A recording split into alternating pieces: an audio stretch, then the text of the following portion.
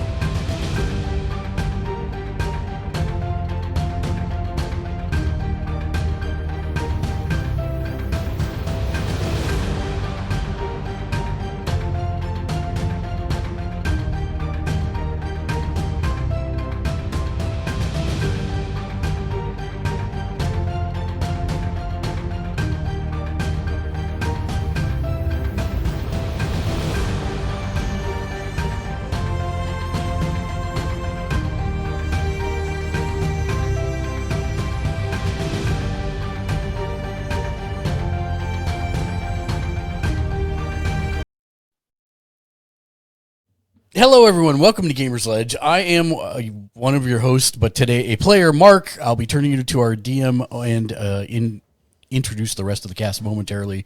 First, I want to say thank you to all everybody in the chat for the birthday wishes. I appreciate it. This is indeed our streamer one-shot. We've got 5 streamers who've never played a tabletop role-playing game before. This is their first foray. We're resolving an 18-year-long storyline that's been running between Dan and myself and a few other people. So I'm very excited about this, and let's meet everybody that's joining me for my birthday today. There we go. Hi, everybody. Hey. Hello. Hello. So starting in the bottom left, far from my left to right, we've got Jag Leisure, a.k.a. John, playing Jackson. And then next to him, Sleep Deprived, a.k.a. Daisy, playing Percy.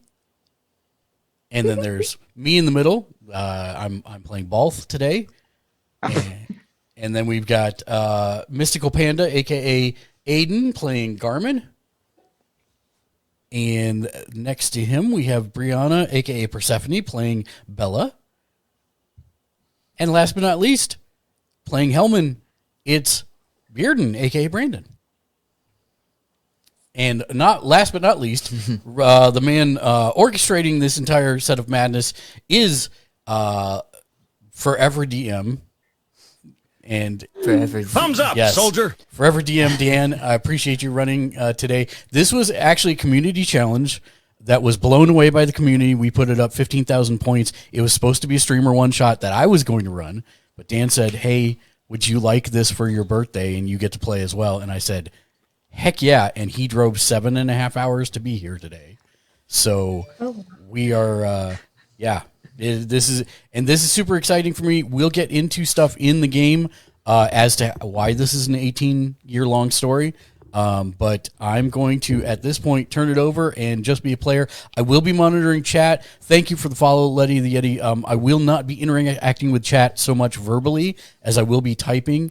And keep in mind that because this is a D&D session, we have changed our point redemptions. The one thing I forgot to tell all of you guys that are playing with me is if you don't have something to drink, please do grab one real quick because there is a check-in or a points redemption reward that they can do called to Torm, in which we all have to raise a glass and drink and shout to Torm.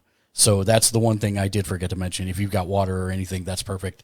And I will turn it over to Dan. It's all you, man. All right. Hey, welcome, guys. It's a pleasure to be running this for you. Well, I'll be jumping in a second. I will say there are a couple small things. There is something called Card Vantage. Yes, Card Vantage is currently on. And that is something that the viewers can redeem with their points. And what it does is it allows one of these cards to be drawn for any of the players, whichever player you choose, or me. And I will add it to a list, and then if they make a roll later, or when they make a roll later, any of the players, if they have one of these cards, they can say, I want to use my card vantage, and I flip it, and it adds that number to their roll. It can be used before or after a roll, usually after, so it may turn a failure into a success. We will be getting into who Torm is and the background as it goes on. I'm going to try not to look at chat because I've got a lot on my plate already. Yeah.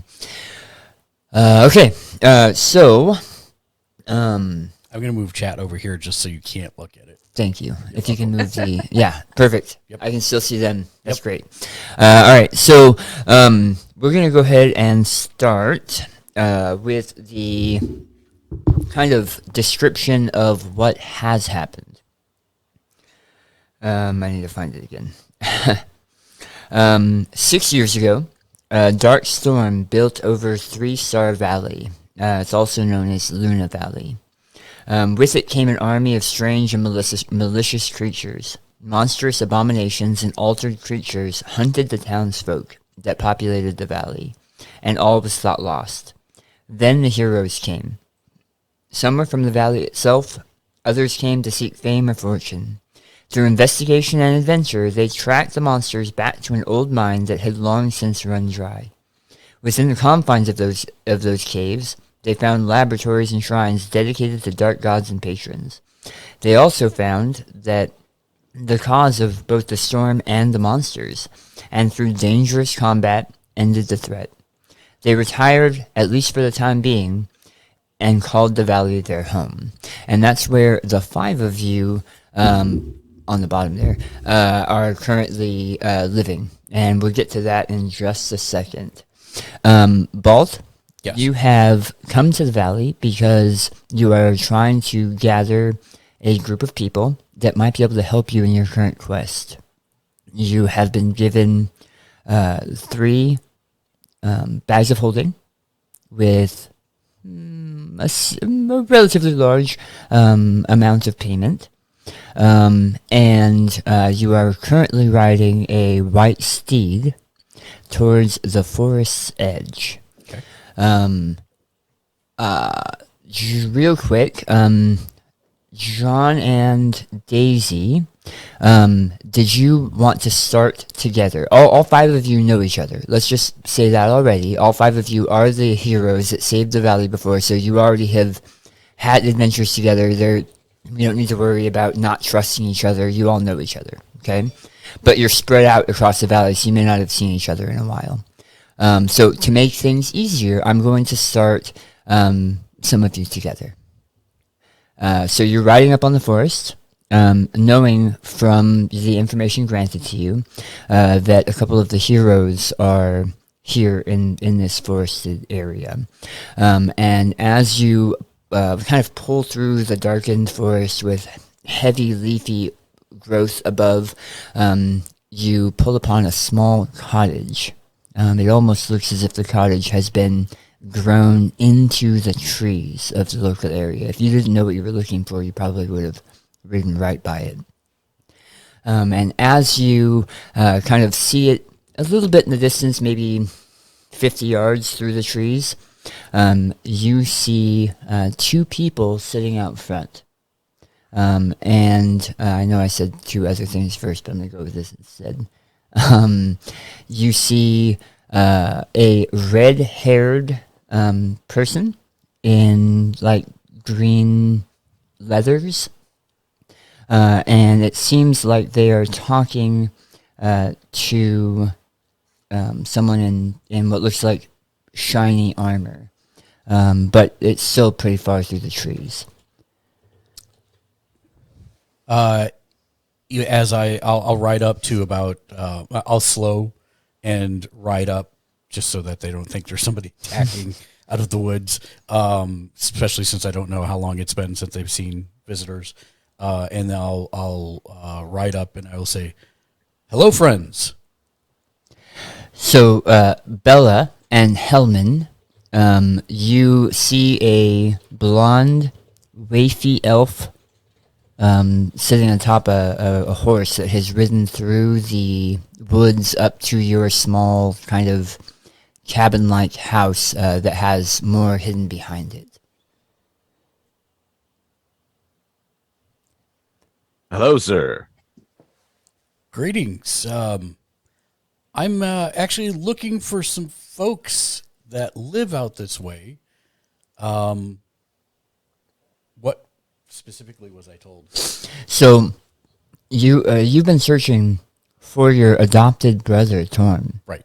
for a very long time. Yes. With the information that you were just given, you think this might be the last search that you need to complete to find him. You were given a list of 5 names Okay. with relative descriptions and their almost near exact location. Okay. With the information that was given to you, you know that Torm is not in a good spot, and if whatever's happening is allowed to continue, the valley will once again not just be in danger, it won't exist. Okay. So I have several questions for the rest of the players, apologize. I need to do a quick information dump with the DM because there's a lot of this that we haven't talked about in advance. How long have I been here? Oh, you have been here for 3 weeks. Okay. Got it. That's important to know. And then secondly, okay, good. Since I have a full list, and with the information I got, was this to lead these people would be able to help me find Torm, or do they know where Torm is? No. So You have okay. So I'm sorry. yeah. So just so you guys know, the way I try, I'm a very narrative GM. So there's a lot of story things that I have that will help explain this. He's asking questions that are a little bit in advance, which is fine because I hadn't considered the fact that he would probably need this information now. Right. Torm's location is within the Crown of Ebon, Ebon. Okay. You don't know what the Crown of Ebon is, Right. but you know his location is within the Crown of Ebon, and it's somewhere near this valley. Got it. Perfect. So I say, hello, friends. I am actually looking for a group of people that live in the area. I'm looking for some heroes, from what I understand. A rogue named Jackson, a druid named Bella, a warlock named Garmin, a fighter named Hellman, and a wizard named Percy. And judging by your gear and the beautiful house you've built, I'm guessing I may have found 2 of you.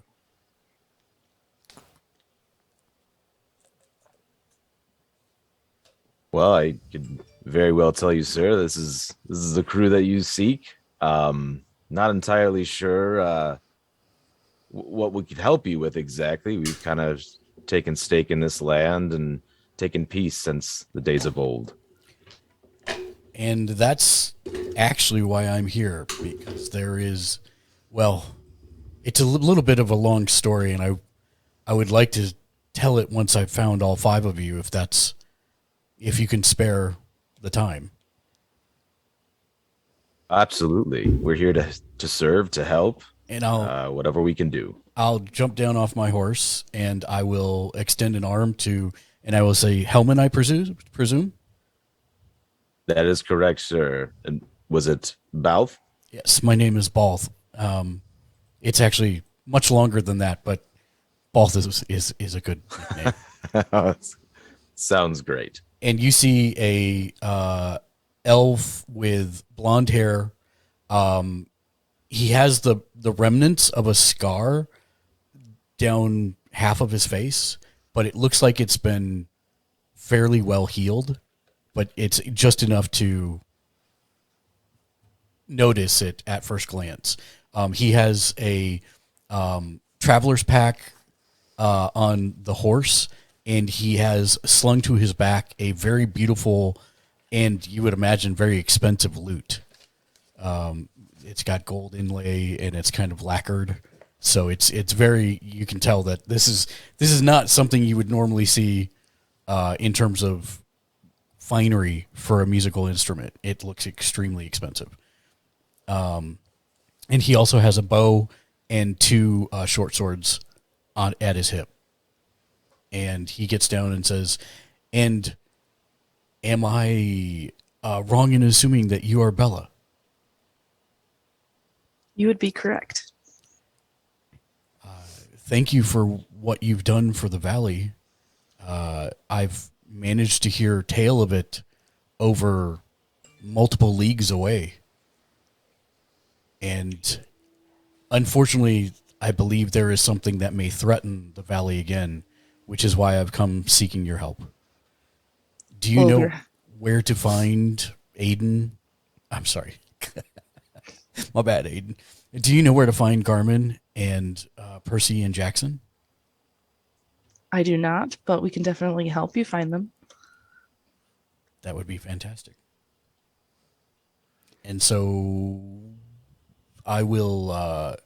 do you know... when was the last time you saw them? You can make anything up here. Okay. Oh, okay. Well, is it safe to assume I'm not wearing my armor? I mean, sure, yeah, that would make sense. You're not hanging out wearing your armor. Yeah, just ready to go whenever. Just drinking my coffee, hanging out for the day, wearing 30-pound armor. Luckily, I was given Yeah, very specific descriptions of you, so I know who you are, Hellman, outside your armor. You actually have drawings. Oh, I have drawings. You Okay, have- well, great, yeah. That's what I was saying. It was I'm probably not wearing my armor, but he could probably tell to some degree. It's the beard. It's the beard. But is it safe? Is it safe to assume that we're all like So, the same area? so this valley is probably 3 days riding a horse from one side to the other, and a little bit longer from north to south. It's a big valley. All right, then. With many towns, which is why it was such a big deal when you guys kind of defeated the evil that was brewing over it. The last time that you guys were all together was at a at a tavern called the Rusty Knot, which is about 2 days ride, and all of you have horses, or a wagon with a horse. That's up to you. But it was about probably 2 days ride to the west. The last time you were all together, and that was X number of time ago, which is up to you. Oh, okay. I'd imagine we wouldn't be necessarily estranged, but probably haven't seen each other in a while or something. Well, I could tell you, we might know a certain location where they're located. It's been a little while, but I'm sure we can get you there. No problem. Perfect. And by the way, I should have probably led with this, but I am willing to pay the group. So this is not a charity case. I need strong, solid, trustworthy hands to help me both find my brother and also make sure that the valley remains peaceful.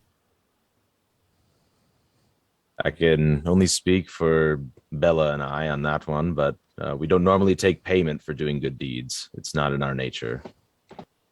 I understand that, but my conscience would not allow me to not reward you for your assistance. Charity, I appreciate it, but unfortunately, coin does rule this land, and if it helps secure your future, then I prefer to pay. I say, let's make a deal and find your brother first, and then we can talk. Perfect. And then we'll head out from there.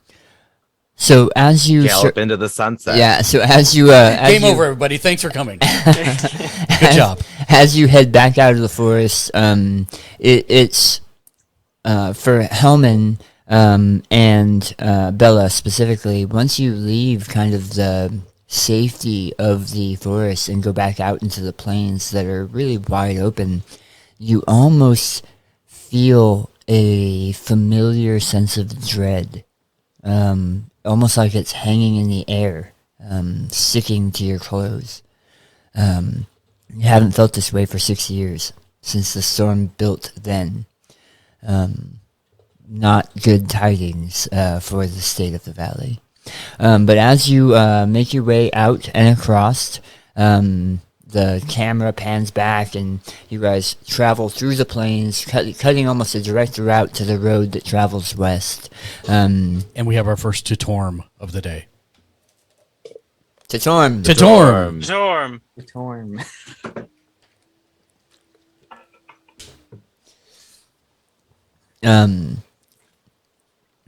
Jackson. So, John. About 3 years ago, you were using a lot of the funds that you had gained.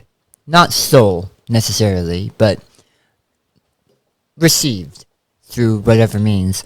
You actually purchased the tavern that the group kind of grew around. It's a fairly sizable tavern. It has an inn above it, but you don't actually own the inn that's above it. But it's a tavern, probably mid-size. So it has about 10 tables and a pretty good stock of spirits and food and water that from caravans that travel through. Currently, Percy Letharine is perched in a corner of the tavern. Lots of candles around her so that she has adequate reading light, with several books sitting around her, drinking whatever you feel like drinking there, Daisy. And currently there's probably 5 or 6 people here. Mostly regulars that you know by name, but usually they get their drinks and then they kind of stick to themselves. You are just paying a harpist that was doing a small show for your regulars. You're just giving him his profits or his proceeds when you hear the bell from the large front door open. And walking in, you see 2 old friends and a almost fae-like blonde elf walk in.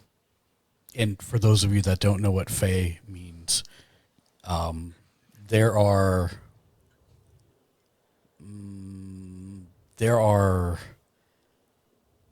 supernatural, kind of almost mystical portions of the world, and it's not common that area overlaps with this world, but sometimes it does, and that's where you get rumors of, people with the cloven hooves walking around, things like that. So like fairies. Yeah, like fairies or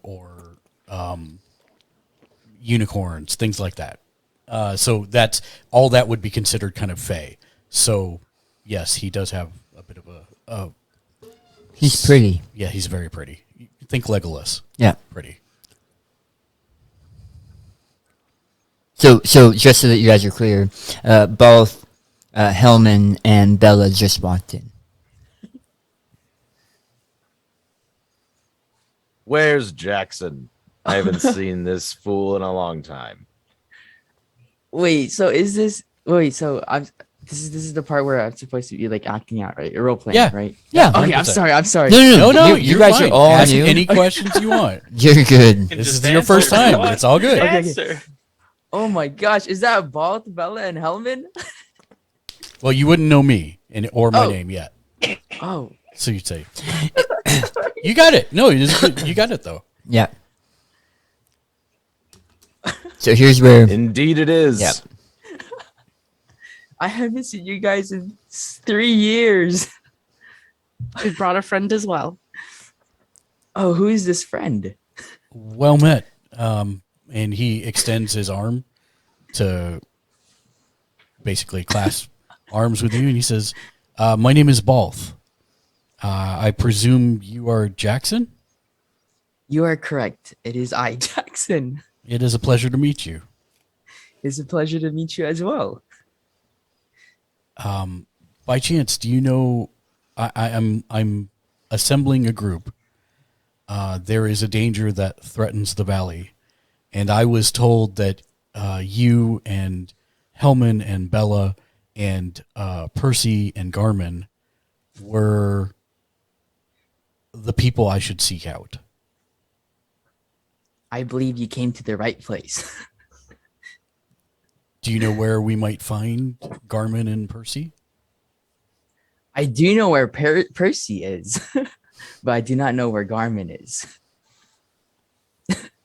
So Percy is actually here at the tavern as we speak. She is right beside the candles and the books.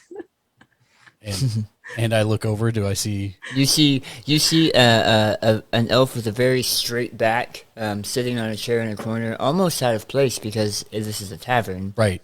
But it looks like she has set up a reading nook in the corner of the tavern that is very much her area.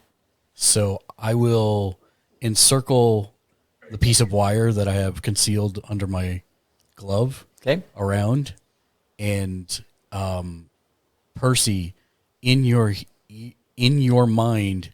Well, so it's almost like you're wearing a bubble and you hear it. For message? Yeah. Okay. So you hear, and only you hear, well met. Are you by chance Percy? You may respond to this message. Go away. Who's speaking to me? This is my wand. I put my hands up and I grin from across the room, and I just kind of wave and see if you start to move over or if you actually are waiting for a response. All right, I'm running to you. I'm like levitating. What is it you want with me? What is this business? Easy, Percy. I say, I pardon for any offense. I was merely tickled, let's say, to find a fellow elf, and obviously a spellcaster at that. My name is Balth, and I am looking to assemble a group to potentially take on something that is threatening the valley once again, and also to find my lost brother. And I was told that you were one of the members of the folks that I should try and locate. I see. Um, And how do we know we can trust you? A fair question. I can only say that, first of all, I am willing to pay. But secondly, I have been searching for my brother for how long in game? Do you really want an answer to that? Yeah, About 250 years. that's what I thought. Let's just say it's been a long time. And I am more than willing to recant the story, but seeing as we're still missing someone, I would like to gather everyone first if possible, and then I can explain fully and leave the choice of whether to help me up to you. Let's go find our other teammate. So if I can have everyone, except for Garmin, roll a, let me see, I think it's history. 1 second. Yes, if I can have everyone roll a history check. So that's going to be clicking on the word history in your skills. Me too. No, I'm sorry. That's what I Not thought. you. Yep. Good rolls, guys. Okay. So you are kind of split, John Jackson, as you are kind of cleaning out glasses, like bartender style. You're half listening to the conversation, but you're also kind of humming the tune from the harpist that you just paid. So as people are thinking about where to find Garmin, your mind is kind of wandering. The other three of you remember hearing a little while ago, Garmin has been searching the valley for something. And the last you heard, there was a site a little bit up north where he had mentioned that there was a long-term dig. So that was probably 1.5 years ago, but that was the last place that you had heard that he might be. Just so that there's no confusion, Jackson, you do own this tavern, but you do have employees. So you don't have to lock up shop and never see it again. You have people that will take care of it while you're gone. So that's what the other three of you, Hellman, Percy, and Bella know of Garmin's location. Oh, so we're aware of his location. You're pretty sure. If the last place you know, he was up there, but he did say it was a long dig. Okay, gotcha. Well, I think we all know where he might be. Up north would probably be the first place we should start checking. How long will it take us to get there? Based on Like distance. a day's ride, maybe? Yeah, about a day's ride. Yep. Perfect. Ooh, I'm doing my math here. Oh, it's about a day's ride, not too far. Just about what we did recently. Perfect. Do we need? I'll basically. Is there a general store or something nearby that we can stock up on? Where the Rusty Knot is, this tavern, it's kind of at a crossroads, but there is a small town nearby that has a general store where you might get normal items. I don't want to turn it into a shopping episode. I was just going to pick up provisions for and everybody. And then there's a sage and that kind of stuff. This stuff you would find in a normal small town. Okay, perfect. So we'll resupply and then head up from there. Okay. So just so I know, is everyone riding a horse, or does anyone have a horse and small cart? This is your choice. I'm guessing Hellman would probably be on a horse. Probably not a horse. and cart. Yeah, a big horse. Yeah, probably. Just personality wise. Yeah. I think I come across as more of a gatherer type. I'm just kind of gathering things as I go. So you're thinking maybe a workhorse and a small cart? Is that what you mean by a gatherer? More so I feel like I'd want to be mobile, in the woods and stuff. So maybe a large satchel would be more something that. He's talking about your horse. Oh, I mean something that you're riding to get from point A to point B. And also probably just the horse. I do want to take this opportunity specifically because we didn't get a chance to talk about it beforehand. For you, Bree, you have one of the coolest spells in all of D&D. It's called Good Berry. And what it does is it makes a certain amount of berries per day. And if anyone eats them, they're full for the rest of the day. They are full. Yeah, it's like from Lord of the Rings, the elvish bread. or from Willy Wonka's chocolate factory. One of the only gum ones where I you have didn't the full- prepare. Yeah. Ever in a gobstopper. I mean, is it safe to say I've gained a little weight from her making me berries all the time? It's up to you. It's You're been a only- few years. You're only supposed to eat one a day, and you're eating like pies of them. Yeah, exactly. So that's true. That is a very good point. But you're still grabbing provisions. Right. So I'm gonna not hearing anything. Assume that you all just have normal horses. And as you yes, go ahead. Can I change it to a different animal? Depends on the animal. What were you thinking? Can it be a bear? Can I ride a bear? So you can ride a bear. I don't have a problem with that. But understand that it's a coward bear. It's not going to help you in a fight. It's not going to help you in a fight. Okay, I'll ride a horse. You can ride something other than a horse. It's just You could ride a giant cat named Sherbert, but again, it's Can going to I? be Okay. it's going to be a cringer cat. You know, it's not going to help you in combat. It'll be the scaredy cat. and the only reason that that's a thing is because there are other spells and stuff that allow for combat pets. It's just that's not necessarily your area of expertise. Oh darn. Okay, I'll ride a horse. It's okay. Okay. Okay. With the unless somebody has something that they want to do here, waiting. Okay, you start traveling north. And again, the camera pans back as you kind of disappear. The land starts changing from the tall grasses to very kind of short grass with occasional trees here and there until as you are moving through area, it starts to get dry and more cracked rocks and red rocks that are spread out.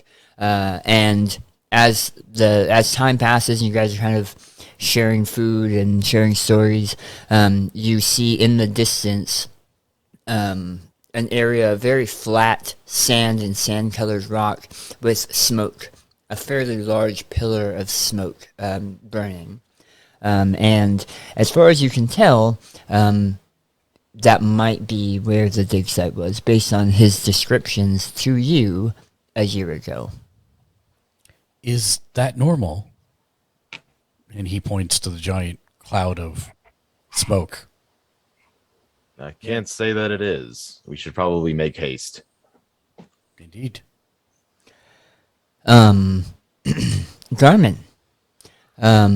you had originally hired a crew to help you dig in this spot because you were told by your mysterious patron that this is the spot where you would find the artifact. You did in fact find something down below. It was a dragon's skeleton. Pretty rare, but it had mostly petrified, so it's not like you can pull a lot of dragon bone out of it. But it was a fairly large find. It was wrapped around a small bundle, and that bundle was the dragon-kind cloak of protection you're wearing now. You also found a small black dragon scale about the size of your fist. Because you were able to find that, you started doing further and further digging. Your crew left after the first curses started to happen. Something below the dragon happened to have curses, and after the first 3 or 4 curses happened, they quit. But you almost stubbornly needed to finish searching. You are now so what I picture is you are at the bottom of a quarry that has been mostly dug. A little bit above you is most of the unearthed dragon skeleton, and you are in kind of a pit that you have been blasting with your eldritch magic, and it has now caused a gigantic smoking pillar to the sky, but that's nothing new. Burning stone sometimes does that. And that is essentially what you guys see as you come to the edge of this quarry. You see a mostly unearthed dragon skeleton, about the size of a city bus that is like dug into the ground. And then just past that, you see a pit. And the pit is black from being burnt. And a large pillar of oily smoke is rising from it. You also hear growls and shouts and what sounds like dynamite going off every once in a while. Are we able to ride down into the quarry? There's a fairly wide path because it had to get the stone out somehow. Right. But yeah. Okay. And this is where we're supposed to find Garmin? I have a feeling I am not a naturally great friends with Garmin. Just where I'm aligned, I suppose, but I'm just going to throw that out there. Okay. I feel like I could sense the Eldritch almost based on how far the other way I am. Just because it's eldritch doesn't mean it's evil. It feels like it. It feels like it.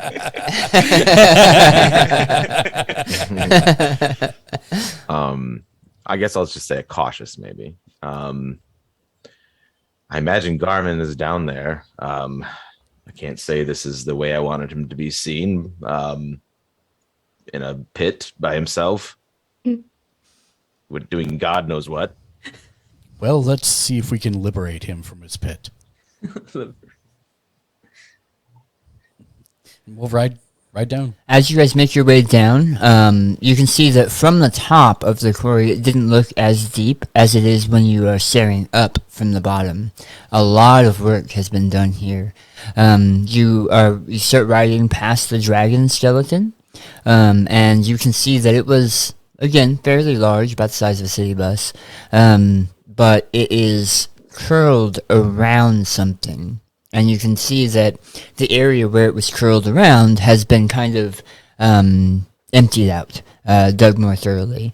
And then as you start getting closer to the pit, you can see that it's a pit about 30 feet from one side to the other, but you don't see the bottom because of all of the black smoke. You do see that unlike the path down into the quarry, there is a ladder here, not a pathway. I'll ride my horse down the ladder. I'm just kidding. Do it. No, I'm not gonna do that. Because then All right, Boss is going to dex be check. walking the rest of the time. Horse has a dex check. It works once, one way. No, I will. I suppose knowing Hellman, I'm pretty sure he would go first. More than likely. Be like, I'll see come along Hillman this start walking that direction. I'll be like, should we announce ourselves? So, Garmin, please give me a perception check. It's a skill on your skill list. Yes. Perception is usually used for seeing, hearing, tasting, smelling. I usually use it for hearing and seeing. Just a regular. Where's perception?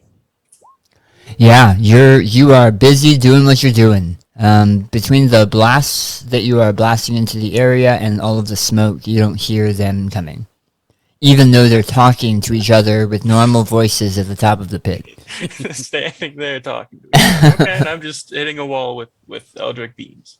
There's all the explosions probably that Yeah. affected your hearing. What? I was gonna say, is it loud? Are there like blasts? So there are blasts probably every 2 or 3 minutes. So it's not like boom, boom, boom, boom, boom. Okay. But it's often enough that you can tell it's something that is being done, not something that is happening. Okay. Uh, But Is I can call down in between, I assume. Like these blasts. It's not hard to hear. So you can talk to each other. The blasts aren't as loud here, but you did hear them like half a mile away. Maybe because of the acoustics of the quarry, but you're not sure. okay, so is it possible for Jackson just to jump into the hole? So you don't know where the bottom is. You can absolutely jump in. I can't Yeah. guarantee you'll survive, but you can jump in. I am going to also say, because I forgot to say it earlier, both you, both you and Percy have magical items as well. Each of you started with a magical item, just so you know. Yes. Can I use my witch bolt to make lightning and we can see down there? Oh, she's gonna shoot lightning in my hole. You can take it. Like shoot it up and then we can see down there and be like, oh, there he is. Can, and then can we I get him? can I help you with this? That you actually have a spell called a minor illusion or prestidigitation or both, and I believe it will actually make light. If you want to use, I told you we were going to talk about this later, but if you look at your spell list, right, you have 4 spells that you can prepare in the morning every morning, okay? So, to start the game, I had selected 4 first level spells and both of your second level spells to be prepared. So, those are the spells that you can cast today. In the morning, you can select whichever 4 you want to prepare for that day, and then those are the spells that you have for that day. So, your cantrips, you can cast as many times a day as you want with no restrictions. So you can cast Minor Illusion, Prestidigitation, Acid Splash, Message as many times a day as you want. But the first level spells and the second level spells, you can only cast them a certain number of times, and you can only cast the ones that you have prepared. So Minor Illusion is creating small figments, small illusions, right? Usually something about the size, something that can fit into the palm of your hand, and usually it's not super intricate or super detailed, but you can, for example, say, yeah, I've got 5 gold in my hand, when you don't have anything in your hand, because you cast Minor Illusion, and it looks like you have 5 gold in your hand. Prestidigitation is for all of the little tiny magical stuff that wizards do, you know? Like lighting their pipe, or cleaning a piece of cloth, or doing the small magical bits that wouldn't normally be big spell stuff. Acid Splash is just what it is, where you're flinging a tiny bit of acid at people and doing a little bit of damage, and Message is what Mark did earlier, where he talked to you at a distance. So right now, you have Charm Person, Mage Armor, Magic Missile, and Featherfall prepared. Featherfall. Jump.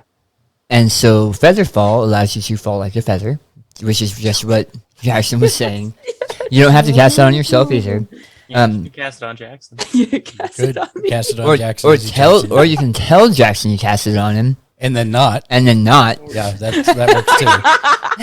That's horrible. But if you also look at the bottom, you currently have Hold Person and Invisibility also prepared. Hold Person freezes them, and Invisibility is invisibility. So just to cover what spells you have prepared. But tomorrow morning, you can prepare any 4 of the first level spells that you want to prepare for that day. Oh, okay. So Can I use my Featherfall to You- make him jump down there? you absolutely can. You guys see Percy kind of weaving magic together with her hands, and then she does a gun motion at Jackson, and you see Jackson. You see the bits of your clothing. You're wearing leather armor, but the bits of your clothing and your straps and stuff start to kind of float around you with the breeze, and you feel lighter. Okay. So So what's down there, Jackson? wait, you can't even talk to me if I'm down there already, right? You can. Wait, I see Yeah. Garmin already. So are you jumping? Are you jumping down? Yes, I'm Okay. totally jumping down. So as you step off into the pit, you are slowly floating to the bottom. You can see after a couple seconds that you should be very happy you didn't just jump into the smokeful pit, because you fall about 40 feet, and that would not have felt good. As you get closer to the bottom, the smoke kind of clears out a little bit, and you do in fact see Garmin across the 30-foot pit, and he seems focused like he's looking at something on the wall. Oh, can I sneak behind him? You sure can. So I was talking about magical items earlier. Daisy, you have a ring of protection, Correct. which makes you a little bit harder to hit, but also gives you advantages or bonuses on your saving throws, which makes you kind of fight back against spells a little bit easier. Jackson, you have boots of elven kind, so you have neat little boots that give you advantage on stealth checks. They make your footsteps even quieter. So, go ahead and give me a stealth check, but make sure you click the advantage button before you do that. Advantage. So, advantage means you're going to roll 2 dice, and it's going to take the highest. And that's up at the top. Okay, now make sure you click back to normal on your character sheet so the next one's good. So, Garmin, go ahead and give me a perception check to see if you sense Ooh. him Another coming up one. behind you. So you are very quiet as you are sneaking up behind Garmin. Okay. I'm walking up to him. Okay. I'm gonna whisper in Carmen's ear. Whisper in my ear. Okay. I'm gonna say, "Who are you?" God. Garmin, go ahead and give me a wisdom check. Not a save, a check. So click on wisdom on the absolute left of your screen. No, That was a save. that was a save. Yeah. Right. This one. You jump. You jump and swing around. You have been alone in this quarry for probably the last month and a half. And a voice just spoke from nowhere and said, "Who are you?" I jump around and instantly turn around just to get a rounding of my surroundings. You Look at see- my surroundings. You see Jackson within 5 feet of you with a big grin on his face. Yes. That Jackson I see now. It is Jackson. It's been so long. It's been quite a while. Oh my gosh. What are you doing here in my quarry? We've been here for too long. I heard bombs and I just had to come. Oh, But it was Percy who allowed me to get down here. oh, are there others around? Yes, there are others around. I have seen Bella and Hellman, and we actually have you are about to meet this character named Balf. Hmm. I'm gonna be grunting, climbing down the ladder, being like, "All right, it must be nice to have someone with magic." It takes a while, but you get to the bottom, and both of the people at the bottom hear him coming. Both the grumbles and the armor. I'm assuming you're wearing armor. Are you wearing armor, Hellman? I'm You- assuming I was just thinking that myself. I'm like, I don't remember taking it with me. Still but- wearing So homestead gear. you definitely took it with you, but Yeah. whether it's Okay. rolled up on your horse or you're wearing it, that's up to you. I'd say I'm probably not wearing it right now. But Okay. just wearing regular clothes. Then you guys just hear the grumbling as he's making his way down the ladder to you. Is that Garmin I see down here? Ah, is that the old Hellman? It's been quite a while between I've seen any of you. Not long enough with what you might be up to these days. I'm just simple, digging alone. Digging alone. Digging alone. I'm not harming anyone. I tell you, Why Eldeth would would be rolling in her grave. Why would you say that in normal conversation? Really, guys, I'm not harming anyone. No suspicious I'm down activity here. Your eyes are coming down into my pit. What are you talking about? Your pit. My Okay, pit? that's not why we're here. Is everyone Kudos down in the pit by now? kudos to the DM. I was not expecting the warlock to be the grizzled old prospector in the mountains. I wasn't expecting to be a prospector either. I do like digging in holes, though. Garmin, I'd like you to meet Baltherio. He's seeking something that we could help with these days. Another elf. I nod to Garmin, and you'll notice that somehow Balth has managed to pick up soot, all the soot, climbing down the ladder to his clothing and face and hair. Some of you have some. I mean, you're coming down to an area that's been blasted, but Balth is nearly covered. It looks like he's been working in the pit for quite some time.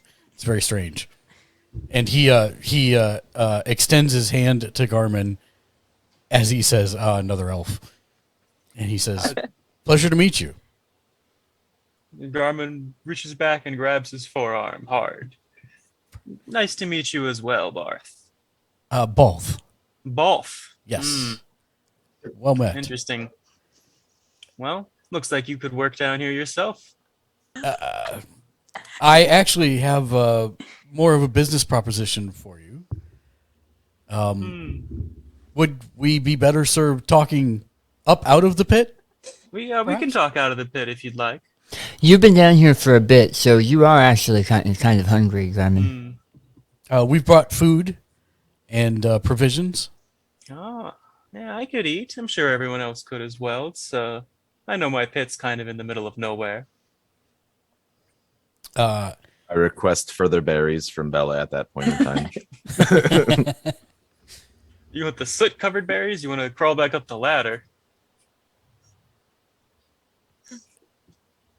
Would so as we're climbing, when we get about 45 or 30 feet from the top, I'm just not going to climb the rest of the way. Okay. So as you guys are climbing up the ladder, and you were first, right? Yes. So as you guys are climbing up the ladder, you see Balth is climbing, and then he's not. He's just gone. You get a whiff of wildflowers that is kind of mingling with the soot and burning stone. And he looks back over the edge of the pit down at you. And waves. Okay. With the magic again. And I start grunting, going back up the ladder again. I never went down the ladder, so I'm up Yeah. there, and I say, Perfect. "Oh, hello. Where'd you come from?" Just down the pit. Garmin was down there. Oh, wonderful. Garmin's You found him. climbing the ladder. Slowly. Grunting along with Hellman. Coming up to behind you guys. And I'm going to use Unseen Servant to start setting up camp and also brushing all the soot off my stuff. So, as Balth is brushing off stuff while people are still climbing out, it's can I get Percy was still at the top, right? No, I think it was. Well, did you go down, Percy? Who stayed up top? I think that was Well, you know. Bella. Oh, Bella so and Bella, Percy, go ahead and maybe. roll me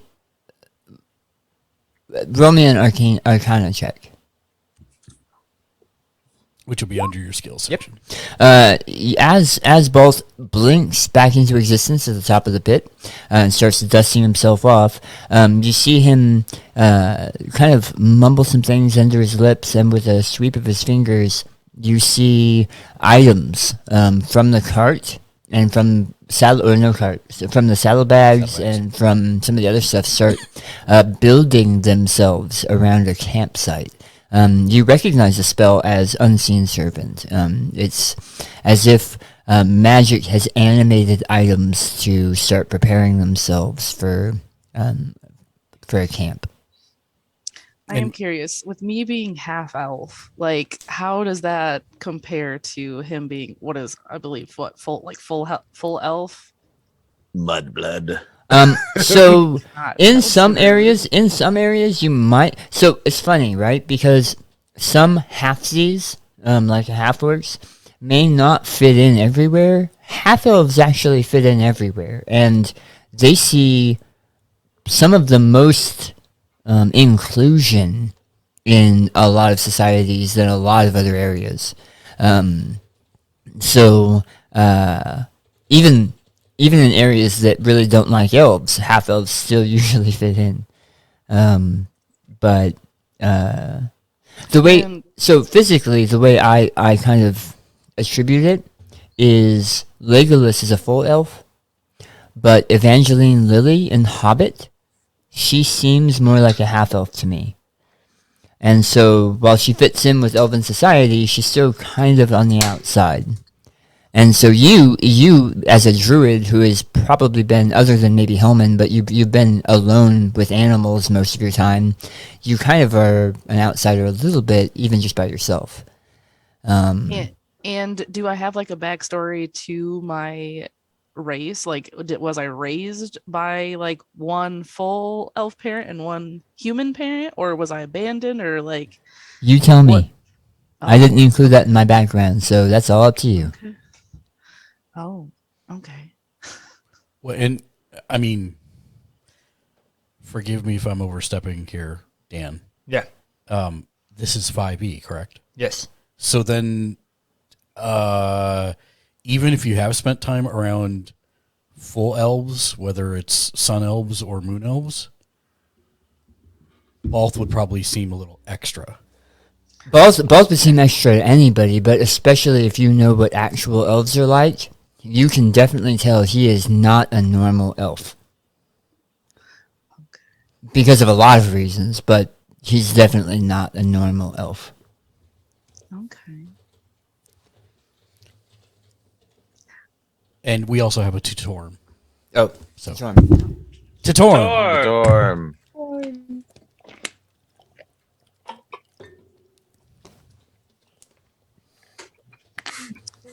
Well, Belle, you seem to be a very special person. I see that you've got some skills that you can utilize that are a little more than I've ever seen.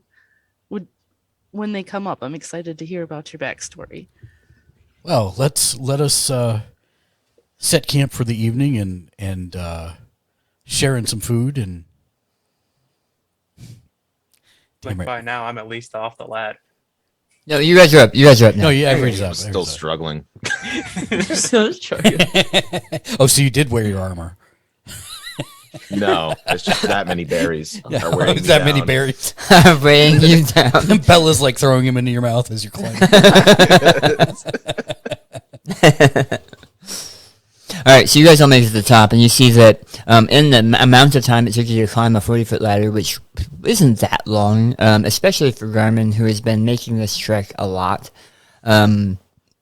The campsite has essentially been set up. There's a small fire that's going with some half logs and stones that have been pulled together to give you places to sit.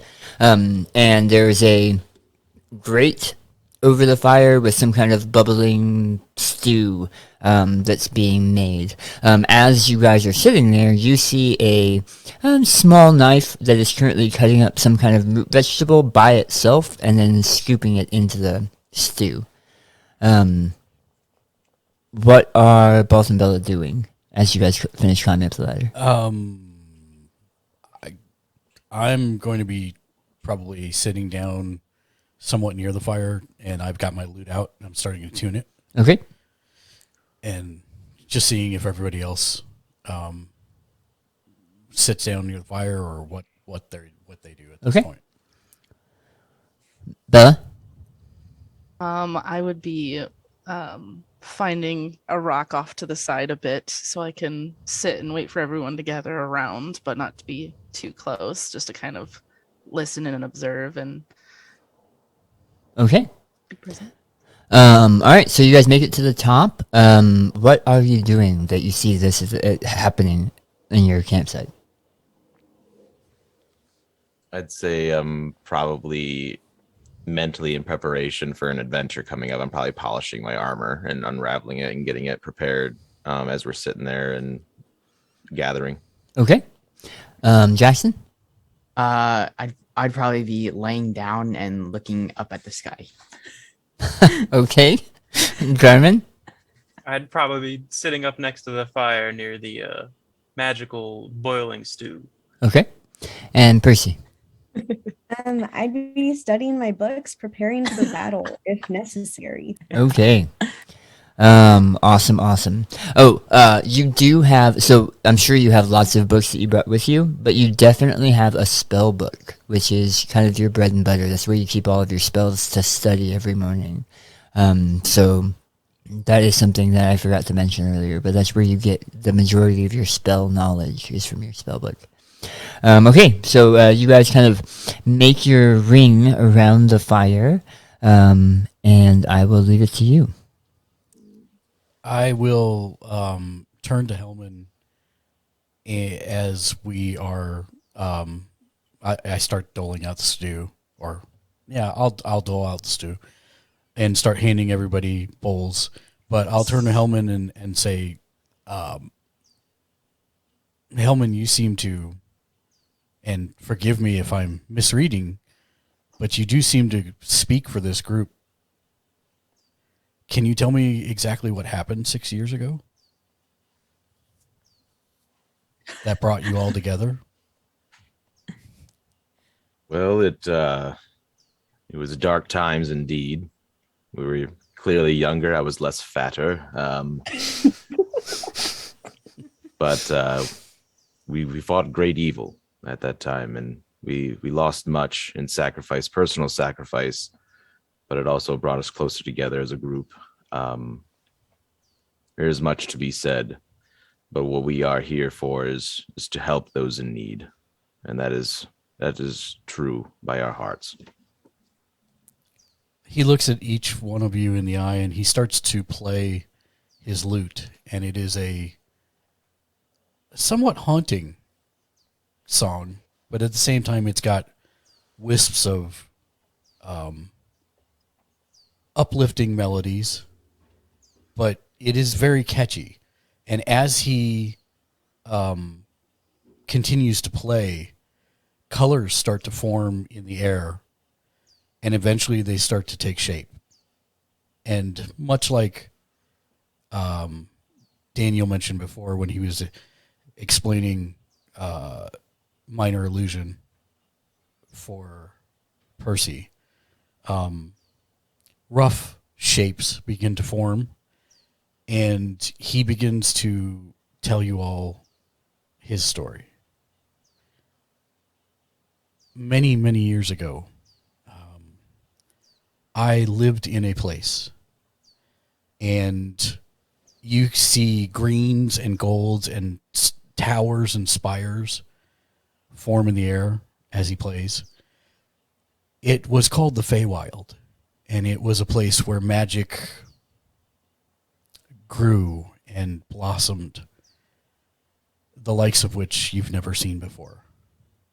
And when I was very young, I fell out of the Feywild. And you see him fall onto the top of a mountain. You see a little picture of a rough-looking ball fall out onto this jagged mountaintop. And I was brought in, sheltered, raised by a family of dwarves. They had a son named Torm. And soon the two brothers became thick as thieves. And I found that my brother, Torm, had a penchant for creating illusions while he sang. And I played the lute. And we traveled the land, making a name for ourselves. And eventually we were noticed by the wrong kind of people. And as we struggled to make our place in the world, we were found by the Raven Queen. And at that point, a image of a woman all draped in dark black clothing with the head of a raven over the top of her and her arms extended like wings appears on in the air in front of him. My brother became a cleric of the Raven Queen, and I became a follower of the Raven Queen as well. And we fought to defeat the undead. And you see many battles kind of form in the air and play out. And when we finally confronted the person pulling all these strings, who had been raising all these undead, we vanquished them. But there was a cost. As we fought them at the top of a mountain, he fell by a blow from Torm. And as the figure starts to fall from the top of the mountain, you see something lash out and wrap around Torm's foot and begin to pull him off the side of the cliff as well. I reached out to the Raven Queen to modify my ability to teleport myself to save my brother. And it worked. And you see a flash of purple where Torm was, and then he is simply gone. Unfortunately, it did not teleport him back to me. It teleported him to another plane of existence. And for 250 years, I have sought him across different worlds, different dimensions. And 3 weeks ago, I came to this place, to your world, to your valley, because I've been told that Torm is currently being held in the Ebon's Crown. Thank you. In Ebon's Crown. And that whatever is happening to him there, if allowed to continue, will threaten not only the valley, but this world. And so I call upon the five of you to aid me in not only rescuing my brother, but also putting an end to this once and for all. And he leans back and lets the melody play and waits, and it slowly, he stops plucking after a while. Are we familiar with this location? So Evan's go ahead. Crown? Go ahead and give me a knowledge history check. Oh. History is a skill. That all of us? Yes. All of you except You for said- both. You said history, Dan? History. Gosh, Yes. bro. You're saving those good rolls, right? No, Bree got a good one.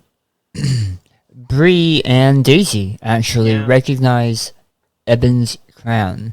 It is a mountaintop, kind of small valley, almost like a box canyon, to the east of the valley, about a week's ride. It is high up in the cliffs, but you know that the route to get there is kind of odd. It's hard to find the way up there. You only know of it from stories. And there's a town before it called the Fist of God. And it's a small town that used to be like a military holdover, a military standoff point, long ago, long ago, when nations fought over this valley and the valleys around it.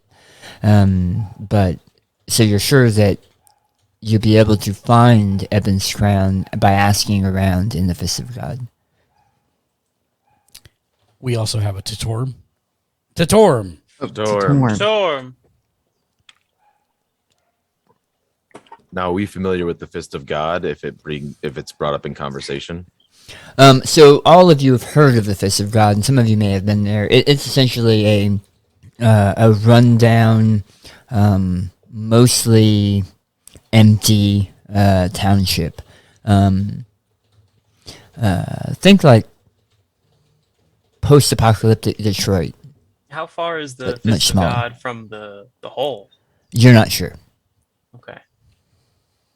You know, Fist of God is about a week, and you know that the Ebon's Crown is somewhere past it, but probably not far. Okay. Or Well, they I do. can't say I've heard of this location myself. Have any of you heard of this Ebon's Crown? I have heard some stories of it. I believe the place that we'd be looking for to get more information to be able to get there would be at least a rough travel of about a week away from us. Yeah. We would have to go east, but beyond that, I'm not sure. We'd have to ask around to get any farther than that. Then I've told you my tale. You asked, how do you know that you can trust me? I don't have an easy answer for that, other than I, too, follow my compass as to what is right. I try and help those in need.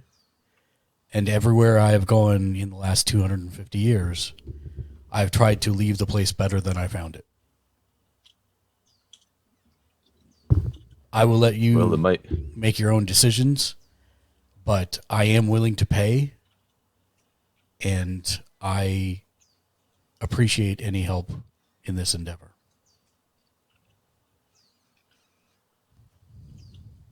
Well, Yeah. I can't say we could make this pit look any better than the way we've left it, but I'm sure wherever we're heading, we can do that. The pit will be here when I return. I'm sure it will. Now that you've stopped blasting, you see that the majority of the smoke is starting to die away from that pillar of smoke. Good. I actually extend a hand out to Garmin, and I say, "May I?"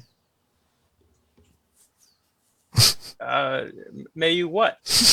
What is this question you were asking me?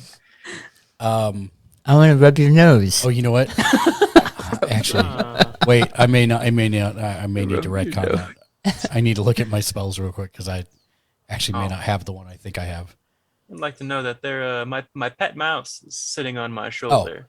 Yeah. Can I have the unseen servant start to pet mouse. wipe the soot off of him? Yeah. Yeah. So he extends his hand, and you feel several ghostly appendages start patting you down and brushing the soot off of your clothing and scales. Oh my. Not as invasive as the Definitely not TSA, but not normal. Thank you, Wolf. Now It's taken Garmin quite is a no while. longer a Ro- sore sight. Roll me an Arcana check, Still a Garmin. black dragon.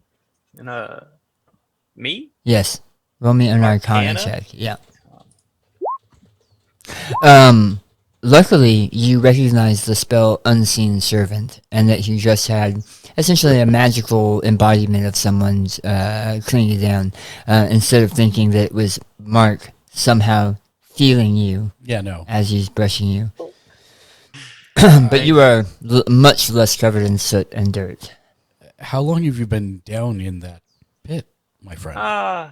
The days come and they go. There's no real telling of how long I've been down in the pit. Takes What- quite a while just doing it alone now. What is it you're seeking down there? Once I find it, I'll know. Fair? Fair? We all need something to do. And Jackson, what about you? What have you done with yourself since the great evil that you all fought? Oh. I've been running my tavern and helping serve the regulars. Went into business, did you? Such a boring Yes, life. Exactly. Mhm. Interesting. Making the bank. Just Making the bank. A little bit. Yeah. That's fantastic. Are you sad to be pulled away from your establishment? Oh no, I would love to help you, especially from having have heard your story. I have been inspired to help you. And from your actions as of recent, I believe that you are a good person at heart. Well, I thank you for your vote of confidence. Wolfskin, thank you. You did not have to do that, but I appreciate you. Thank you. I think we also had another. We do have a Tutorm as well. Tutorm! Storm. See, and now you all know what Tutorm means. All right, so what are you guys looking at doing? So are we like camping overnight, maybe? Like, Yeah. or is You that you up have to been us? traveling, I so it feel is like, it yeah. is starting to get into evening because it did take the day to travel out here. We're taking a long rest. So it will be taking a long rest, which means 8 hours. in fluff you've been taking long rest because it took you time to travel from one place to the next. But being being that we're starting out, this means that the spellcasters overnight can choose which spells they want to have prepared for tomorrow. So this is what I was talking about earlier, Daisy, where you can pick which of the 4 you want to prepare and just unclick and reclick. Been and always shall be. As you kind of prepare and roll out bedrolls and Thank you, Jag. You didn't have to do that. I appreciate you. and set out for the night, you you all find that feeling of kind of overarching dread at what's coming, a feeling that you haven't felt in almost half a decade or over half a decade, is starting to seep back into your consciousness. Years ago, when there was a problem, there was a huge purple and black storm that was covering all of the valley, and with it came this kind of feeling of fear and darkness that was starting to take over everywhere. And you're starting to have that feeling again. There is no storm growing overhead, but you're starting to get that feeling. And so because of that, all of your sleep is not restful. You're still going to get a long rest, but you do not wake up happy and sunny. Overnight, both, Yes. you find yourself plagued by the same nightmare you've had recently, at least the last couple months, where you are reaching out towards the edge of a cliff, seeing Torm slowly fall backwards, a tongue-like fabric wrapping around his ankle and pulling him off the side of the cliff. And this time, as you beseech your mistress, the Raven Queen, to help you and feel the power leave your body for a matter of moments like it did so long ago, you see feathers escape your fingertips and fly towards Torm, but miss. And you hear his throttled screams as he falls to his death. And you wake up in a sweat. It is early morning. The sun is just beginning to rise. And you all wake up to the smell of relatively well-made coffee and both kind of sitting. I will say, I said sleep. However, elves don't really need to sleep. They have like this trance that they go into where it's kind of like a half-sleep meditation. So that's what I mean when I say that you weren't. Right. Yeah. So it's morning. I'll be in the middle of donning my armor. I'll say, Balf, you're up quite early. You've seemingly made quite a good time or use of your time this morning. I don't need to sleep, so a few hours of meditation is usually all that I require. But I will say that I'm having disturbing dreams, and I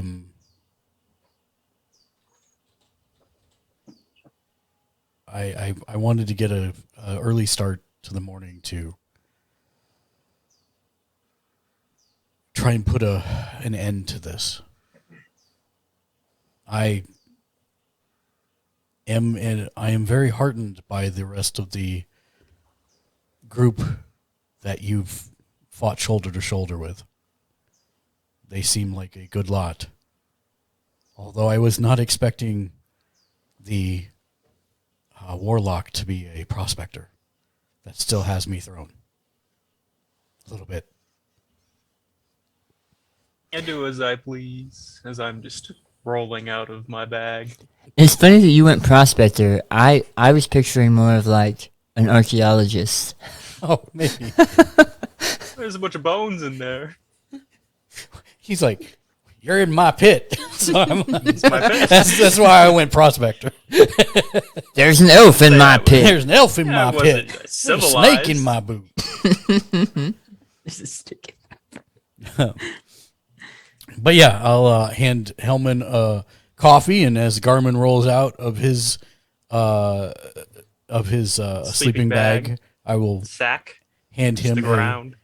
it's a burlap I mean, sack. this is your Your pit. essentially your camp. your camp. So you I thought probably the have a tent. Camp was made from Balth.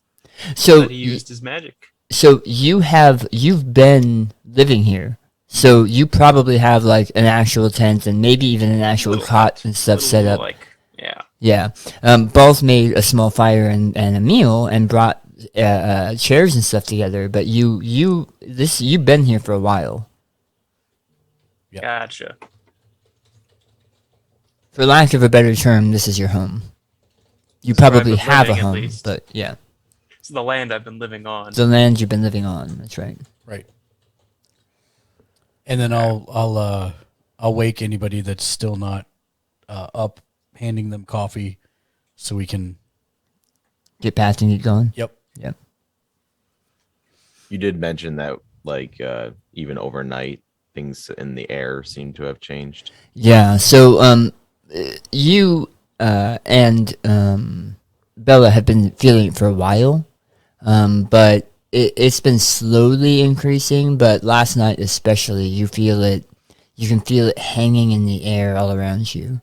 No direction. No direction, but you specifically, Hellman Trust, kind of feel it more ever present because of your nature. You feel a little bit more like ever present. But remember that in the morning, all of the spellcasters, most of the spellcasters, still have to kind of prepare. Garmin, your powers come from another source, so really it's just like spending time talking to your patron. But the rest of you are like studying or praying or prepping your powers. I'm assuming I'd be praying. That's an activity I take part in too. Yeah. Eldith. Yeah. Would mine be like an So- early workout? So, funny part, John. You're the only one here that has no spells, Oh, sweet. All right, Yeah. I'm working out then. so you can work out. You can do jumping jacks or push-ups Jumping jack, push-ups. with your Yes. ace push-up friggin' form. I find his working out regimen right next to my praying grounds a bit disturbing. Gonna get this. Jackson, Shrek can you as do well. that somewhere Don't else while I let- pray? Me bother you. I'm sorry. Yeah. All right. So over the next little bit, you guys prepare. You get your spells ready to go. You have some breakfast. You have some coffee, and you get your bags packed up, and kind of ready to go. Does anybody have anything they want to do before I move on? I would say I would just recognize the feeling in the air. Like initially, I would say, I don't know if it is just me and my senses, but it seemed, since Balth had brought it up, it felt a little bit weird in the air lately. I don't know if anyone else has felt that. I felt it as well. It feels different, but similar to before. Not great. All right. Anybody else? I'm sure I can feel it in the air, but Yeah. I'm probably just shrugging it off anyway. Fair. Me I'll too. just continue with my workout. Okay. You can do handstand push-ups on the horse while you're riding. Just letting you know. Just jump between horses. Acrobatics too. check. That's right. Yes, acrobatics. Dexterity checks. Oh, Scares the horse. The horse runs off. Now John is walking. No, we're dragging behind a horse. It's okay. You can run. All right. So as you all get on your horses and start heading back up from the pit, or from the quarry. You kind of ride up the incline and get back out to the area that is flat desert. Balth is staring off into the distance as you point your horses towards the Fist of God, the small military town. And as he's staring off in the distance, we get a cutscene. It says at the bottom of the screen, it says 3 weeks earlier. It is a there is a dark swamp. The sounds of small bugs and frogs can be heard nearby, snapping of a couple crocodiles as they get their food. Fairly large trees covered in hanging moss, but all of it has kind of a malicious and relatively dark atmosphere. There's a cabin, and it's kind of sitting at an angle, and it's in the water itself. Heavy moss and some kind of slime falls from its roof, and the wood that the cabin is made from. There is a shout, and the cabin shudders slightly, and a kind of cranky, old, ancient voice yells, "How dare you!" And we cut to Balth picking himself up from a side of the cabin after being thrown there. He is without weapons, and a small trickle of blood falls from his nose. Across the cabin is a bent, large figure of what looks like possibly a swamp hag. She is hanging she has folds that are hanging in strange pieces, and she's wearing a single strip dress that is torn in several places and looks ancient. Long white hair falls from her head, lanky and wet and dirty. In one corner is a bubbling cauldron that has dark green smoke that sometimes pours out of it. And she raises one large hand with a finger that has a sharp pointed tip and says, "After everything, I sent you everywhere." And she points to the cauldron, and in the cauldron is a swirling of worlds, bubbling to the surface and popping, and then there's another swirling of worlds, and you can see planets and different dimensions swirling to the surface. "You dare ask that of me?" I wouldn't if it wasn't necessary. And I wipe the blood from my nose and stand back up. I'm not threatening, but firm.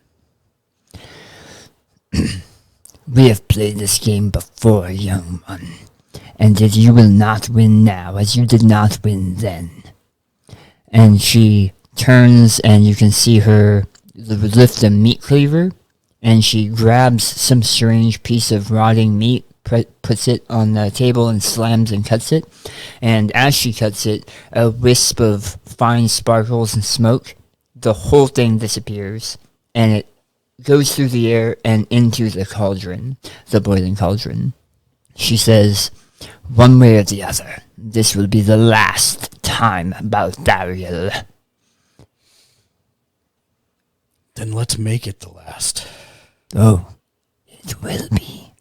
You will either give me that information, or I will eat you." And she points another finger back towards a very kind of low table for the size of the woman. And on it, you see 5 small scrolls that look, not scrolls, pieces of paper, that look like they've had drawings of some faces. And you see several pouches that you assume are probably filled with some kind of coin. And you see 2 items. One item is a wand that looks to be made of some kind of tentacle, but dried like leather. And the other is a small glass vial that has a golden piece of thread that's moving about in it as if it's alive. Okay. She says, "You will get me that memory from your brother, or you will feed me and my children." I will silently pick the items up and nod once. And she points to the cauldron, and you've done this several times. There is a ladle that is in the cauldron. You drink from it, and you go to the next location. Then that is what I will do. And it feels like it has before. Your insides are on fire, and you kind of get pulled from behind your belly button and flip inside out for a second and wake up coughing and spurting in like an open plains. You have a horse that is sitting next to you. It looks extremely famished. Like you can see the bones sticking out. But as you walk up to it, it fills in so that it looks like a healthy horse.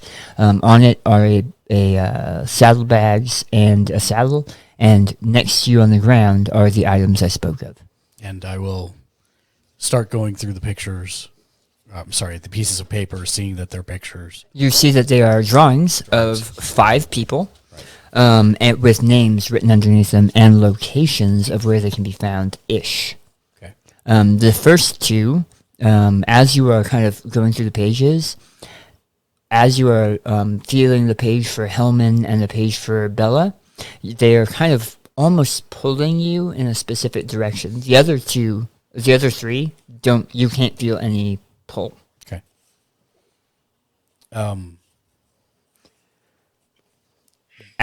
Do I know what the filament in the I was just about to say, as you are looking over these 2 items, you grasp the tentacle wand, and you can feel that it is a wand of memory retrieval.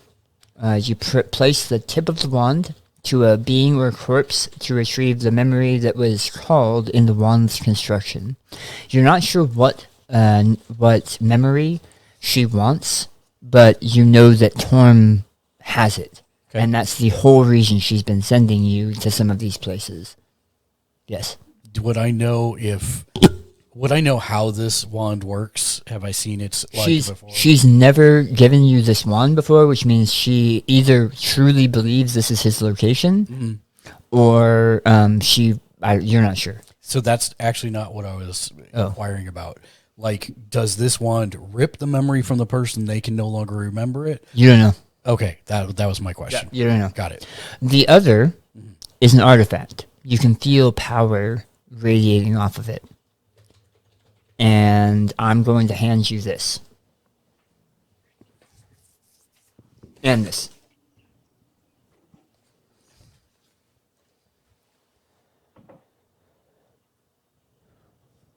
Thank you for making me show that I can't see anything on my birthday. I appreciate you. I tried to write it really big too. Yeah. I could read it out loud, but the artifact specifically, I don't want to read out loud. Right. No, I get it. Okay. There's actually a drawing on the back too. Awesome. Yep. Yes. Fantastic. I have an idea of what to do with these. Okay, great. Okay, so as you kind of are remembering that and coming back, and we join the party once again as they make it up through the desert and off towards the east. I think that's where I said Vista of God was, and heading east. And with that, I would like to do this. Yes, so we are going to take a quick 10-minute break, give everybody a chance to rehydrate, use the restroom, everything, and we will be back momentarily. I will have a promo video playing in the background while we are gone, but we'll be back in about 10 minutes, so about 11:51 Pacific time. And we'll be back. Thanks, everybody. We didn't talk to them about the fact that we have breaks. That's okay.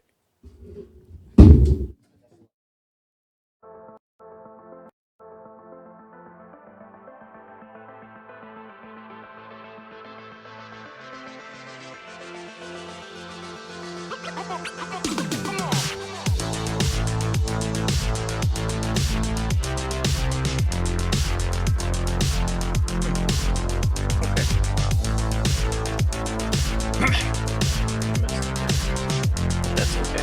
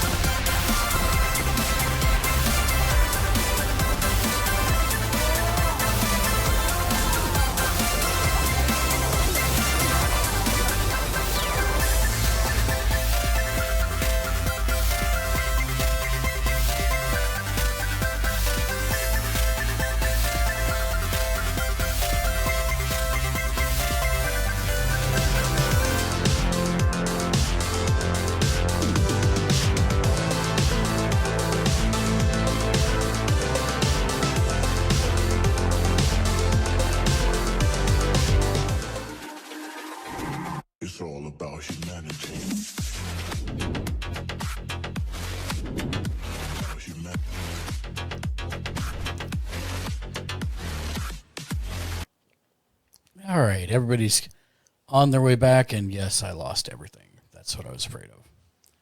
Something happened. We got disconnected from the Zoom while we were on. Oh, So I am fixing it right. So while we're waiting, whoever's back, because I didn't see. Do you guys have any questions? I just have one thing to say. Mm-hmm. I was very confused because my internet completely lagged and just stopped everything for we were talking, it paused, and then it came back and everyone's muting up and leaving. And I was like, I don't know what's going on. We were just taking a 10-minute break. I figured that out, but I was not keyed into that information. I was like, man, I must have messed something up. I don't know what's going on. Okay. So everybody's here. Now I just need to drag them into their appropriate spots. So let's see. I need to swap. Daisy's peeing. No, that's fine. Oh, yeah, no that's good. problem. Okay. Yeah, we're good. We're good. Let's see. Chips and cookies. Yes, and we'll take a couple breaks throughout the day because this is a long play session. And I Figured- appreciate so everybody. It's a weird time for me to be awake, so not awake, but I'm normally watching my daughter, so my days aren't sitting in my computer at this time. So Jimmy, I am using, we're using Zoom as the call, and then I'm using XSplit to capture the individual cams. Did anyone see Bearden's message in the chat? I The Zoom chat? Did not. I don't know Zoom, so I don't feel confident enough to answer. Oh, he can't hear for some reason. Should rejoin the call. Yes. Yes. Yes. Can she? Can Bree? Okay. Okay, good. Which just threw all my stuff out of Then my plan Columbus. is working. Oh, I'm sorry. He's using No, his no, it's all Galaxy earbuds, so I think sometimes they just have audio So, connectivity issues. So Like as he swapped scenes, and then my whole Zoom froze. Oh. Oh, it wasn't just you. It was me too. That's why I'm having to is do that- all this. I mean, We all my froze. entire Yeah, there we go. internet Yeah. just paused Perfect. during that time. He's good so. now. Yeah, like right when the transition was happening, I lost everything. Like it froze, and then I just stopped hearing things. can the viewers hear me? Yes. So, viewers, as a reminder, there are things that you can redeem. We also have another tutorial that happened during the break. So we'll do that in a second. But you do have things that you can redeem, like giving people card advantage, which is a card from this deck that gives them a bonus on a roll later on. You've got I think you've got a DM reroll and a player reroll. Yep. You got a couple things like that. So that being the case, I'm going to start everyone off with one card advantage at this point, so that everybody has one. And so let me explain that Yeah. really quickly again. So what this is everybody's familiar with a standard deck of playing cards, right? So Yeah. it's got the numbered cards, and then it's got the face cards, and then it has the Joker cards. So what we've done for our D&D sessions is when people act, like their character would act or do something really cool role playing, we'll give them a card, and they keep it face down in front of them. And then let's say that Jag's trying to be super stealthy, right? And he rolls, and it's like, it's a middle of the road roll. It's okay, but he's got that card. So before Daniel tells him whether he's successful or not, he can say, hey, I want to use my card. And he flips it over, and he gets to add whatever the numerical value is of the card. If it's a face card, it's an automatic success. Okay. And if it's a Joker, it gives everybody another card. Oh, okay. So that's kind of how we do it. So if it's a 6, it'll add 6 to the roll. If it's a Jack 10, Jack, King, Queen, or Ace, it's an automatic success. And if it's a Joker, then it'll. Yep. Yeah. So keep in mind, when you guys roll, that you have these available to you. Yes. So everybody's got a card right now. Neat. Welcome to the stream, Cosmic Vixen. You know what? Since since the TTS isn't on, then I can do Sky. There. Thank you for the happy birthday thing, King Jeffy. Hope you're having an excellent day, my friend. I'm excited to the killing portion of the game. Really, I had no idea. What are you eating, Jack? I'm eating cantaloupes. Nice. Cantaloupe. We're gonna have leftover Japanese curry here in a little bit. Oh, that sounds so nice. I made a big old pot of it yesterday. Hi, Cosmic Vixen. Like literally, like I went to TJ Maxx and bought like a $30 stock pot, and the thing is like full of curry. So Sounds heavenly. yes, I love that. we're gonna have it for the It's like a several- 4-gallon It is stock pot. no, it's more than that. I think Well, it's a 5-gallon is this. Oh yeah, yeah, Dang. yeah. It's pretty huge. And, What are you pointing at? You're like, this is 5 gallons. Oh, a 5-gallon. it's the ones where you got to lift it by the Yeah. lid. I was showing Like him this. on the ground like the size that it was. Thank you for the birthday wishes. I appreciate everybody coming in and hanging through. We're just returning from break, and yeah, Daisy's back. welcome back, Daisy. Hi, sorry. No, you're good. You're good. You're good. And then I You're had to good. pee. It's all good. All good. All good. So, is everybody ready? Yeah. Okay. We'll start with the Tatorm. Oh, yes. Yes. Oh yes, Tatorm. Yes. Tatorm. Tatorm. Storm.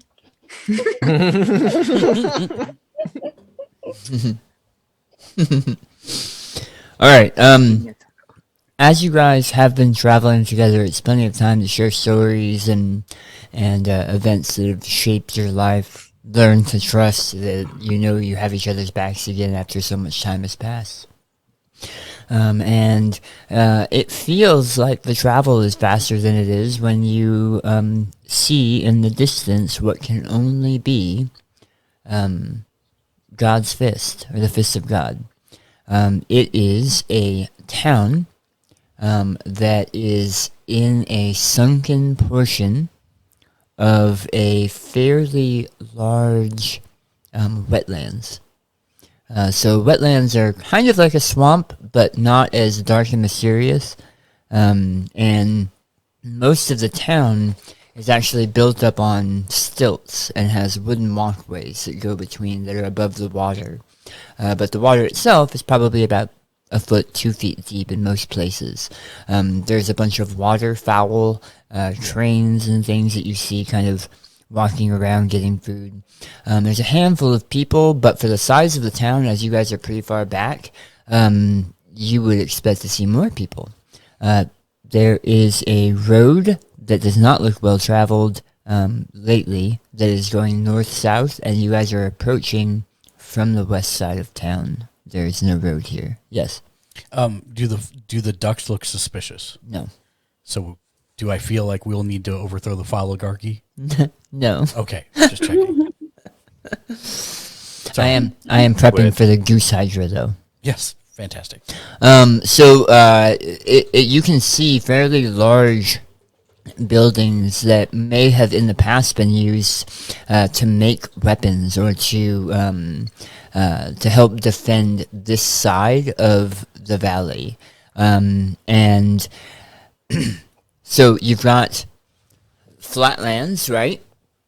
Flatlands, and then there's a dip in the flatlands, fairly large, that is the majority of this township that is in a marshland. So it almost looks like God, or one of the gods, punched the ground and made this giant divot, which is where it gets its name, Fist of God, because it looks like there's a big divot in the ground, and that's where they made this town. It probably has 30 or 40 buildings, which is huge for the valley you guys live in right now. That's huge. Most towns that you've been through or that you live in have 15 to 20 buildings. This one has like 30 to 40. It's almost twice as big. But you can tell from the distance that you're traveling here, because you guys are kind of up on an area, even though you're at like sea level, this is below sea level. So you're still at the edge looking down into it. You can tell over half of the buildings are decrepit. They're falling apart. The main building, one of the main buildings that you can spot that looks fairly well taken care of, is in fact a tavern. There looks to be a flat area of almost like a boardwalk off to your right that looks like it has almost like circus tents draped over it. And off a little bit to the left, you see a fairly large structure that looks almost like a beaver dam. And the way you know it's a tavern is because it has several signs hanging from it that you can tell even from here. So they're fairly large signs that list it as The Nest. And that's the name of this tavern. So what would you guys like to do? I do have a serious question. Yes. This is in a not swampland, but what did you say? Wetlands. Wetlands. Yeah.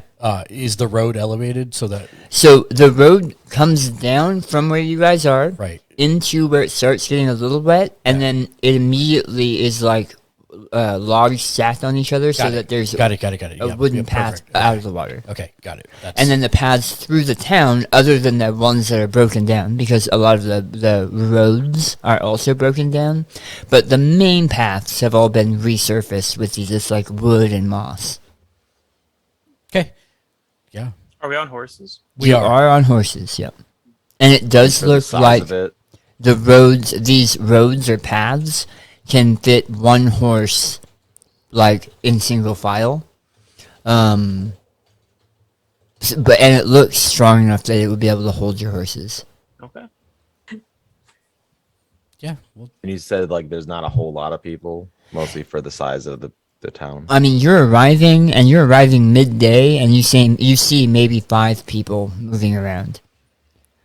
You hear some more voices from the tent-like area, but not many. And you see a couple people moving in and out of the tavern or into homes. But again, you don't see very many people, especially not for the size of this town. is there are there hitches to tether the horses to outside the tavern?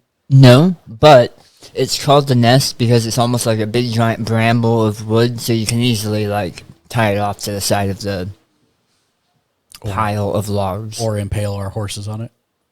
I mean, I can make you roll for it if you Yeah, want. no, that's fine. I'll just I'll dismount and tie the horse to it.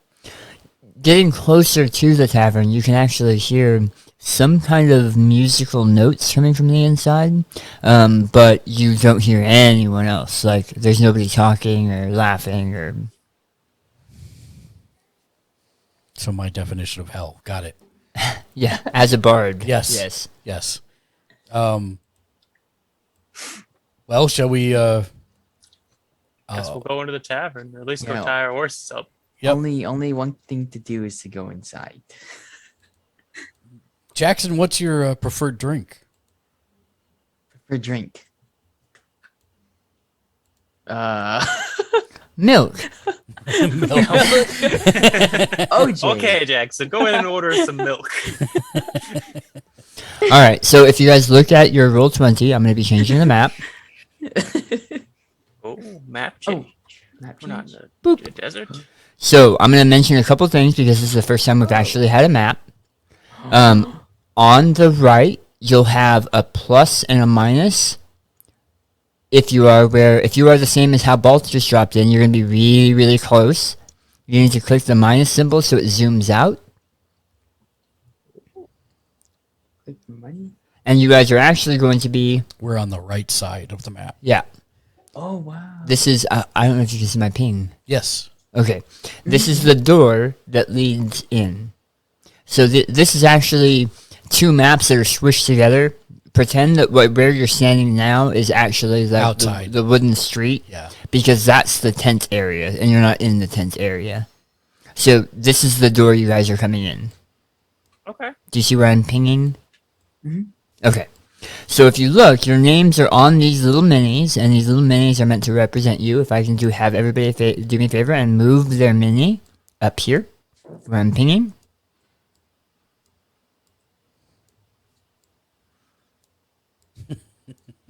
Careful overlapping. But you'll learn. You'll learn pretty quick how that works. I made all of the minis movable by everyone, so that if somebody needs to run to the bathroom or something, they can still be moved. You'll note that there are boxes. This is a grid, right? So there are boxes here, and under normal circumstances, during combat or during an action, you can move a certain number of squares. Now, and the important thing to note is that it doesn't matter what direction. You can go diagonally, even that only counts as one square. Gotcha. It's like that is one. Yeah. Yep. Got it. And so in most cases, you'll only be able to move 6 squares, like around. And we'll get to that when we start talking about combat and stuff. But that comes into especially handy when you're talking about spells. Yes. Because spells have a range. Each of these squares is 5 feet. So if you have a spell that has a range of 30 feet, that's going to be 6 squares. Gotcha. 6 squares. My old military instructors would have me stomping on the ground right now because this is important. So weird. Pay attention to Yes. this point. Yes. But yeah, so you guys are all standing at this doorway. Balls here in front. Boop. And you can hear that kind of solemn music playing. It sounds like maybe a set of drums and some kind of horn. One other quick note of interest: when you are zoomed in, like if you look at the stream right now, I'm going to zoom way in. If you want to move the map around, all you have to do is right click and drag, and you can move the map I was around. wondering that. Thank Yes, you. no problem. It's like, okay, I can't get too far zoomed in. Yeah.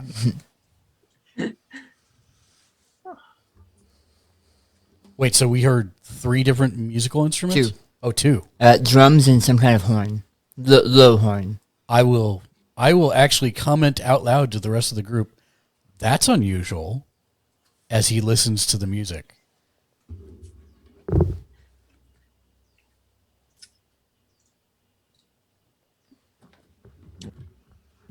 I can hear it too. That does sound a bit unique. Well, it's just odd that a town this size would have even one person who plays, let alone 2. It's very strange.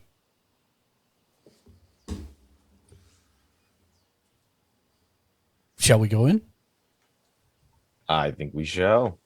And Yes, then at I'll that just point, bring I'll up open the the door Oh. as the person I am. I'll open the door for everybody behind me. Single file line, everyone.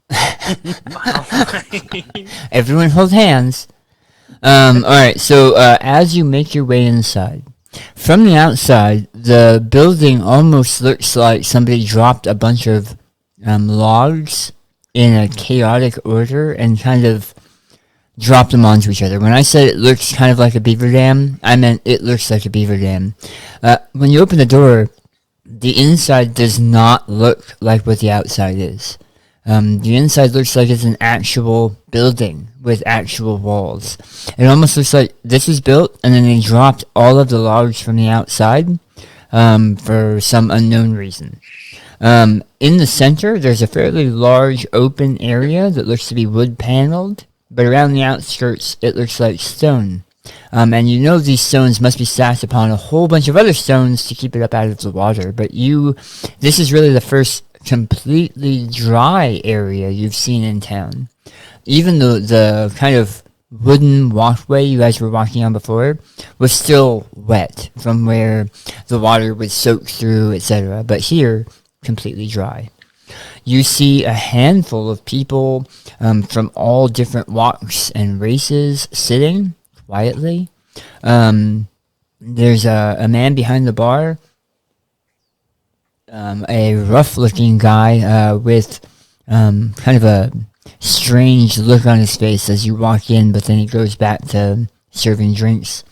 And a group in the corner across from you of people that all look to be dressed the same.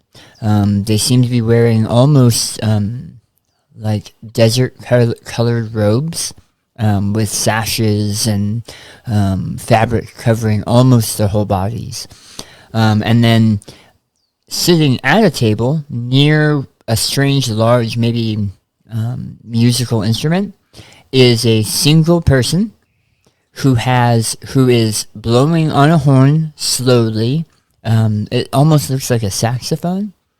And he has a strange apparatus on his back. It's a huge drum that is attached to some kind of mechanical thing to his feet.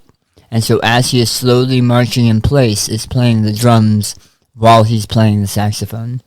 Super interesting. He looks tired. Super tired, but as if he can't stop for some reason. The place itself is relatively dark. There are a few lanterns lit in the room, and a almost chandelier, but it doesn't have glass or crystals. It just kind of has candles hanging from the center of the room, but it's completely unlit.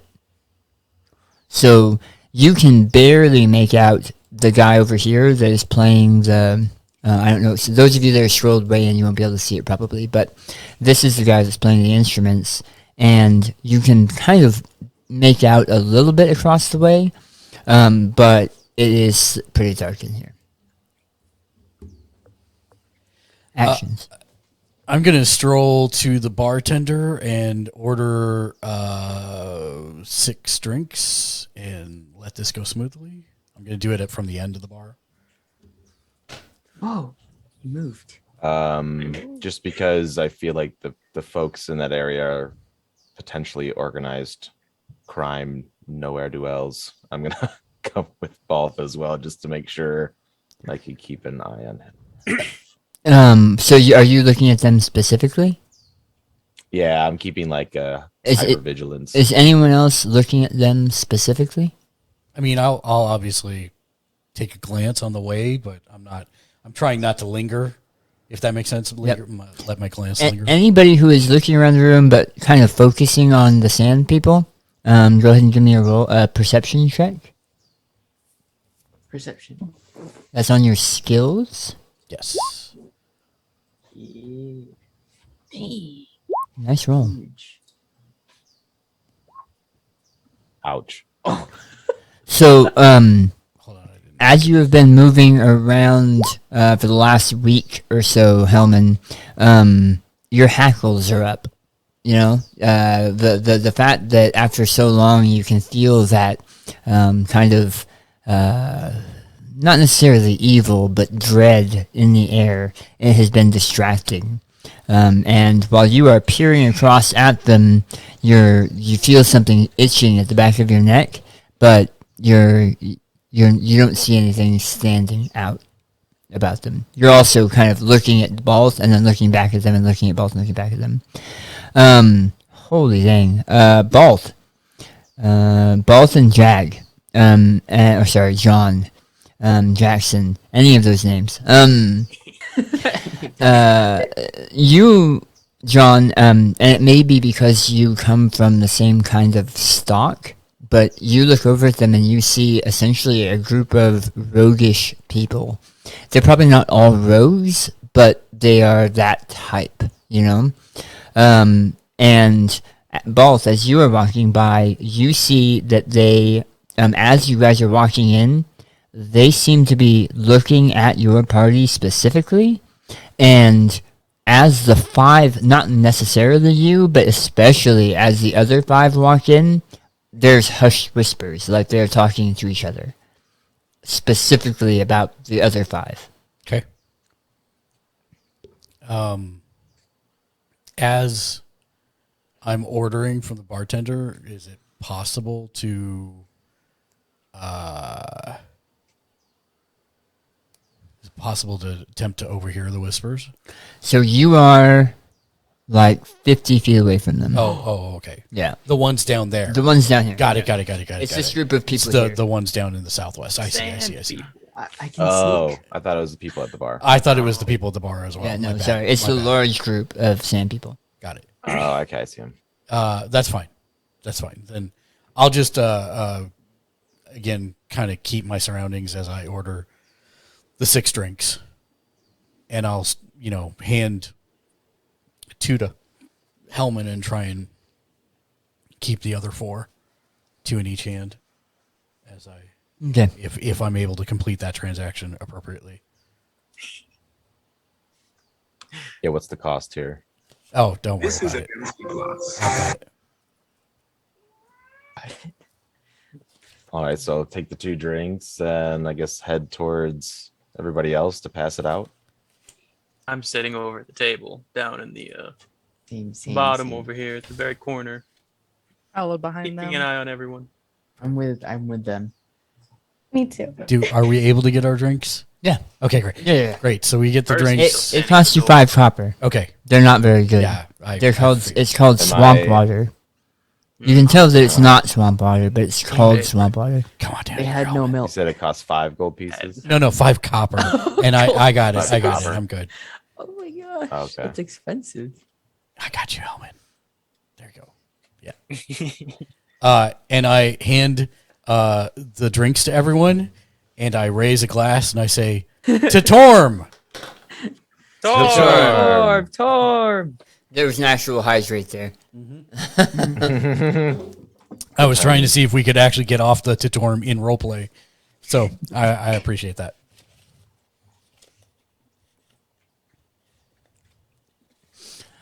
So you guys kind of make your way around a couple tables, and you can now all see that group of I'm calling them sand people for now, but that group of sand people keeps glancing in your guys' direction and whispering among themselves and making fairly obvious hand gestures. I say,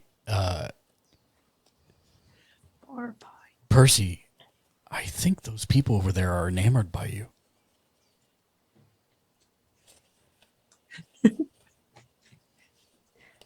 I agree.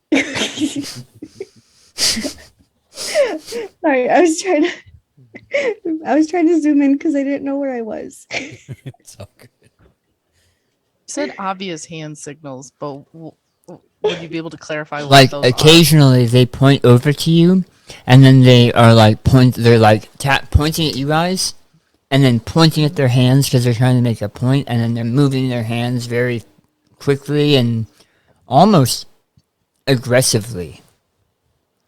That's concerning. Is it any kind That's of concerning. hand speak that I would have recognized or seen before? I I guess that'd be a language I would have. So Is it sign I'll say language no. or Ooh, like yeah. just like Just hand the signals true- in general? It's just hand okay, so that's a very good question. It's hand signals, not. It doesn't look like a form of language. It Okay. looks like they're using it to enunciate the points that they're saying together. Got it. So it's And not like it's a you thieves' can cant. hear them talking. They're just too far away for you to hear them talking. Got it. Someone can go closer. True. We should throw a fireball at them. Oh. Teach them a lesson. Okay. It's a good thing We're you gonna don't have write that the burn prepared. down Wait, she's got the lightning. I establishment. don't think, I Okay. think she has it. I know. I think she she can. could do it. That's what I'm saying. I have fire hands. In this giant wooden structure, I think that's a great idea. Right to burning down the tavern. And I should also Right. mention that fireball hurts everybody in the area, including us. Yeah, if she no. starts that, I'm definitely leaving first. It depends where she throws the fireball. If it's at the only exit, then no, you're not. True. If I'm going down, I'm taking all of you with me. I feel like I'm Oh, resistant to something. Percy has invisibility. Oh Mhm. yes, I do. I should go and sneak over there and listen to what they're saying. So I think that is a solid plan if that's what you would like to do. The only thing I will remind you, since you're brand new, is that invisibility does not mean silent. It means that you get advantage. Right. You're better. Just have to It's odds are they're not going to recognize you, but just keep that in mind. Oh. If I were to like visually distract them by moving closer to the musician and a planned attempt for her to be more sneaky, does that Yeah, Does if the we were to distraction help? Yep, it could. Yep. I mean, it'd be a subtle distraction, but I feel like they're so focused with me moving and then her being invisible, they might be distracted. Well, we to could some cause degree. multiple distractions as Yeah. well. Or would this also be an opportunity? I don't know how to go about that, but can I turn into small creatures? Like, wouldn't I be able to easily sneak up as like a spider or something without being noticed? Ooh. Totally could. You should do that. I think that's better. But like, do I have Can she to? cast Is that? illusion on I was someone gonna else? say, do I have to like do that to something else, or do I do that myself, or like do So- I have to like cast that as a spell, or is so it just the a power wild- I have? The wild shape is a power that you have. Now, it's not a. I mean, unless you do it carefully, it is obvious that you just shrunk yourself down. I was going to say the same thing about being invisible. Unless you, like, if you stand behind people and then cast the invisibility spell, then it won't be as obvious. Is But there a bathroom here? is there a bathroom? Would No, there's not. distraction work? But you could hide down. Misdirection could help, absolutely. Distractions could help, absolutely. But I mean, you are in kind of a darkened corner behind a bunch of people that are bigger than you. So, I mean, all things considered, it would make it more difficult for them to see it. Okay. And are these the where I'm pinging? How do I ping? I can't. You You hold- click and hold where you want it to Yeah, be. left click. Oh, Yep. right there. Yep. Are these? I mean, these are just two normal. They seem to be normal people Probably having their no. own conversation. Yeah, they're talking to each other. They're All- just in the bar. Okay. All of the other groups of people seem to be just kind of doing their own thing.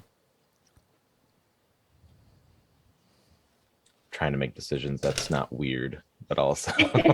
And the music has stopped. The guy's taking a break and he's sitting down, wiping his forehead and drinking something from a large pitcher. And just looking tired. Okay. And just looking that tired. case, He's actually faced away how- from you. Okay. In Perhaps that case, asking for a Hellman. song request while he's resting. I'm going to enough go- distraction. I'm going to go speak to him right now. So is Hellman. Okay, great. Perfect. I'm just gonna stand in the middle. I'll But my intention is to more as be a visual distraction in the attempts that two other people are doing maybe what they wanted to do. You are walking over with bravado. Yes, I walk over Yeah. and I've got a gold piece in my hand As you're walking? as I'm walking. Okay. So that should be a huge distraction. Yeah. I simply somber to the middle of the room. Okay. It looks like you and Jackson. Jackson's doing whatever he feels. What are you Oh. doing, Jackson? when the music starts, Garmin and I are gonna dance. Oh, all right He's then. waiting for a dance. Fair. It's fair. Yeah. You have to ask first for sure. All right. So Hellman's unfazed because it's not new to news. Percy and Bella, what are you doing? Would I be able to say that I take a moment while everyone's distracted to change over conspicuously or inconspicuously? What's the word? Conspicuously. Hey guys. Hey, I'm Check this out. To a spider I'm here. transforming. Stealthily transform while nobody's looking. Sure. What form are you taking? I feel like a spider would be smart because like they're quick and like in this type of environment, I feel like nobody really thinks twice about it. Like flies, they're annoying. So I feel like a spider, I'd be able to kind of climb up the side of the table underneath and be completely unnoticed without issue. Be able to Okay. Get in and out. Okay. How about you, Percy? I will stay in front of her and cover her. Okay. As you're standing there, you kind of get this chill feeling on the back of your neck that comes when other people are casting spells or doing something magical around you. You kind of feel that wash over the back of you as Bella changes from the normal size half elf to a tiny spider somewhere behind you. Hopefully you don't step on her. That would be bad. And so before long, that feeling on the back of your neck has gone away. You look behind you and you don't see her. Okay. I hope I don't step on her. I'm Yeah. gonna move away. gonna walk across the room and go with Garmin and Jackson. Okay. We're all gonna Yes. dance. A Come line join. dance.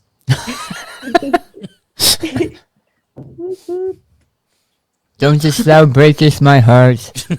My acheth Thine breaketh achy, heart. breaky heart. All right. Give me a perception check, please, Bella. And while you're doing that, go ahead. Bella. I am going to give the one-man band a gold piece, Okay. and I'm going to say, friend, what an interesting contraption. Did you make it yourself? His eyes are like focused on that gold piece, like he hasn't seen one in a very long time, and says, yes, yes. And he's almost wary, as if the fact that you and a fairly large muscular man in chainmail armor are going to beat him and take his invention. Do you play here often? This is the only place I play. You hand it to him? Yeah, hand it to him. He's staring at it, expecting it to disappear, as if he's been tricked before, and smells it and bites it Yeah. and says, like, almost asking with his eyes, is it okay if I put this in my pocket? I turn slightly so he can see the loot strapped to my back He nods. and say, it's rare to find people with ingenuity that travel, not in large cities. I've had a fair bit of bad luck for the past. How old am I? But and he pats his pocket where he has a gold piece and says, "But things are looking up." Jordanheim. Jordanheim, well met. I am both Bringerand. And he shakes your hand. You can see he has 7 fingers on his hand as they wrap around yours. He's wearing very thin gloves, but he's got 7 fingers. And you are? He looks to the large bearded man. Oh, yeah. Name is Hellman. And I'm gonna, just because I don't really know all social cues, I'm just gonna slam another gold piece on the ground. On the ground? On the table. On the table. Dance, monkey! Potentially a little too loud, but it's all out of, care. Yep. Might still startle. As you were kind of looking around as you place that down, you see that most of the sand people are split looking at both you two and at the 3 in the center of the room. So whatever you guys are doing, it seems to be working. He is overjoyed. It's almost as if 2 gold would be more than his annual wage. Probably is. And he takes it and slips it in his pocket really quick and stands up as if energy renewed and says, do you have any requests or... Play me your favorite song. At once. And Please.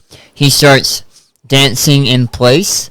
And you can see, as he's dancing and the drum is starting to go, he pulls a small cylinder out of his pocket and fixes it to a hat. The hat has 2 tails, almost like a jester's hat. But they are fixed in place and they attach to the small device, Right. And he blows on it, and then turns his face, and it sounds kind of strange, but almost like a different type of horn. And then he plays the saxophone and that back and forth, as well as the drums. So is it a joyful tune? Is it It's a joyful tune, which is very different than the one that you came in listening to. I'll pull my lute off my back and I'll start to play, and I want to try and suss, what the intention of the song is and make some illusions to accompany the song. Give me a charisma check I'm really trying to make this work for you, Bella. and a performance check. I'm gonna go back to as the music picks up. What are the three? I will get back to you, Bella. I promise. As the music picks up, what are the three of you in the center doing? Dancing. Yeah, dancing. Dancing. Garmin, are you also dancing? Oh, that's a difficult question, actually. I haven't actually decided if I'm going to dance with them or not. Reluctant dancing. I feel for now he is slightly dancing, but more or less just standing around, not really joining in. But he's there, keeping an eye, just looking around. Okay. Awesome. He's the chaperone dad. He's there, but in spirit, more or less. Okay. You were saying? I want to use my card on the performance. Okay. The card is a 3. So 18 on performance, 14 Which on the is charisma. Awesome. So, as Balth starts to play with the strange apparatus bard, it's almost as if they've been practicing together for years. The music seems to fold together like a pastry. I say that because I'm hungry. A pastry in your ear. I'm so hungry. It's an ear pastry. It's an ear pastry. And last but not least, Bree. As you make your way up as a spider, you kind of move around the corner, and you can see that you have been mostly forgotten. If they had noticed that there were not 6 people in here that were before, they haven't said anything or done anything that would show that. It seems that the Balth and Hellman going and talking to the bard and getting music started, and the 2.5 dancers on the floor have done a good job of distracting them. As you make your way closer, you can hear them referring to the heroes of Luna Valley, and that if they are able to take you guys out, it will make a place for them in the order. And some of them don't want to do anything because they're afraid of the power and renown that the heroes of Luna Valley portray. And the other half are saying, we've had our time, we need to do something, and this is the only way that we will be accepted into the order. On them, because you rolled very well, you also see that most are carrying some kind of strange curved blade. 2 of them just have staves, but most of them have these kind of strange curved blades. What you do with that information is on you. But it sounds like they want to take the heroes of Luna Valley off the playing field permanently. Okay. Is there anything based off of what I'm perceiving that would tell me, like, if they seem excitable to, like, they want to take that type of action very quickly, like very soon, or do they seem like they're more like plotting? Well, it sounds like a couple of them are trying to figure out when the best point would be to attack. Okay, so they don't have an established plan. Not quite. They're putting two and two together. Your targets of opportunity. Yeah. Okay. And the rest of us don't technically know this information. Correct. Yeah. Not I'm yet. curious, what's the ratio of confidence of defeating us versus not confident within this large group? It seemed like there was they weren't all just like, yes, let's go take them out, or are they that way?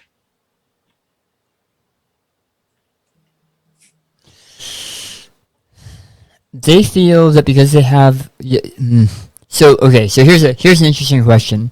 The easy answer is you're not there.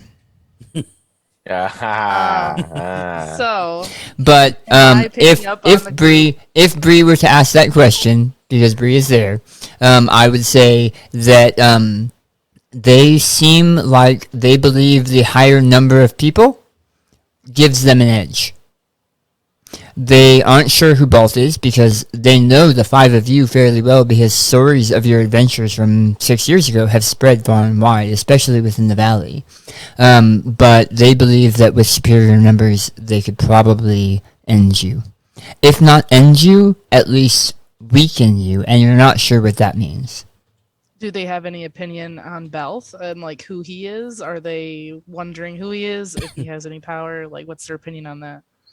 Um, I'm sure they're curious as to why he's with us. they're curious. That's pretty much all. Because he's an unknown entity, it makes them nervous, but not nervous enough to not do something. Are any of them touching their weapons, or are all of them in All of fairly them. relaxed? All of them have a hand on a weapon or a hand close to a weapon. Okay. Well, except for the ones with staves or staffs, they're holding them, but they're kind of just leaning on them.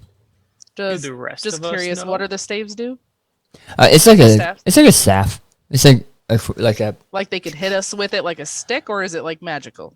Do we not Like know a blunt that? weapon. you Like a blunt don't weapon, okay. you don't know if it's magical. It doesn't look magical. That doesn't mean it's not magical. But And am I able to piece out if any of them are the leader of the group? Like, is somebody taking charge in the situation, or are they kind of equals amongst each other? give me a wisdom check. Oh.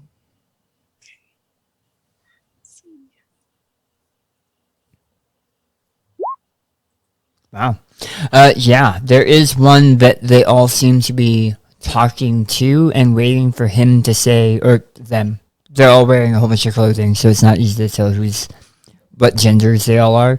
But there is one of them that the others seem to be, like, hanging on their word and waiting for them to say if it's going to happen or not. And I will color the ones so that you know that he's separate. And then 2 questions. What type of weapon does that person have? And what side of the direction of opinions were they on?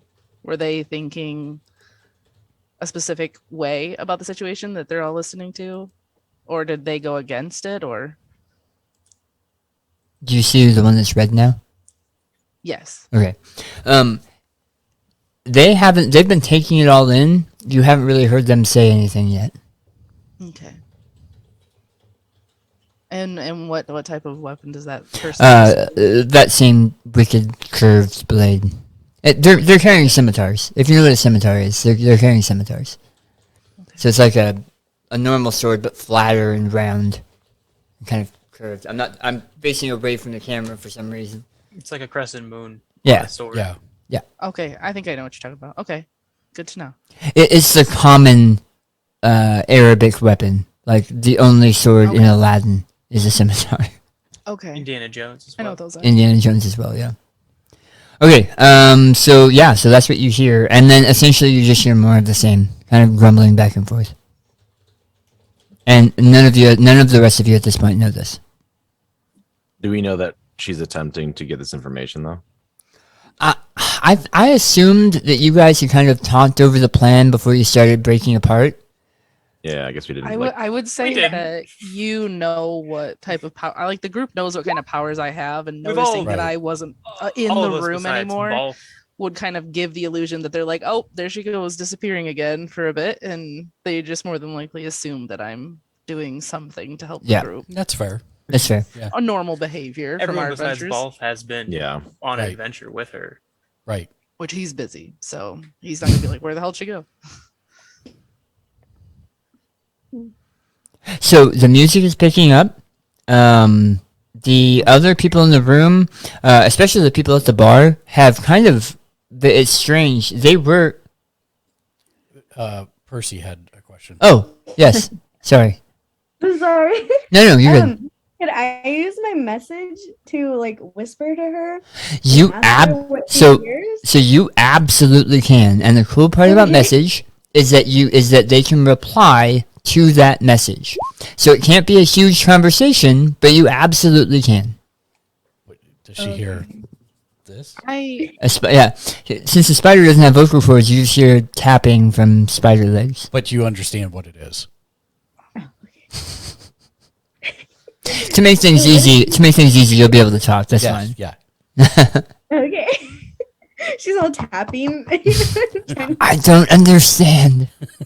And I did want to double check with me being half elf, Balth being full elf, and then I believe Percy is Full elf. also elf? Yep. Full elf. Okay. Did you say something about them having any type of special ability to talk at all? Just couldn't remember. So they don't have the ability to talk to. They don't have like Elvish telepathy or anything. I think you all understand Elvish if you wanted to speak in code in Elvish. Right. But they don't have any. You actually have a special druidic language that you can speak. You actually have two that you can speak: Sylvan and Druidic. But Druidic is only known to other druids. And Sylvan is usually the supernatural things that live in the forest. Like the trees that move and the mushroom people and stuff. And both. And both. Excuse me. You wouldn't know that, but you wouldn't know that. You wouldn't know that, but yeah. So with her transmutation cantrip with being able to message, so I'm able to tell her via like simple communication about what I've learned so far. So be able to inform the group. do you also have message? I It's a cantrip. I know that. I don't think that's what. I don't think I have that one. I have Druidcraft and Thunderclap. Okay, so with message, what would happen is, Percy, you would cast it, and you would ask your question, and then at the end, the joke is you say, you can reply to this message. And that's from Critical Role. Yes. But with message, you can reply, it's just, you can't say like 5 paragraphs. Right. You know, it's a quick, relatively quick message. It's assumed to be like 25 words or less, somewhere in that range. So, okay. So go ahead and cast it. So in order to cast it, you just say, I'm casting message. And then you say what you're going to say, Percy. Okay. Casting message. Are we in danger? And then would I just like? Yeah. Would I just say like I would respond? Yep. Whatever you want to say with Okay. about 25 words. I'm not counting, but Okay. I would communicate back. Potential threat. All have weapons. Still trying to decide, but are not friendly. End of message. so that's what you hear, Percy. So you say that to the other two near you? Oh yeah, y'all, we're in danger. They have a weapon. We need to do something. Stop dancing. Get the others. Jackson's like, finally a fight. He's the one who's been wanting to dance. I'm standing over here. All right, so both Jackson and Garmin hear what Percy says, that there is a threat, and currently, Balth and Hellman, are you still I mean, Balth is, obviously, but Hellman, what are you doing while Balth is playing the lute? I'm half falling asleep, weary from wearing all my armor, sitting in the chair with my feet up on the table. Okay. It's been berries, years. I I'm guess. tired. So the three that are okay. So first, Bella, what are you doing? I am still observing and making sure that I am not seen while waiting to see if there's any movement from the rest of the team based off Awesome. of what I communicated. Okay, so in a gray area, we would say you're holding your action or you're doing something like that. The three that are on the pseudo dance floor, what are you guys doing? I'd at least like to take my crossbow out. Okay. Hold that in my hands. Jeez. That escalated. Yeah, that did escalate. Time for I'm initiative. standing around. I'm not doing anything.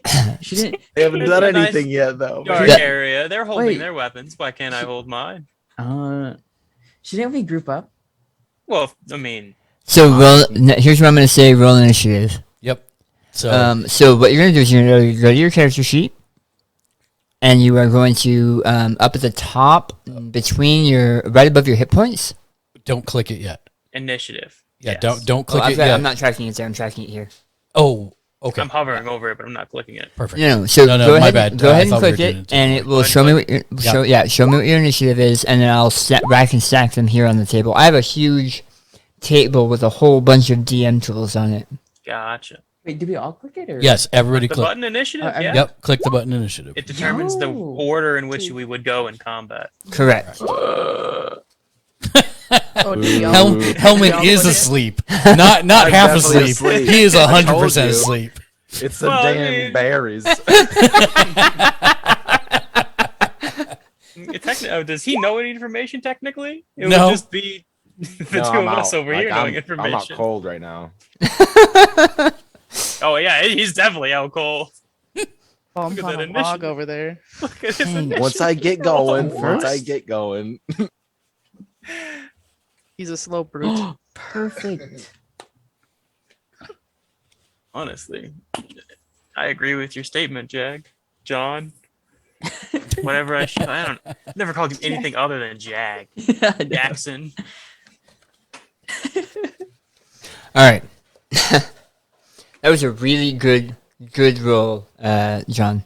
That's really good for initiative. Yeah, it is. It is expected of a good rogue to be fast. So That is true.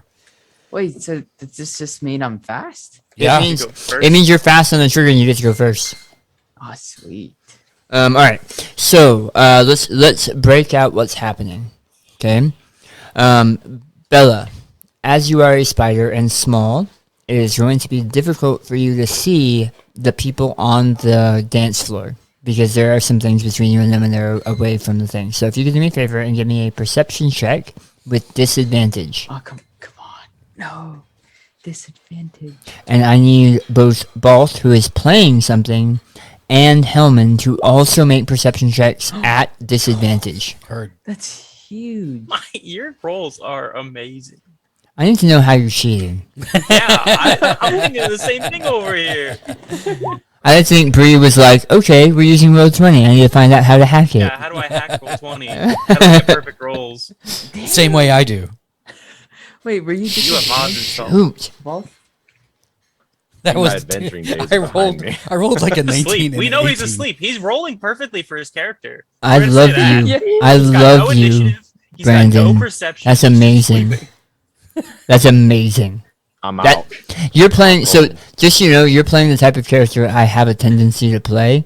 And the fact that you're rolling this way just shows, man. That's awesome. Okay. I love it. So, even though Bree and Balth or sorry, not Bree, Bella. Bella and Balth are actually the more distracted of the two, they pick out that the three in the middle of the dance floor are kind of readying themselves for action. Bree, you know why, because you're the one that sent the message. You're the one that sent the information.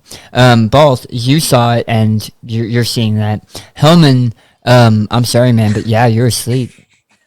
He's in a forest Sleep through picking anything. good berries. Yeah. Am I able to take action right now, or do I have to wait till? So it's my turn? you're gonna have to wait until your turn. Yeah, that was just to see if you even noticed that people in the corner or the people in the dance floor were getting ready. You also note, however, Bella, that the sand people, the gente de la arena, they are ready. They are readying themselves for combat. Like they are turning So- towards the people in the center of the room. Okay, they're aware that.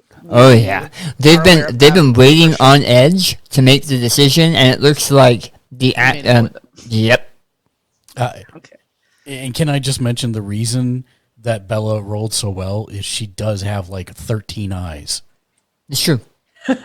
Yeah. So it's gonna start with Jackson. Jackson, what are you going to do? So here, let's break this down. Okay, every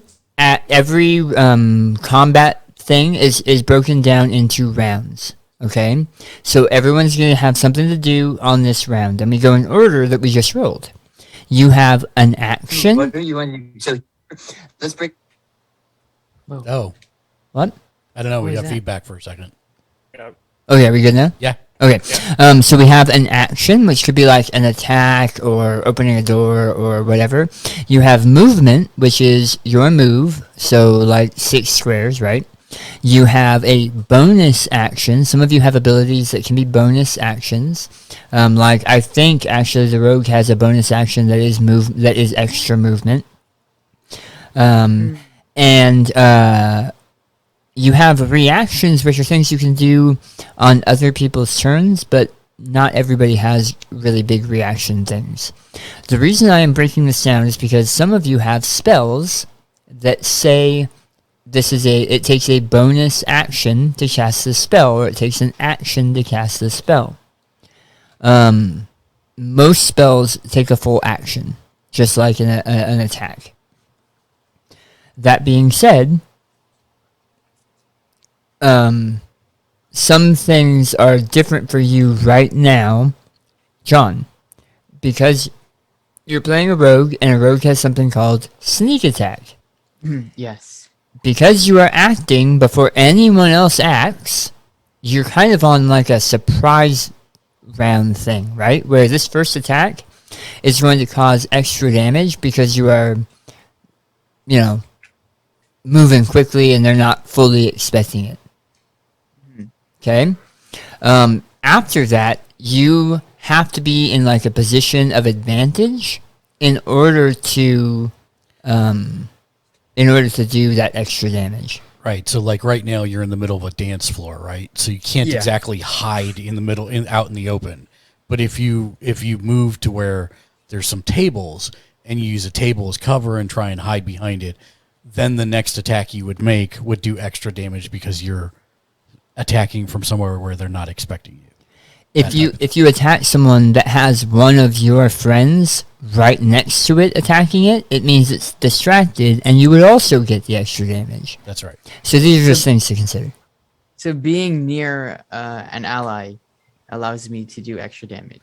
Actually, it's the other way around. It's when your friends are already in combat with somebody else. Let's say Hellman wasn't asleep and was already in combat with them. Oh, Hellman's asleep. Yeah, if you attack the one that the non-sleeping Hellman was attacking, Right. if he wasn't asleep, Right. then you would get the extra damage. But he's asleep, so. I feel like I'm the voice of reason in some of this, and I'm passed out. Yep. Probably true. So as combat is looking to be ramping up, you also see that the other people, it doesn't seem like anything new to them, but they are moving to duck behind tables and try to find cover. It's just the random bar patrons. Yeah. Okay, they kind of sense what's going on anywhere. Yep. It's kind of like in like an old western where like a gunfight's about to break out and everybody's like, oh crap. Alright, so we're gonna start with Jackson. So you could move up to them and hit them with a weapon. You could, I can't remember if you have a crossbow. I think you have a crossbow. I believe I do. So you could shoot your crossbow, but you would tell me. A crossbow, it fires a bolt. It fires a Does it small do extra arrow. damage still or You have no? a certain Yeah, amount of bolts because as well. because they're not expecting it, because Oh. you're first, it will still do the extra damage. Dang, then I think I want to shoot a crossbow. Okay? Yeah. So- I think I gotta do that. Then the next thing you want to do is tell Dan which one you want to shoot. Now, keep in mind, you don't know about the red one. Yeah, the red one is not. The red one is information Bree only Bree has right now. Yeah. Yeah. What is this red one? Don't worry about it. It's not Okay. information you have. Don't worry about it. If you don't know, don't worry about Fair it. enough. That's honestly Oh, I have a rapier. Sweet. what. Okay, yeah. So the rapier, you'd have to be a lot closer. Yeah. Closer. Yeah. You could try to throw the rapier from where you were, but it would not end well. I like these rules. Okay, yeah. I'll take out the crossbow and just a regular arrow, I guess. Mm-hmm. Well, yeah. Is it? How far can I shoot that though? Like 60 feet. Yeah, 60, so, so 12 squares. Yep. 4, 5. Yeah, you probably couldn't hit the back row, but you can hit all of the other ones. Oh, dang, I can't shoot the boss. You don't know that's the boss. Oh no, that's a boss. Oh, I They're know. all dressed the same. Oh, right. Okay. 35, 40, In Actually, he relation can- to spells, He can shoot anybody. You can shoot any of them? Yeah, you can shoot any of Yeah. them, but you All don't right. know that one's the boss. Yeah. That's the whole point. So, I'm just curious when it comes to the spells, Mhm. if it says the word creature, is that like human or animal? Anyone. Or Yeah. anyone. It Okay. means anything alive, Yes. is what it anything means, alive. Okay. so Good to know. including yourself. is there what do you call it? A luck type thing? So there is card vantage, which is you roll and then you tell me I want to use my card because you have a card here, and then I would flip it and tell you what the extra add is to add to it. Oh, I mean because there is like a boss, right? Is there a way to get lucky and hit that boss instead? Like I choose the right opponent, basically, or right person to attack first. If that's So Choose the short- randomly opponents. Yeah. So the short Yeah. answer is if you want to try and do By that, fire. then what you would do is you would say, okay, I'm going to take everybody in that 9 squares Mhm. and I'm going to roll a d10. And if it's 1, then I attack the first slot. If it's 2, Yeah. I attack the second. That, we do that? would be an acceptable way to So do that. I mean usually. that, yeah, you Goes can. the blind fire. Yeah, because Yeah. that way... Do you want to blind fire into the group? Sure. That way, it's not using player information because you know that guy's the boss back there, but you don't Right. want to do it. But you're leaving it up to a random way to determine: Yes. do I And- accidentally pick the right one? And all things, Yes. all things Random being play. equal, you're firing into a group of people. That's true. Yeah. It's You are. it's a little bit more realistic that you're rolling. That's into. what I So- was thinking. So rolling a die 10. If you look on the left side of the map, you should I see see a dice, and then as you hover over it, you can do the D10 there. I see two. Oh, do I just hit? Just D10? click the D10, yeah, Alright. and it'll roll it. Can I do it now or? Yeah, do it. I did it. Wow. So you're actually going to attack this guy last square. here. Ah, so Yeah. close. So now you're going to click. Where in the middle of the middle column of your character sheet, Where it has your weapons. where it has all your weapons listed, there should be a crossbow one. I see just- short bow. Okay, short short bow. bow. Yep. So you have a short bow. So don't you have a short crossbow. bow instead of a cross. So Same just thing? click short bow and it'll roll it for you. Now, that's a fairly low roll. Would you like to use your card that you have? That's not a fairly low roll. That's the lowest you can roll. I was probably hitting me with that one. Okay. Getting I got woken it. up I with got an to use a arrow. card. The bard that's playing the drums falls over dead.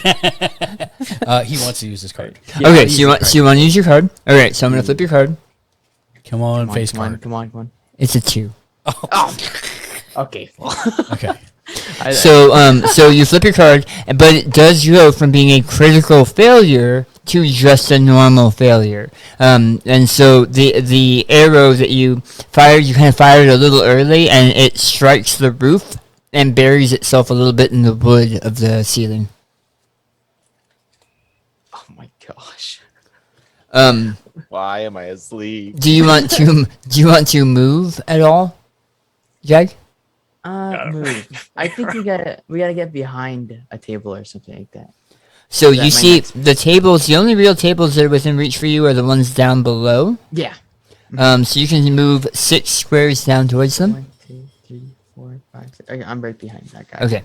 Uh, Using human shield, I like it. The chat has redeemed card vantage for Jag so that he has another card. There you go. Let's go. Not come on. surprising. Thank you, chat. Yes, thank you. Please be good. You don't So just get it right now, but no, you'll use it. You'll be able to use it in the future. Oh, in the future. Yeah. Got it. Yeah. the new card vantage because you used the one that you had. Yeah. Now you have a new one. Awesome. Okay. So that was Jackson. Next up is Percy.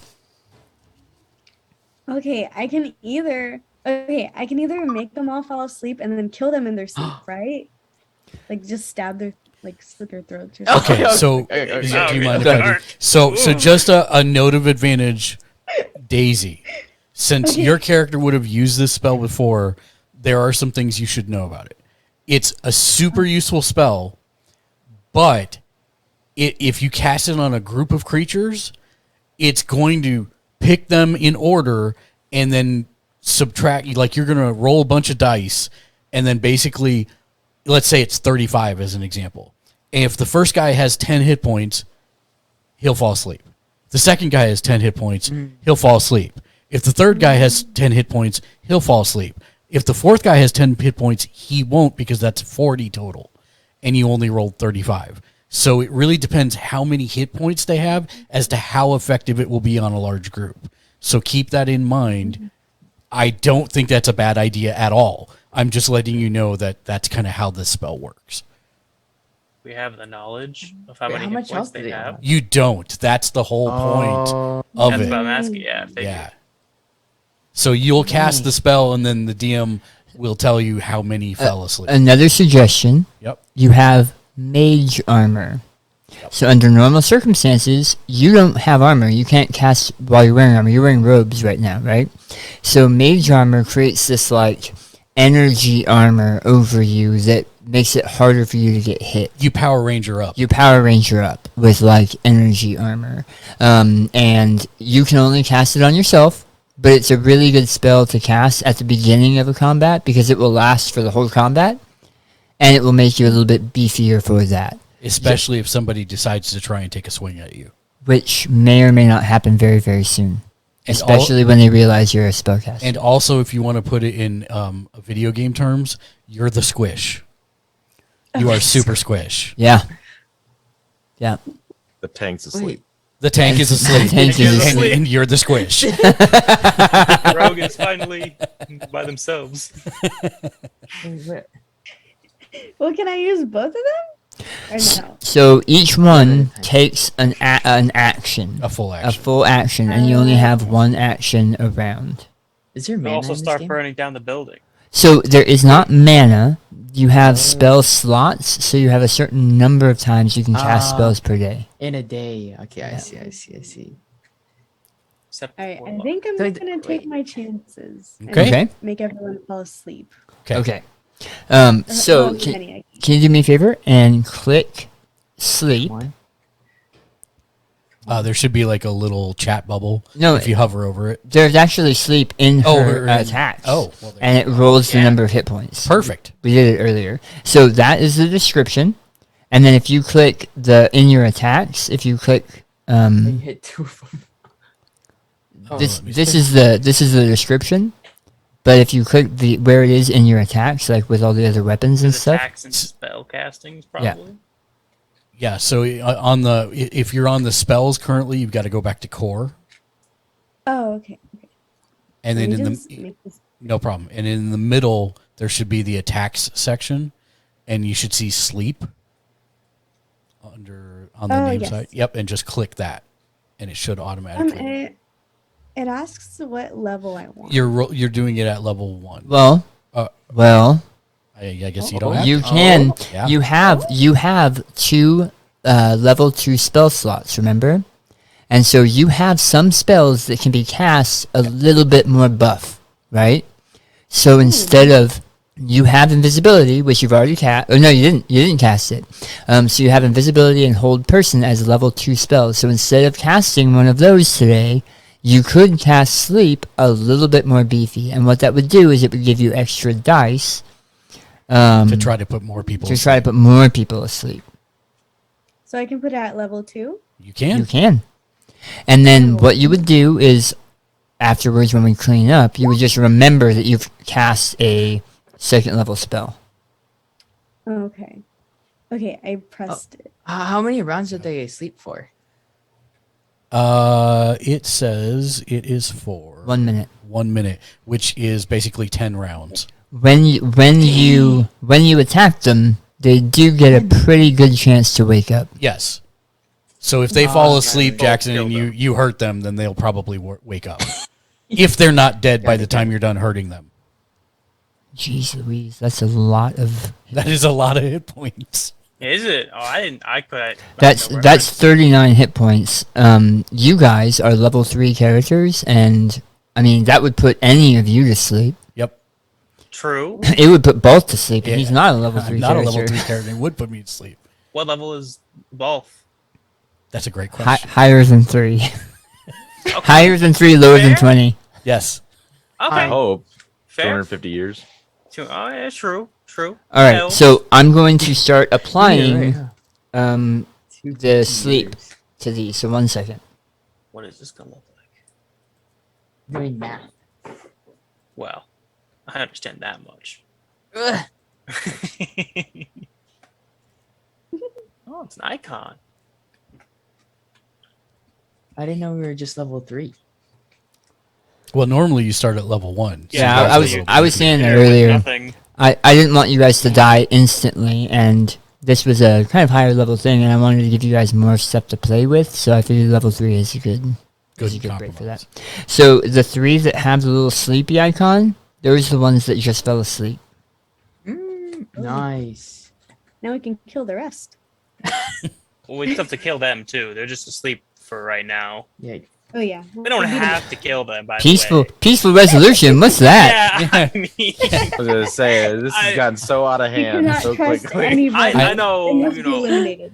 my Alright. character type. That- This probably fits me pretty well. That was a very good sleep spell. Good job. Yes, it was. Do you want to move? You can move up to 6 squares, You can go take your own human shield. and you could tie them up. You could, because tying them up is not an attack. You could tie them up while they're asleep. However, You can't. trying to tie them up while their friends are beating on you is another thing. I That's will the go tank. next to Jackson. Okay. And it is now. Are you done, Percy? I believe so. I think you Yeah, I are. think so. Yeah. Okay, so it's now their turn. As their friends have kind of just dropped to the floor snoring, they are looking concerned and are spreading out. Ooh. Oh shoot. Oh shoot, that guy's close. I think I have pretty good initiative. I need my armor right about now. Yeah, happens at if the you fight time, people with that I one? thought, oh, I rolled really well for initiative. And then I saw what you guys rolled. I was kind of hoping to get there first. And I'm just making sure. Never mind. Go ahead. What's up? You Oh, didn't no. skip me for initiative, right? Nope. Okay. Good deal. Thank you. What did you get? I don't know. I got to scroll back. I thought. 17. He got a 17. 17. Okay. Yep. Okay. You got an 18. Man. Oh, Rick, who do you want to have card vantage?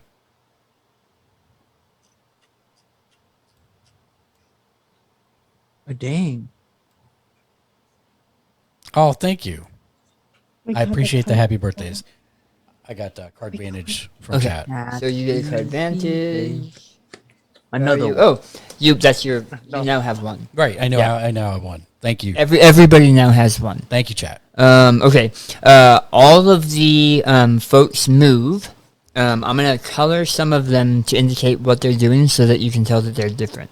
Okay. Nice. The one that we have indicated is the boss, but currently only Bree knows that it's the boss. Only Bella knows that it's the boss. Is moving between 2 of his downed companions, attempting to wake them up. The ones that are moving towards Balth and Hellman are both carrying swords. If they do not have if they don't have a different color, then assume that they are carrying swords. Okay. Okay. This one, I'm going to color him different. Tint color, where is my teal? There you are. This one and this one are carrying staffs. You can see they also have wicked-looking daggers, but they have staffs, and the rest of them are carrying swords. And then this one moves his arms and says something in like a guttural language, and you can see several pinpoints of dark golden energy spring forth from his fingers and shoot out around the room, almost like bubbling around in magical, almost arrows, to strike at Garmin And you take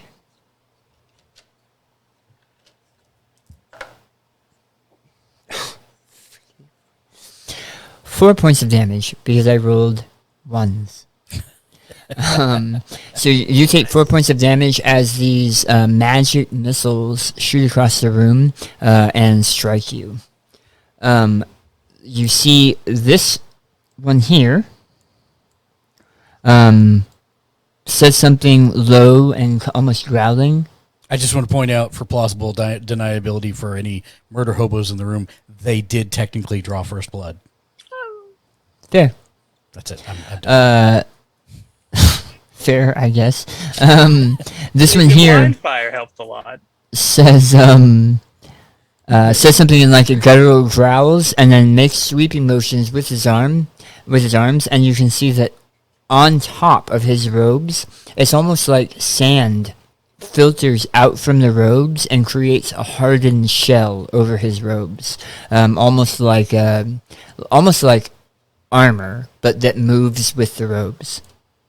This one seems to be standing next to his spellcasting buddy, and the rest have moved. This one's actually going to attack both. No. Crit with quadruple damage. I'm dead. End of game. Do you want to check this? Did you really?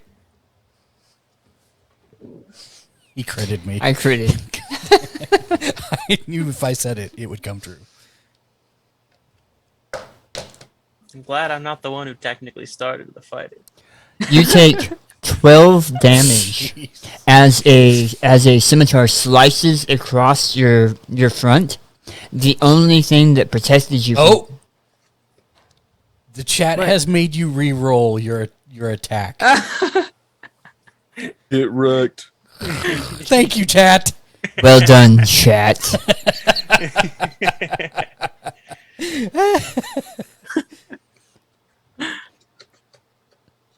Even more. I see the scimitar coming Hold on. towards me. You see the scimitar comes towards you, and it goes across your front, and you can feel it piercing skin and muscle, and you're doubling over in pain, and then your mind flashes as that reality never happens, and you lift your magical lute to take the blade, and it hits the magical lute, and you can hear him cursing you in some kind of guttural foreign language.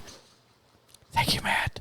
And that's them. So it is now Bella's turn, Who is still a spider. who is still currently a spider. Oh, you're on mute, Bella. Thanks. No problem. Am I able to just like freeform change back whenever I want, or is that Mhm. like Nope. okay? Yep. So it takes an action to turn into your animal form. It's a free action to turn back. Free action. Turn back. Okay. So does that mean I'd be able to turn back and utilize a spell in the same turn? Sure. Yep. Okay. And just so I understand the logistics, what is the range per square? Is that like each 5 square feet. 5? 5 is feet. 5 feet. Yeah. Okay. Okay. Most of your and Percy's spells have a longer range, and that was by design. There are some that are kind of shorter, but most are larger range. And if you have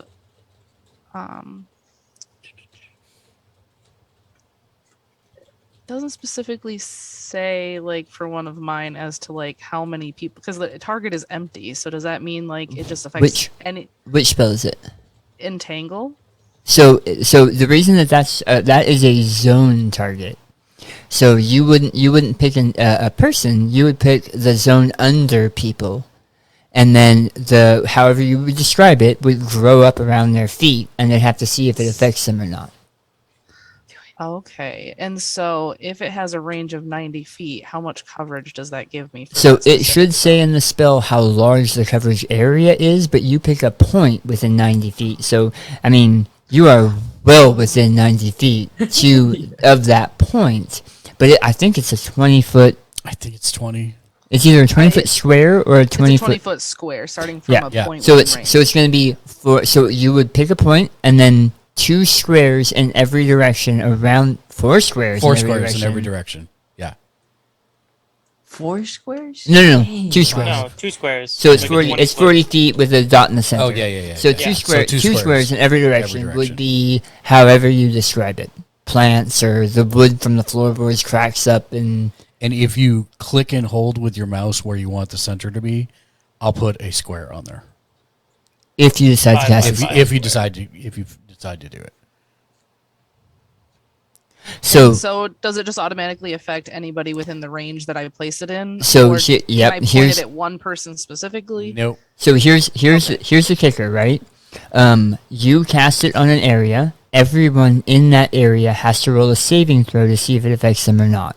And since it's an area, I think it stays for a while. It does. And if somebody moves into it or tries to move out of it, it's difficult. But you can be clever with how you want to drop it and affect the most people. But you kind of have to, because it's a zone, you kind of have to figure out where you want to drop it. So if you can give an example, Mark, and I think you're being called. Oh, I'm being called. What's that? Did you just give it to us? Can you just give us the whole? Yeah, that's fine. Okay, sorry. Yeah, so Just an example. yeah, Sorry. so as an example, let's say you threw it. It's going to be on a corner. Just here or here, right? Okay. You're gonna affect 2 squares in every direction. So if you threw it here as an example, you'd go 1, 2 to the left. It's a point, so you have to go 1, from the 2. corner. Oh, Yeah. sorry. I see what you're saying. The corner of the box. Yeah. So if you did it here, it'd be 1, 2 in every direction. So you get win. You'd get this guy. You got this guy. You get this guy. You get. Can you do me a favor, that's even Bella, better. and see if you can move that square? I don't. You should be able to. I can't. Really? Yeah. No. Oh, thank you. Thank you for the raid, everybody. Appreciate it. So this is your 2x2. Okay? Okay. So that would be an example of what you could do. And that I think, I mean, I've been playing this game a long time, and 3 of those people are asleep, so I don't know if you want to try to entangle them. But that is kind of what your entangled spot would look like if you chose to cast that spell, and if you wanted to go wherever. So if you let us know where you want to move it, if you wanted to entangle this group, or What if you move the box down 2? Oh. And how does it affect people who are already sleeping? so because it doesn't do damage, it wraps them up. So if and when they wake up, they are going to have to make several checks to get up.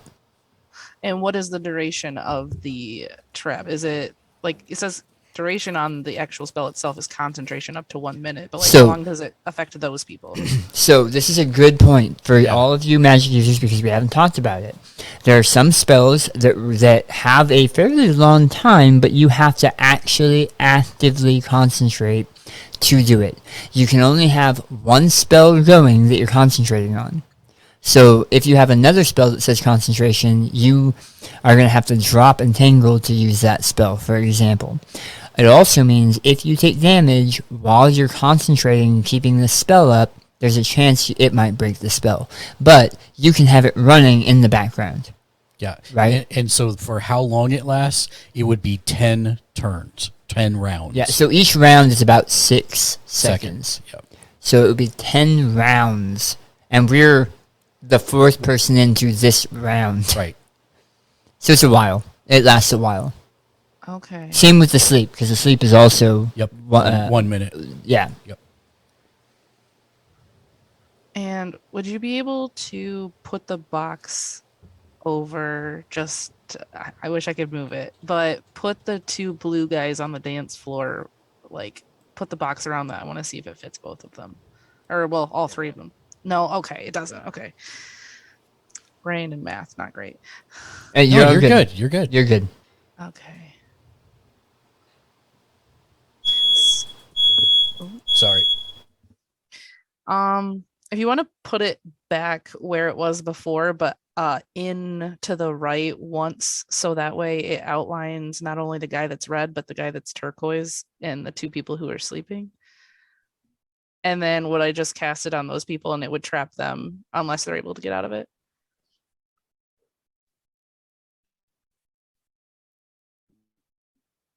But I think they have that beeping thing. So it's called a fire alarm, Jag. Oh. Oh, I Is didn't that what it see- was? Yeah. It's a smoke Gotcha. detector. Say less. Smoke detector. Mhm. Do you know what a smoke detector is, Jag? Yeah. Okay, am I unmuted? All right. Didn't even see him walk off the screen. So if you could do me a favor and click the entangle button, it should bring up the description, and I can go over it a little bit more specifically. But usually it's just a roll. It pops up, and then I think on their turn before they move, I roll their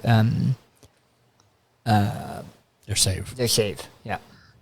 Okay, and do I do this from the spells page or the core page, right? Either one, I think, will give me the description. Oh, okay. I'm not sure if it's in your core page. I think it is. I don't think it's an attack, so I'm not sure. Yeah, I don't think it is. I think it's under spells. I don't want to run over you, buddy. I don't want to run. Ow! I don't want to run over you. Okay, so do I just click a certain button on the spells page? Yeah, it looks Put like the the name on little it? chat bubble. Yeah. Oh, there you go. There, There you you go. go. Perfect.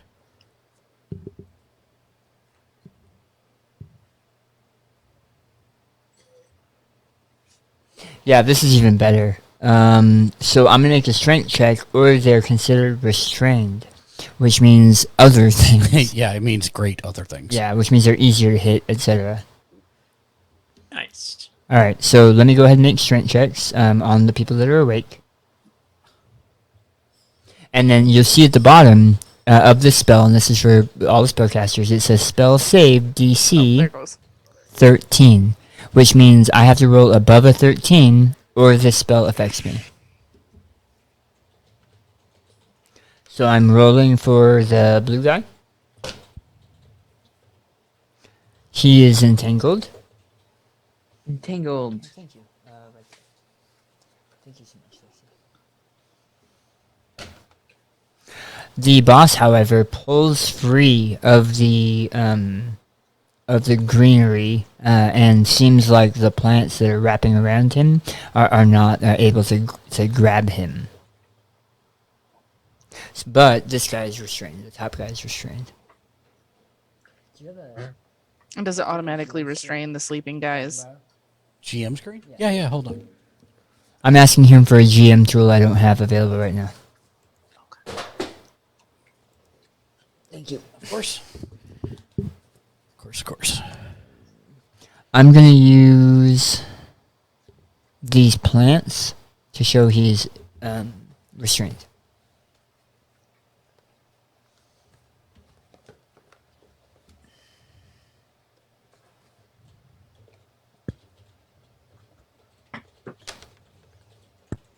Can I have a different GM screen? Yes. This one is literally all Waterdeep stuff. What are you looking for? I'm looking for all of the restrained, unconscious, what all that stuff means, and that's in most other. Let me check the main one. Hold on. Oh, I'm making him dig in for tools now. It's okay. I came out knowing I was running this game, and I forgot all of my dice, all of them. I have like 100 sets of dice. 100 sets.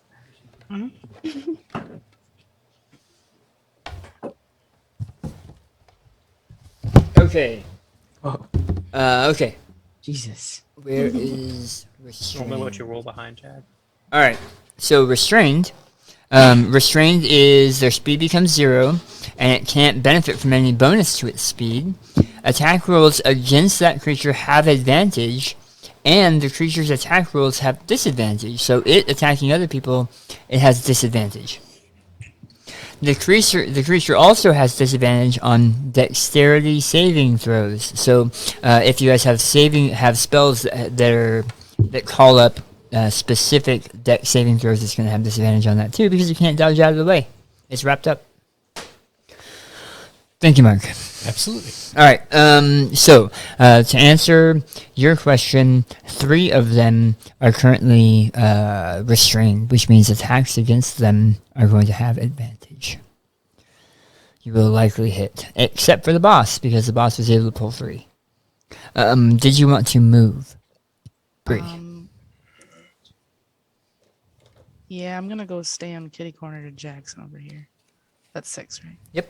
1, 2, 3, 4. Yeah, you're dodging over tables and stuff. I'm passed out. Ditching me is what's happening. Wait, how are you? I didn't have enough move spots to do anything. I thought about it, but Throw a bottle at me. Throw a bottle. Both. Okay, so Destroy them. first thing I'm going to do is take a bonus action to use Zephyr Strike, which will allow me to get an extra 30-foot movement and no opportunity attacks. Is that a cantrip? It is, I believe, a first level spell. Okay. I'm double checking. Stand by one. I have to find the screen that has my... Where is it? I don't see my character sheet. All right, that makes it easy. Let me just open it again. And then pop out so that it doesn't obscure stream. There we go. All right. It is a first level spell. Yes. Okay.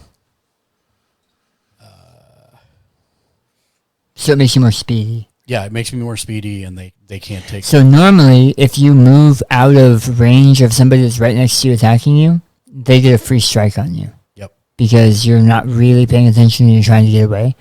But the spell allows him to kind of be sneaky and slip away so they can just focus on the sleeping Hillman. And I'm going to declare the one that was closest to me as the target of my Zephyr Strike. What does that mean? It gives me an additional D8 force damage on a hit. Oh, wow. 1, 2, 3. Actually, I'm going to hand... I'll put the loot on my back, pull out my bow, and shoot him. Okay. No sneak, correct? Yeah, because I wasn't hidden. I was quite proficient. Yeah. Okay. Yeah. So then we'll just go to my bow, and as soon as I find it, there it is. Is there a saving throw for them? No. Okay. It's just extra damage. Okay. If it hits. Did it not roll? That's weird. Oh, because I'm on the items, not the attacks. My bad. And I'll click my bow. There we go. 16 does hit. So now, because he hit, he's going to click... I think you click longbow +1, it does damage, right? Correct. And So in the chat, you don't have to re-click anything else. You just click the name of the weapon in the chat. And yeah, so if you see in my chat where it's green, where it says longbow +1, so if Daniel tells me I hit, I just click on that, and it automatically rolls damage for me. And because I have that spell, I'm going to roll an additional D8 of damage. Yep. So 2. So 12 points of damage total. Non-killing. Oh. Non-lethal. Non-lethal. Okay. As you fire the bow, you see that it digs deep into his shoulder, and it does enough damage that it spins him around and he cracks his skull on the table and falls to the ground. Perfect. Jeez. And that is my turn. All right. It is now Garmin. And just to say this, because you guys aren't right next to each other, just because Bolt is doing non-lethal damage, meaning he doesn't want to necessarily kill them, doesn't mean anybody else knows that or has to do that. Right. Yeah. And it's you. I was honestly gonna fire a crossbow bolt into the closest blue guy. How do I ping again? This one. You hold click and down hold. your left click. Ah. Yep. That guy, the blue guy. All right. So go ahead and click. What do I just click the light crossbow? Yep. In the combat section. Yep. Perfect. Wow. Nice. 21 hits, even with his special armor. So go ahead and click the word. Yep. Perfect.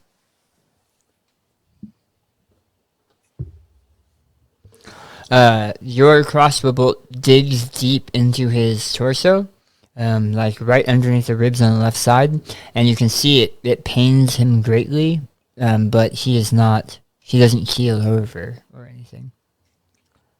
It's almost like the sand armor closes around the bolt to prevent it from going deeper. Mm-hmm. And then I can move, correct? You can move 6 squares. 6 squares. Okay, so I'm gonna move up here to the bar, next to the bar, not kind of behind, but not really behind. You know, Awesome. You're far. away from everyone else. I know. All right. And are you done? Yeah. Okay.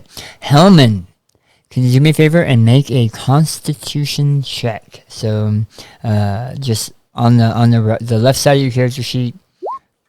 Yeah. You wake up. The sound of ensuing combat kind of brings you to your senses, and although a little groggy, you realize things have been happening since you kind of dozed off with the music. The strange part is, the music is still continuing. There's kind of a strange combat-like battle music happening in the background because he was paid very well to do just this. And Hellman, you are not prone, so you can easily rise to your feet and do whatever you would like to do. Okay. In my startling, am I allowed to throw the chair I was sitting on? So you can use things around you, but they are considered improvised weapons, which means you'll have a disadvantage on that attack. Okay. All right. I'm gonna say beefcake as my chosen word to animate my shield. As you spout the word beefcake, the shield rises to protect you, hovering nearby. And it looks like this guy already kind of got the back end of it. This stuff in my way, like this chair here, does that act as an actual obstacle? Mm-mm. It's not enough to really. Tables might be in your way a little bit, but chairs no. Okay, and I still get an attack action. Yep. Or for that, okay. I'm gonna use. Wait, does the animate's a bonus action, isn't it? Mm-hmm. Yes. So that's my one bonus action, correct? Correct. Okay. All right. Well, then I am just going to, since my hands are free, I'm going to use my great sword to attack this one. All right. So I just got to click. That hits. So you hit. Yep. Oh, it's red. It's because you rolled a 1, but it doesn't matter for damage.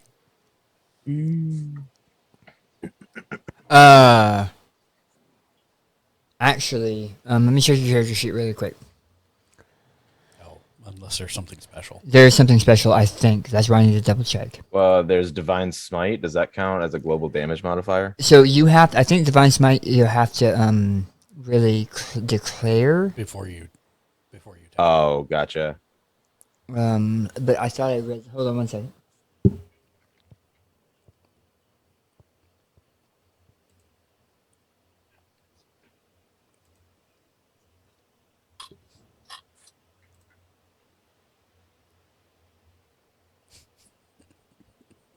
Hellman wakes up.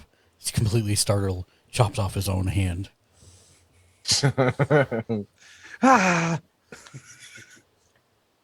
Oh, please keep in mind you do have the feat Mage Slayer, and you're gonna want to know what that is. Oh yeah, he's definitely gonna want to know what that is. When you're within 5 feet of somebody who tries to cast a spell, you can use your reaction to make an attack against them So basically, you get to attack on their turn because they cast a spell near you. It's like an instant in Magic. Yep. Okay. Or an interrupt. Okay. You don't have the thing I thought I saw, so you're good. There's sometimes there's this other thing that allows you to reroll 1s or 2s on damage, but you don't have that. Did Okay. Did Hellman use his card? No, I didn't. Okay, how do you want to do it if chat redeems one? No, he still gets one. Okay, good deal. And we have a quick to Torm. Look, I'm Jackson. I'm drinking milk. To Torm. Milk. That's Jackson's favorite drink. I'm like swamp water.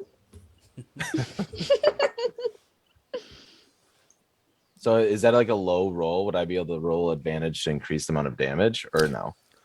No, the card advantage works for the D20 rolls, so saving throws, ability checks, skills, and attacks, but not not like damage. Okay. Although that's something we can consider in the future. All right, so you did 8 damage, which is not bad at all. And that I think that's it. Is the guy you attacked still standing, or? Yes. Okay. Yep. And for my for the animated shield, that only goes away when I use another bonus action, right? No. No. So you let it go. You use your bonus action to activate it. It now hangs there for a minute. Yeah, for 10 rounds. For 10 rounds. And there's 6 seconds. Oh, okay. Yeah. So for 10 rounds, it's gonna float around you, blocking stuff, and then it will drop to the ground after a minute. Perfect. Okay. All right. It is now. I will state what is going on. It's now back I've to already Jackson. swung my sword. Back to you, Jackson. Oh, back to me. What? Yep. Sweet. We're back to the top of the round. Do I have? Am I sneaky at all or no? So, No, huh? So here's the deal. You're level. He's level 3, right? Yeah. Okay. So you have an ability that lets you run really fast, or try to hide as a bonus action. Try to hide. Yeah. Can I attack after hiding? Right. That's the whole point. Oh. But you have to let me know how you're trying to hide. Behind the table. Okay. I'm moving. So technically, at the end of the last person's turn, which was Hellman, Pedestrians are moving. Yeah, they're hiding behind stuff, and they're. Mm-hmm. Oh. Can't be meat shields anymore. Oh, no more meat shields. You could probably grab it. I'm sure you could convince the DM to grab a meat shield. So Jackson, if you want to try and hide, you're going to need to move behind a table. Yeah. Can I move there? Yep. And then you will roll a stealth check. Stealth check again with advantage because you're booties. Oh. Yes. You have quiet baby booties. Stealth. Where the heck is stealth? There. Okay. And you move behind, and then you tell me who you're attacking. I'm going to roll perception to see if they see you. I would like to attack the guy right in front of me. Like the first guy. This guy right here? Yeah, that guy. Okay. Perception? Yeah, I rolled. Normal, right? He rolled. I rolled perception to see if I see you trying to hide, and it doesn't appear that he does. And then you roll an attack. So now you roll your short bow with advantage. With advantage? I'm sorry, not with advantage. My bad. You'll do sneak You'll damage. do sneak damage, but you don't have advantage. Correct. All right, short bow. Ooh, which definitely hits. That hits. Yes. You guys are rolling really well. So now click on the green short bow. Now you click on the green on the word short bow in the chat. And then click it again. No, see where it says short bow in the chat? Mm-hmm. The green in the chat? Yes. Click that. Yes. And you did 5 damage. No. Oh, and you you need to roll a d6. 2. Oh, is he 2d6? So you roll 2d6 because that is your sneak damage. That's the extra damage that you do for being sneaky.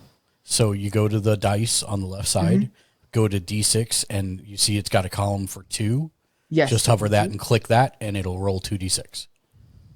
So 12 damage total. What? You rolled 7 plus Oh, the yeah. 5 you had already. Got it. So that's 12 damage. And he drops to the ground. An arrow is sticking out of his throat. Oh. And we have another Tatorm. Tatorm. Oh. Torm. Oh shoot. To Torm. Storm.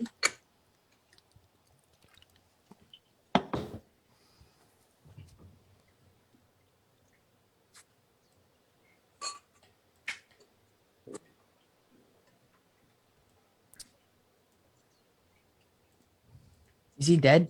Oh, he's quite dead. Oh, sweet. Yes. Yeah, I did say arrow in the throat. I did it. He tries to tell you he's dead, but all that comes out is...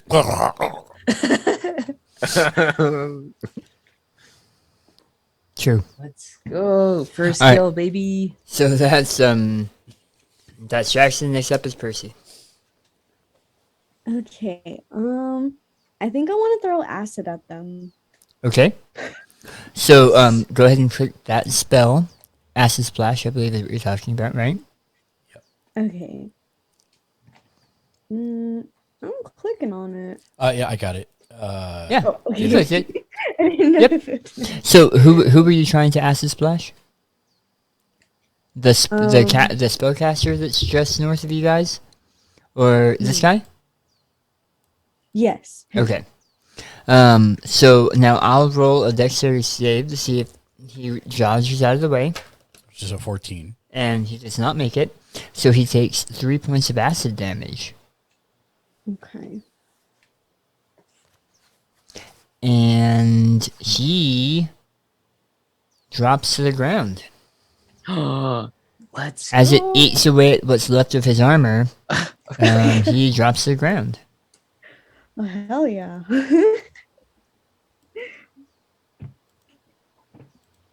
Okay. Did you want to move at all, or did you have another? move closer to the other people. I think I will move a little. Okay. I can move 6, right? Correct. Okay. I shall move away. Okay. There you Okay. go. It's now their turn. Everyone who's not dead or Asleep. asleep. So I'm gonna start here with Hellman, as these two attempt to strike Hellman.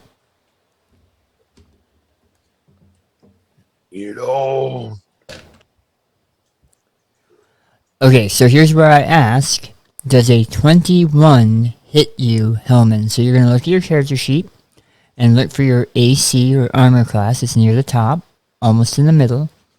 I believe your armor class is 18. It's right above your hit points. That hits. I'm at 18. Okay.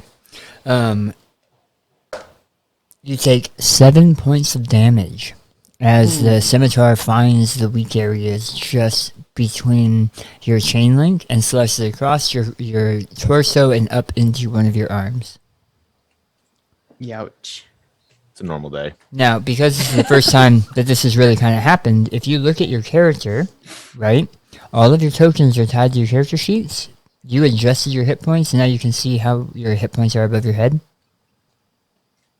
On Yep. How they reflect your new hit points. Yeah. Okay. That was the first guy. Second guy. Does a 13 hit your AC?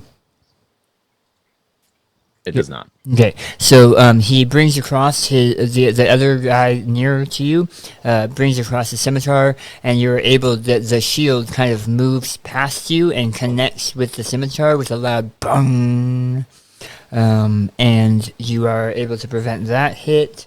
The boss, upset that his people are dying, moves out of the entangled area because he had succeeded before.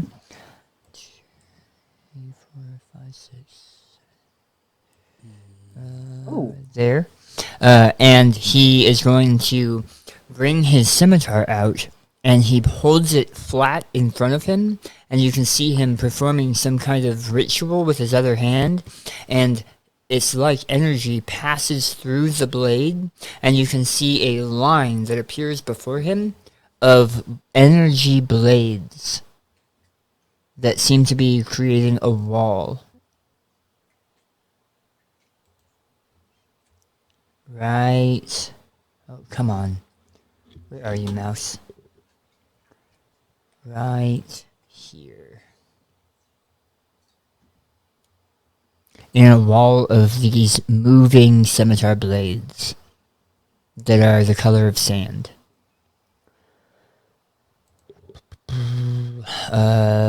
This one is going to try to make a strength check to break free of your entangle. And he is just struggling. He is, as he moves, you see more of your vines, Bella, wrap him even more tightly as he struggles against them. And I think that's it. Yeah, that's it. And it is now, I think, Brianna. Yep, Bella. You're on mute, I think. Just pull it down. Oh, there.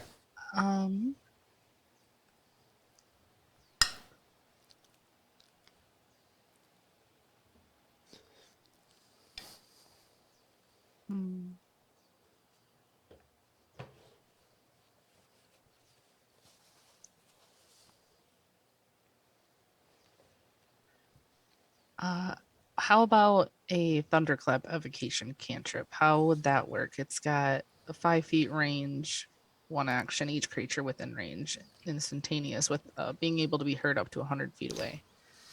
All right, so what that usually is like you move into melee with people, or close to, because I think it's within 5 feet. And then you'll clap your hands together or you'll stomp on the ground, and a thunderous shockwave moves out past you into an area, and it damages everybody in that area or knocks them down or whatever. But if you can click the name of the spell so that we can read over it, just make sure I'm right.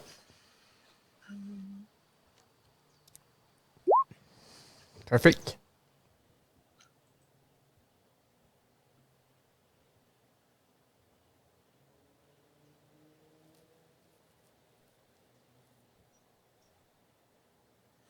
Okay, so this one is every creature around you within 5 feet. So the 8 squares around you, like directly around you, anyone there, friend or foe, would have to make a saving throw or take damage. You create like a sound danger bubble around you. Am I allowed to move before? Oh yeah, Absolutely. Oh yeah. Okay. And what about this line you just created of his sand blades? It Can I looks move it like past- you can, but it looks like you might take damage. There's a whole bunch of swirling sand-colored blades between you and him. So it would require a saving throw to try to move through it, and you might take damage. Or go around. Or go around. Right.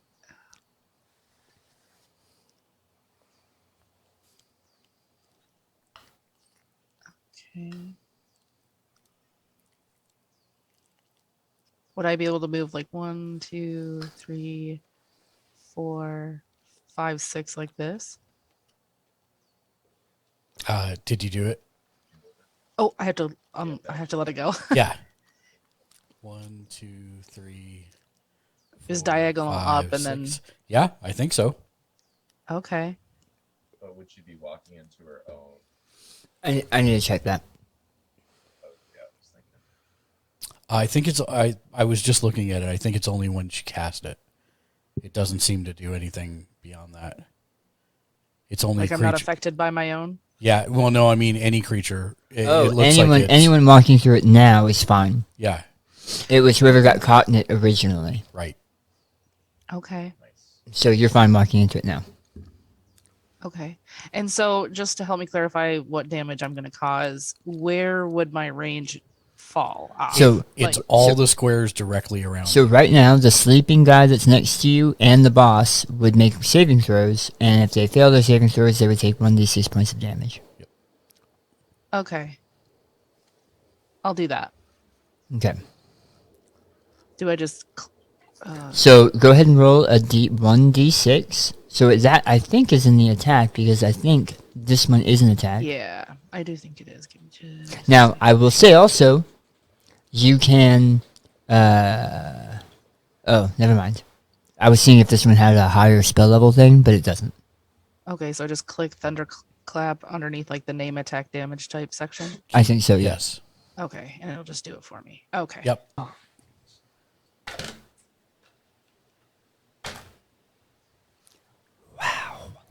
Okay. Yep. The sleeping one takes the full brunt of that damage as it rolls across his sleeping, tied up form, and you can hear a muffled screaming now as he jolts awake but can't move. The boss also takes full damage from that and is shocked because you moved around the blades to get at him and kind of stomped him. And on top of that, everybody can hear a giant clap of thunder throughout the entire thing. Throughout the entire town. Yeah, pretty much. Possibly the area around the town. Yeah. Good.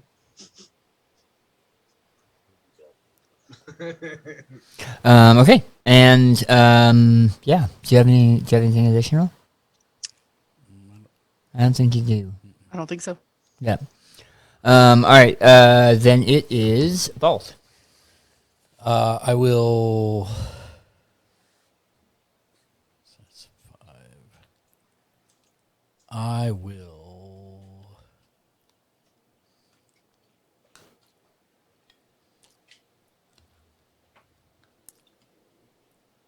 Go ahead and. Oops. Oh, that's fine. I was trying to put that up there, but that's all right. I'm going to drop the Zephyrs, and I'm going to cast Hunter's Mark as a bonus action on this guy right here. Oh. The spellcaster that's entangled. Yep. Hey, Hellman. Do me a favor. Yeah. Max back out your hit points, please. I rolled an attack for that guy, and that's the one that hit you, and that's the one that Bolt already dropped. Oh. So you want me in my hit Yeah, points put to it go back up to 28, yeah. Oh. He didn't actually hit you because he's unconscious on the floor. Oh yeah, I forgot about that. These Thank you. these minis are not easy for me to Tell which ones are on their side to versus grok out which ones up. are on their side, yeah. Normally we just turn them on their side when they're down, but you can't tell. Oh, yeah. Okay, so Hunter's Mark on him, and then I'm going to fire the longbow again. Again, non-lethal damage. Hunter's Mark on which one, sorry? The spellcaster right here. Oh, the entangled one. Yes. So you get advantage. That's what I like to hear.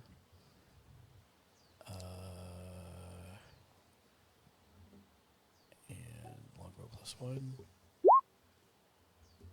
Does a 28 hit? Yeah, by a little bit, and he failed the saving throw too. Fantastic. So 10 plus a d6. 10. So 13, again, non-lethal, attempting to maybe strike his temple or something with the side of the...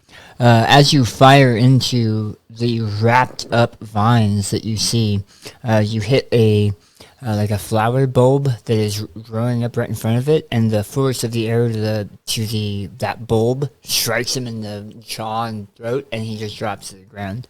Fantastic. I will also move to here. And I am done. Okay. Garmin. Oh, I think I'm gonna get out from behind this. I'm gonna start with a move. So if I remember correctly, your Eldritch Blast has 2 specialties on it. Mm-hmm. Eldritch Spear, which allows you to... Your range for your Eldritch Blast is now 300 feet. Which means you can hit everyone in here, and some people out in the street, and maybe some people that are standing up on the edge of town. Very, very long range. You also have Repelling Blast, which means when you hit a creature with Eldritch Blast, you can push the creature 10 feet away from you in a straight line.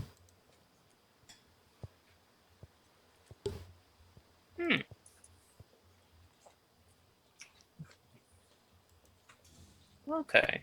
But I mean, that wouldn't work on a. There's one guy knocked out. 2 guy knocked out? There's 3 people asleep, 1 Yeah. person standing by Hellman, which you would push him away from Hellman, and the boss Standing next to. standing next to Bella, yeah. Um. But there is no splash, right? Yeah. So you're not going to hit Bella unless you want to.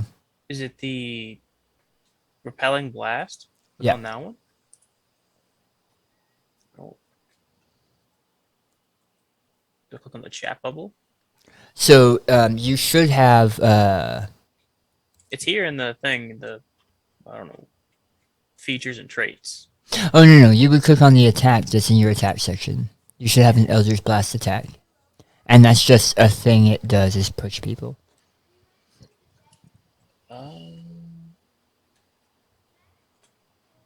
I don't think I see it. I see, Eldritch Blast. The blast, yeah? Yep. Just click Okay. on that. On There that you go. one. And you hit a 13, which... Before he says whether that hits or not, Smart. don't forget you have a card. Oh, I do, right. Yeah, just go ahead and use the card. Why not? You actually I'm have shooting 2. over here at the You actually boss. have 2 cards. Oh, I have 2 cards? Yep. Oh, well, just use the 1 card. It's a jack. It's Jack. It's an automatic success. Huzzah. Okay. So you hit and go ahead and click the Eldritch Blast word in the chat, The green one. the green one. So you do 3 damage, but you also push him 10 feet away from where you are, so he hits this wall. Nice. It's the wall. Does he take damage against hitting the wall? No. Oh, He might if he couldn't move the full distance, but he was able to move the full Okay, distance. understandable. If he was already like 1 square away or already against the wall. Yeah. Okay, so that's another 3 damage. Not bad, not bad. Is there a way to tell how much health he has? Yep. When he's dead, you can estimate about how much damage you guys have done. That works. All right. So you pull forth your eldritch powers, throw them across the room in a searing blast, striking right past Bella Nox and pushing this kind of beefy sand person back away from the entanglement, away from his blade wall, and against the wall. Did you have any other things you want to do? Yes. I moved already. Can you turn this guy sideways or something? Ironically, he is. Oh, okay. My bad. Oh, wow. Yeah, they are. Give me one. Let me see if there's another indicator I could use for unconscious. There's a skull and crossbones. Yeah, but he's not dead. Oh, true. Oh, that one works. Use that Yeah. one and that one. wait. So And- if they're still knocked over, do we still have to kill them? We don't have to kill any of them, Jack. You didn't have to kill the ones you already killed. Yeah, that's Yeah, this just all you know- escalated very fast. I mean, All right. So okay. So it is now Hellman. All right. Okay, so that other one that almost hit me, he's still conscious. He is.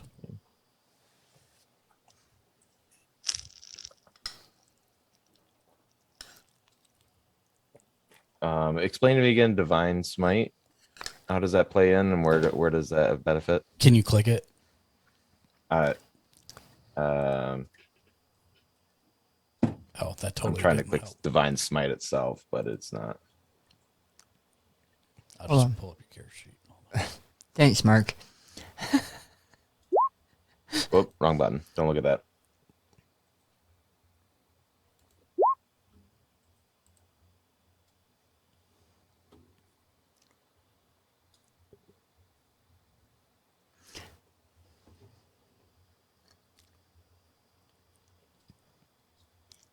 Wow. That's super All right. powerful. So, you know how you have spell slots, right? That you can normally use to Right. cast spells. You are burning a spell slot to do quite a bit of Yeah. extra damage. You're basically like god bonking them. Oh. Kind of makes sense with the name, Smite. Yep. Mm, But you have to declare it before you actually attack. yeah. I'm gonna hold on. Is it a one use until next rest or something? Well, so the deal is you've got to. How many spell slots do you have available? Well, yeah. Technically, I've already used them, so I had to wait until anyways. Right? 'Cause You I haven't can't just used swap any them out spells at so- will. You haven't used Well, any no, spells this I day. have 3 slots, but I already declared 3 slots. Right. It doesn't Oh. matter. It just means that you don't get to use one of the three. Instead of today. casting that spell, you are burning some of that energy in a different way. Right. You have potential energy within you that you may have said, okay, I'm going to use this over here, but it's still burning within you and you can use it to do other things. So instead of being able to cast 3 spells today, you'd be able to cast 2 and god bonk them. Gotcha. 6 spaces. Hold on a second. And you can't go through an enemy space, correct? You cannot go through an enemy space. That is correct. You have to go around them. Correct. And if you leave their area, they're going to try to bonk you. Just checking the range. Is there a range on that Divine Smite? It's melee weapon attack, so you have to be So right next 5 to feet. them. Yeah. Gotcha. All right, darn. Okay, so I'm gonna hold on to that thought then. I'm gonna do compelled duel on the one closest to me. Can you click it? Thank you.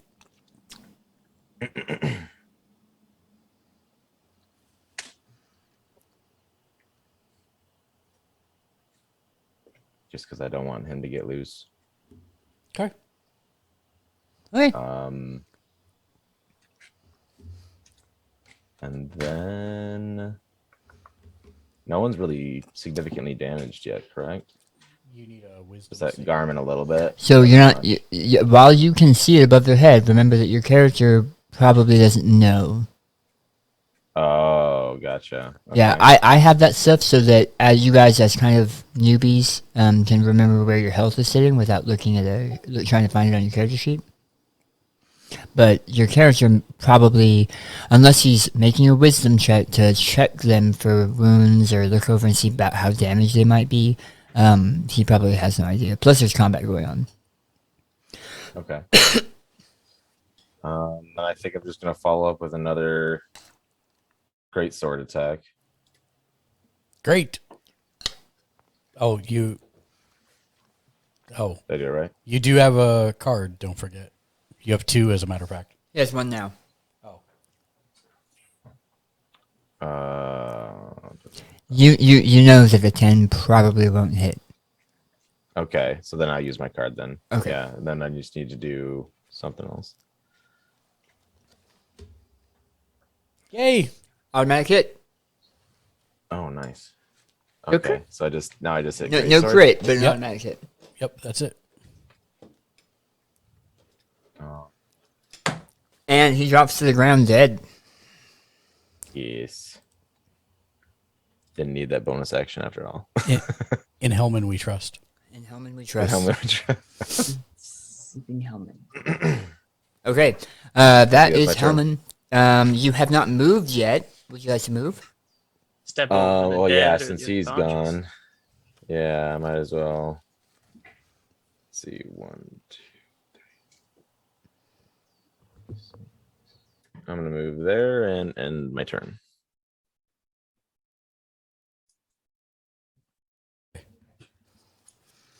All right. Okay. So you moved over to Bella. Awesome. Are you done? Yep. Oh wait, hold on. Was that 6 squares? Yeah. Oh, diagonal. Let's see. I was right here, and I went 1, 2, 3, 4, 5, 6. Okay. Cool. Cool. It is now top of the round again. Back to Jackson. Yes. Okay. This line. What is this line? So it is a blade, a wall of blades that are like spinning, and protecting the only guy left that's not asleep. And they are spinning, and they're like kind of made of sand, but they're spinning, trying to protect him. Okay. So does that mean I can't go through it? You can try to go through it, but they're spinning really fast, so you're gonna have to make a dexterity save to try to jump through without taking damage. Should have a good dexterity though. Alright. True. So is that what you want to try to do? Yeah. I'll Okay. have to do that. So move to where you want to move. Go ahead. Can I help him Yeah. with this? So remember how I was saying before, you can use a bonus action to go really fast. Oh yeah. So you can, as a bonus action, take your full movement, and then you still have your full movement. So you could actually go up and around, go 1, 2, 3, 4, 5, 6, over by Up Bella. here. You could even go further, like 1 over, and then you still have 6 to go. Oh wait. So what do I have to use to do that? You just say, "I'm taking a bonus action to dash." Oh, okay then. And it's a rogue thing. That Yeah, allows you it's to a do rogue that. thing. You're the only one that can do that. So what is it called? Dash? Dash. Yeah. Normally, Is that like once a it's once per round. Yeah, it's every Oh, turn. You can do that every turn. wow. Yeah. All right, sweet then. I'm gonna go right here then. Right here. Yes. Okay. I dashed and then went there. Awesome. Thank you for telling me that. Yep. And then I'd like to attack the boss dude. Okay. So go ahead and make an attack. So this time you're going to use your rapier instead of the crossbow. He could still shoot him with the bow. You can.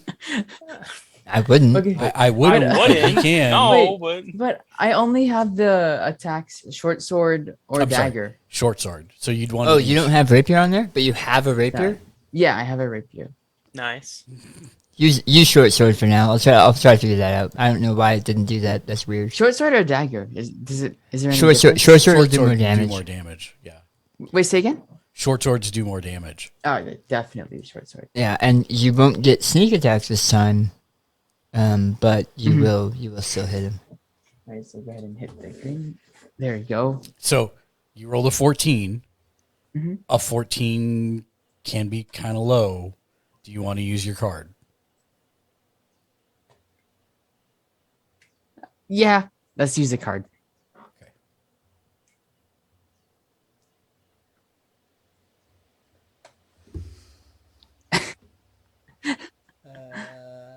There you are. It's gonna give me a 1. You got an ace. Automatic success. Oh, sweet. All right, go ahead and roll damage. Wait, I already. Oh, he do I already hit it did. again? It's a 5. You Okay, win. Okay. All right. Nice. Boop, boop, boop, boop. He looks fairly wounded, but like he's still holding his own. Okay, sweet. Oh, okay.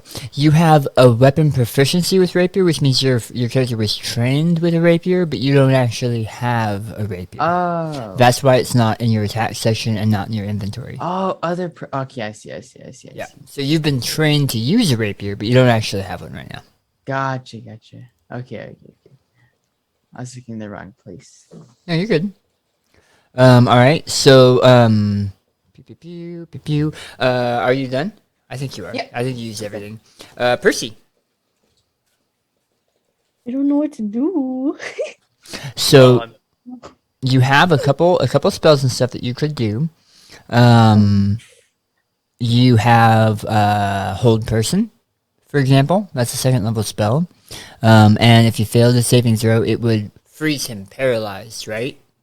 So he would be easier to hit. You could Yeah. try to splash him with some acid. I'm not sure which other spells you have prepared today. You already used sleep. You could try to use sleep again and see if it hits him. Can I use the magic missile? Does it have the red dot next to it? Yes. Yeah. Yes, you can. Because you prepared it this morning. So yeah, absolutely. Or I Cool. can blast it? Cool part is if you click that really quick, It just automatically hits. it automatically hits. So you did 2 damage to him that he can't block. So good on you. Heck yeah. nice. Yay. As 2 ribbons of energy shoot forth from your fingers, blast around the room searching for their target, and strike him dead center. And he drops to the ground. Wait, who? The boss. Oh, sweet. Yep. Cool. He Someone collapses to the ground, a little bit of arcane Right. smoke rising from his body. Yay. So my Fun 'em. suggestion would be figure out what you want to do with these sleeping guys, and soon. Ditch. Kill them. Oh my. Okay. No mercy, I guess. Let's try and get some information for them, shall we? Oh, yeah. That's a good We idea. knock 2 of them out. We can take them with The us. bloodlust Another is 2 can unquenchable. die. So 3. There's 3 that are sleeping. There's 2 that are knocked out. So tell me what your plan is before, and that will tell me whether or not we're still in combat. Oh, tie him up. Tie them I up. thought they're already tied up. They're- No, no, One's They're tied up. just tied up. temporarily tied up in vines. Oh. One of them isn't even asleep anymore. He's writhing around on the floor in the vines. Yeah. Oh no, let's get him. So No, he's been knocked out now, hasn't he? no, there's one that's awake. The thunder woke him up. Thunder will come up, right? So give me a plan of action, folks. Tie up the one that's still struggling before the Yes. vines go away, and tie up the others. Okay, so who is tying up who? I'll tie up the one in the vines. Okay. There's 2 in the vines, but you'll tie up the awake one in the vines. I'll tie up the awake one with the vines with the intention to tie up the spellcaster immediately after. Okay. So I'm gonna Wait, move you there. How many people are still up? There's 4 alive, right? There's Five. 5. There's 5 that are alive. So put yourselves near the ones that you're tying up, please, if you're gonna tie them up. Okay. Okay. So I'm gonna say, Percy, you're gonna tie up the one that's this one. Okay. Jackson, I'll have you tie up this one. Yep. And Hellman, I'll have you tie up this one.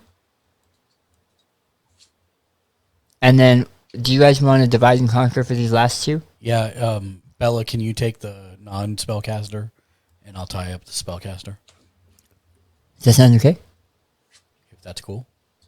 Okay, so what I need from you guys, the 4 of you, 5 of you, 4 of you, 5 of you that are making these checks, I need you to make a survival check, please, because survival is a lot of knots and stuff like that too. So it's in your skills.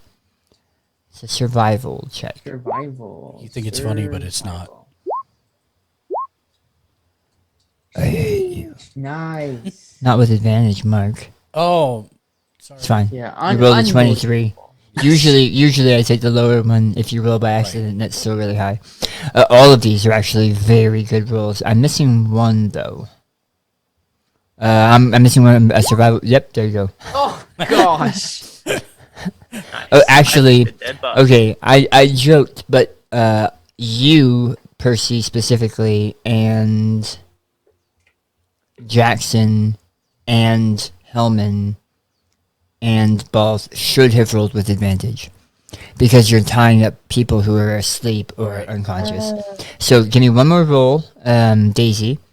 Just the same roll again. The rest of you rolled high enough that you rolled well enough, but I'm going to give you a chance. Yeah, okay. Yeah, you all rolled well enough that by the time the minute is over and the people who are asleep start waking up, they are well tied and well knotted, surrounded by the dead corpses of their brethren. They're sad. Angry, frustrated, and maybe sad. So, actions. We're not in combat anymore, so you guys can do Sweet. what you want. Let's get a drink. I was see like, what these first two have off- on them. What happened? I was asleep, and then I got stabbed. I saw our comrades on the dance floor take arms, and then the folks in the corner all stood up and took arms and started attacking us. Give me I an didn't shoot first. give me an investigation check, Garmin. Oh, okay. Where would I find that? It's in your Aren't I skills. supposed to? I have arrows. Aren't I supposed to like lower the quantity? So that's up to the DM. We I generally did. I don't. took one away We generally took away two. don't track that. because you're gonna find it again if you win the combat anyway. Sort of, but it's minutia that we don't really. Oh, gotcha. We just assume people are smart enough that when I'm in town, I need to buy more arrows. So when it's something that's small like that, it's not something we usually track. Like, if you have over 10 gold pieces in your pocket and something costs a couple copper, I don't usually track that because it's essentially saying I have $10 in my pocket and this thing costs 5 cents. I'm not gonna worry about it. See less. Okay, Garmin, as you are searching these corpses, you find a couple things.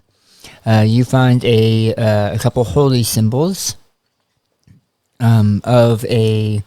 They look kind of like a spider with, instead of the black abdomen or the black big butt, it's an open eye. And you find a couple of wicked-looking daggers, a scimitar, and the staff that the mage was carrying. Interesting.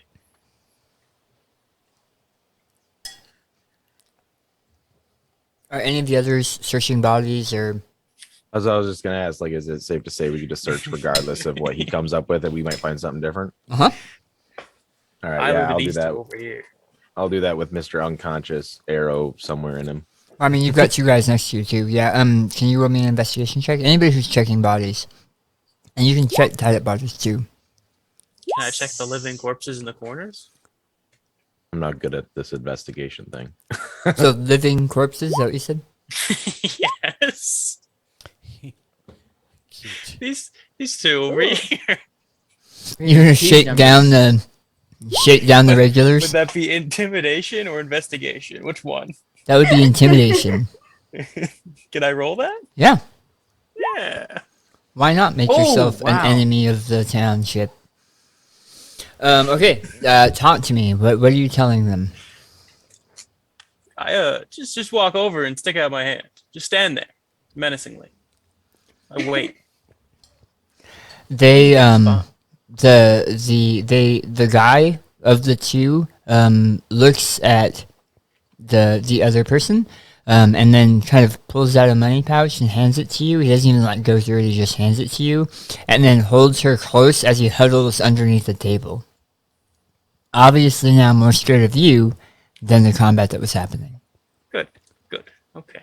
Oh, wait, we can steal money from the bystanders? Oh, he didn't steal. They He gave it. to me. he That was a gift. insinuated I they were protected him next. from the danger that was here. Oh. He gave me a small gift. How much did they give you? I don't know. It doesn't matter.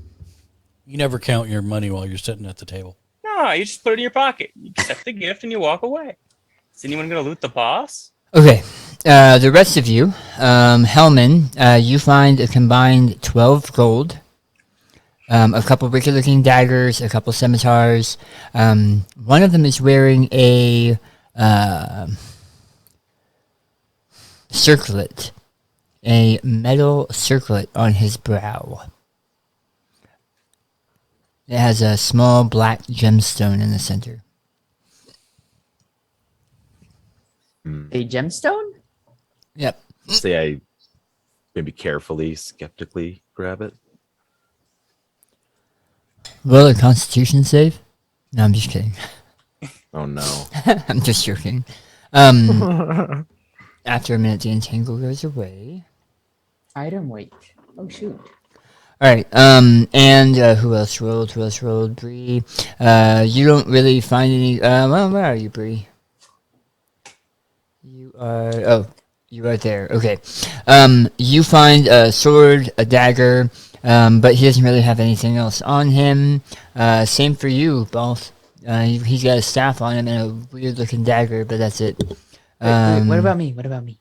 You are here. You find a sword, a dagger, and a small pouch that seems to, like, when you jingle it, that sounds like some coins, but when you open it, it has 5 small, smooth stones. Nice. Yeah, penguin Smooth currency. stones? Let's go. Penguin currency. And Percy, as you are patting down that sleeping person, you find 2 scrolls and what looks like a note pouch, like that maybe a courier would carry, and a scimitar and a dagger. Oh, hell yeah. Are the notes in a different language? They seem to be. It would take some sussing out to figure out what they are. The scrolls, however, are magical scrolls. Oh. Do the items you mentioned just show up in our inventory? I mean, I'm not assuming that anybody's taking anything.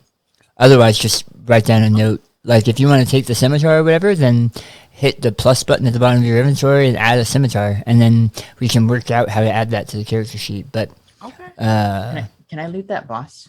Yeah. Yeah, I was gonna ask if it's looting the boss. no, I figured you guys were just gonna leave. Well, I'm. Oh, Curious. 7. Okay, someone else can have it. All right, I'm ready to move on, guys.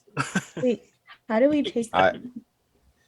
I Tell don't you even know say what you're gonna questions take to it. ask, so I'm going to the bar to get a drink. Get the milk.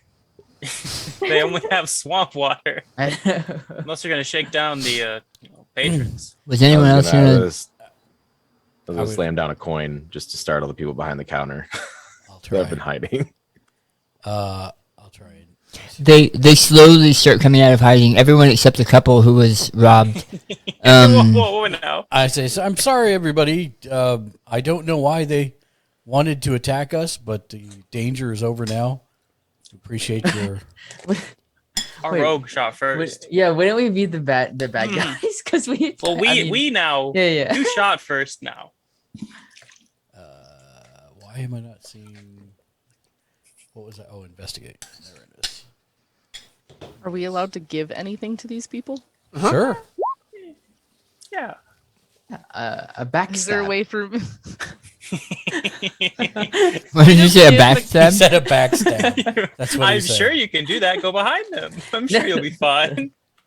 No, I mean like Oh no! Look at that thing over there. I intimidated them out of their coin. Can we give them coin back? Yes, Just you be can. like sorry for their ridiculous behavior. Absolutely. Give them less than they gave. You don't know how much they gave. Oh wait. Oh. Is there a way for me to find out what they gave him? You would have to. You could either ask them what he had in his pocket or what he had in his pouch, or you could go ask Garmin, "Hey, how much is in that pouch?" Those are really the only 2 ways. I have no clue what's in the pouch. I just don't even know. Well, why I'm don't on you a check roll. it? How about you check it? How do I check the pouch? All right. Well, then I'll just ask them. Okay. Oh, please do. I'd love to know what was in the pouch. Where is this pouch on his body? Where is it? It's in me. I have the pouch. You touching me over here? So roll me a perception check, Hellman, because it's to see if while you were searching those bodies, if you even saw him rough up the crowd. Oh, nice, cool.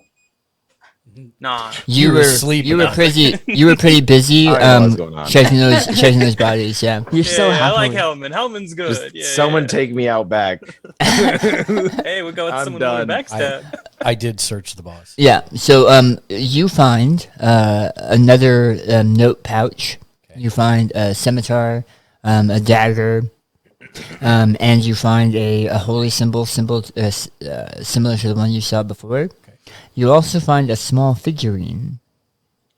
I will take the small figurine and the note pouch. Drink. And we do have a Titorm. Drink. Tator. Titorm. Door. And welcome back, Spaghetti. And I'll look at what is in the note pouch. So in the note pouch are several letters, but they seem to be written in a foreign dialect. Okay. So you and Percy, I think, have notes right now. Is that correct? Where do we Believe find so. that? Can I check what's in this pouch? So the money pouch? Yeah. The money pouch has 1 gold piece and a handful of coppers. Probably their life savings. Perfect. Yeah. So I'm standing right next to him. Do I automatically see what he's got? You see that he's counting the pouch, but you wouldn't know that it's somebody else's pouch. It's fine. You have been What you got there? y'all have been searching through I've people's been looking through the dead guys. Bella, as you approach the couple at the bottom, they seem to be in tears. The guy says, I didn't know that he was a villain. He didn't seem like a villain. Our whole life fortune. We can't even buy that house now. And when you ask how much, he says, it took me years to gather that much. It was 1 gold piece. We should steal the gold back from the magician. I mean, Hey, whoa! I didn't steal nothing here. He handed it over perfectly fine. I didn't ask for anything. oh my gosh. Like Jackson already left the bar. He's out in town. I'm out. With knowing based off of their conversation with me as to what he took, am I able to just freely give that to them? Yeah. You I have... added one gold piece to my. Yeah, that's fine. You all have a handful of gold pieces anyway, but yeah, you can give them back your gold piece. I also put a question mark in my copper pieces. Yeah, Do I just minus it from the gold that I have? you then? just minus it from the gold that you have. Yeah. Percy, were you the one that got the messenger bag that had the note in it and the scrolls? Yes. Okay, so I have a note here on the scrolls that you have. So I'll remember that for you. It's a scroll of levitate and a scroll of knock. Levitate lets you levitate, not fly, but like move up and down. Although it kind of makes you weightless, so somebody could grab your leg and pull you to a different spot, and then you could go up there, I guess. Knock lets you open non-magical doors Ooh. that are like locked and stuff. So the way you use a scroll is it has its own magic. It doesn't use your magic. And it can be a spell you don't normally have. Okay. You and Balt both have the notes. If you make me an intelligence check to see if you can decipher the notes. So that's going to be an intelligence check. Okay. Balt, you're able to piece together some of the wording, but essentially it's a group of people that come from a desert out east far beyond the valley who had come here looking for something. The letters don't say, but they're out here and following the figurine. The figurine has something to do with what they're looking for. And as you start manipulating the figurine, you see that it is a very crude figurine of the Raven Queen. It looks very old, and probably the only reason you recognize it is because you followed her for so long.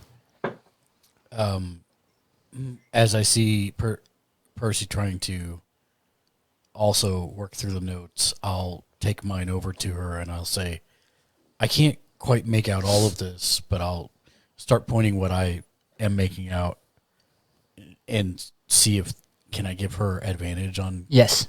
So make another roll, Percy, but this time with advantage. Okay.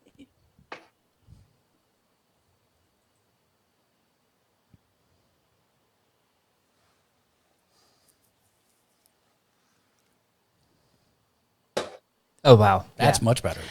Between both of you, Percy, you're able to kind of, now that he's pointing out where certain words are and kind of what this and that might mean, you're able to piece together that these are directions to get to Ebon Crown. Normally, it would be kind of a really kind of crooked walk through dangerous terrain that's full of bandits and stuff, but this gives you like a secret path where you can get up to Ebon Crown where you guys are aiming, but without the extra hassles and danger. Oh, heck yeah.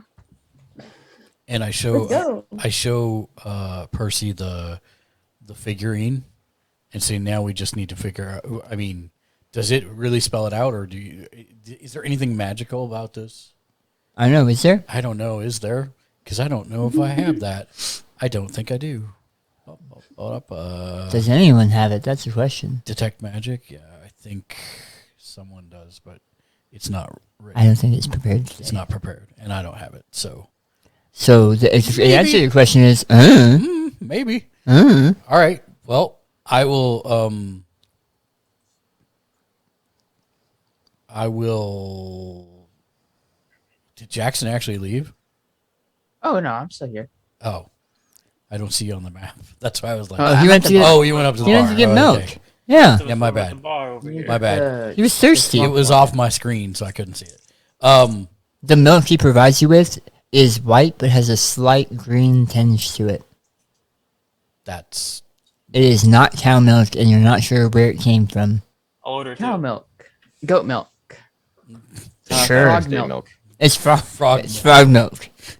Optimism. That's good. I'm just Definitely trying. ordering two. I'm just imagining people milking frogs. How milking- many frogs, or is it one giant frog? That's. I don't want to know any of those things. Dragon milk. I'm going to wave everybody over and tell them what we found, what Percy and I found in the notes. And, Come here, guys. Come here. Does this place have lodging? It does not, but it can point you towards. Wait, Okay. we're surrounding a dead body. I'd like to at least take Yes, you are. the weird spider thing with the eye. Somebody want to chuck him out of the way? So who said that? I did? The Okay. spider thing with the eye? So anyone who currently has one of those symbols can do a religion check to see if you recognize what the symbol is or who it's for.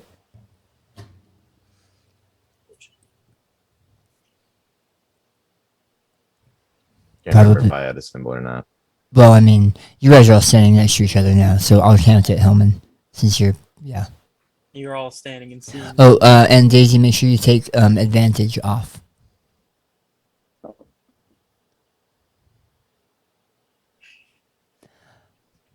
I like seeing all those lower rolls. Yeah, it makes me feel better. Wow. Oh, wow. I'm gonna take advantage off and then roll better.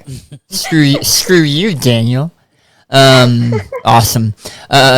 All of you are having kind of a hard time piecing it. It could be the crude design of the symbols, but you actually have read a book that had it in its past, somewhere in the past, where this is an older version of the symbol for Lolth.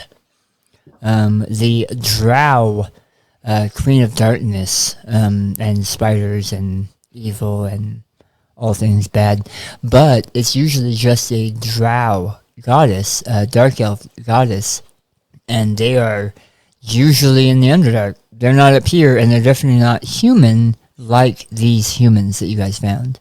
So that is very strange. We should interrogate one of these tied up individuals, Oh, preferably the intimidating mage. people. You have one that's, well, I mean, 3 of them are awake now, but. Yeah, well, I mean, I'd rather do the mage because they're. And boom, the mage is awake. What's up? Why did you attack us?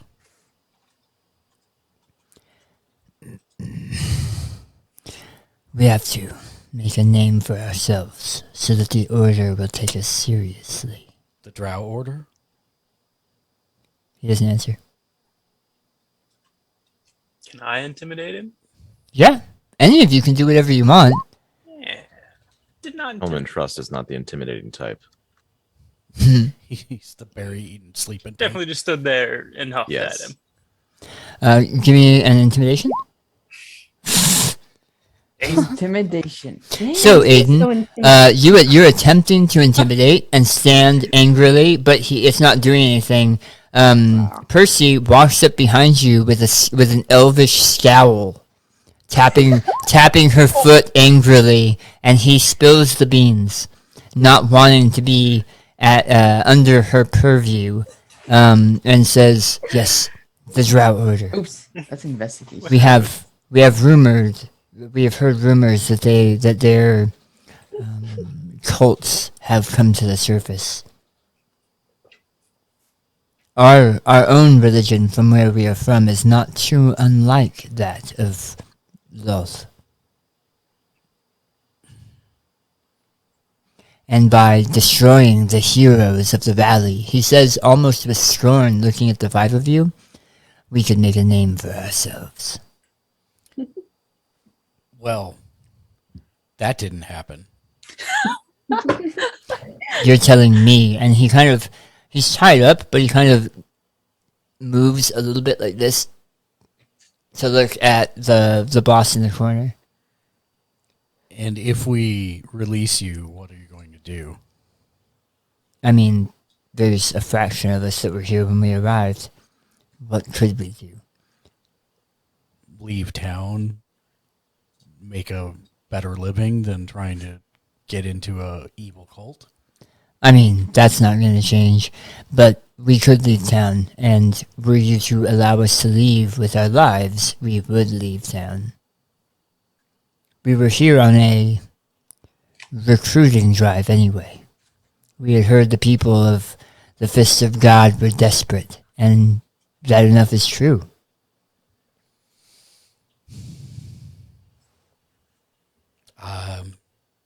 Since I look to the others, since this is your valley, I believe it's your purview as to what you'd like to do with these individuals as the heroes.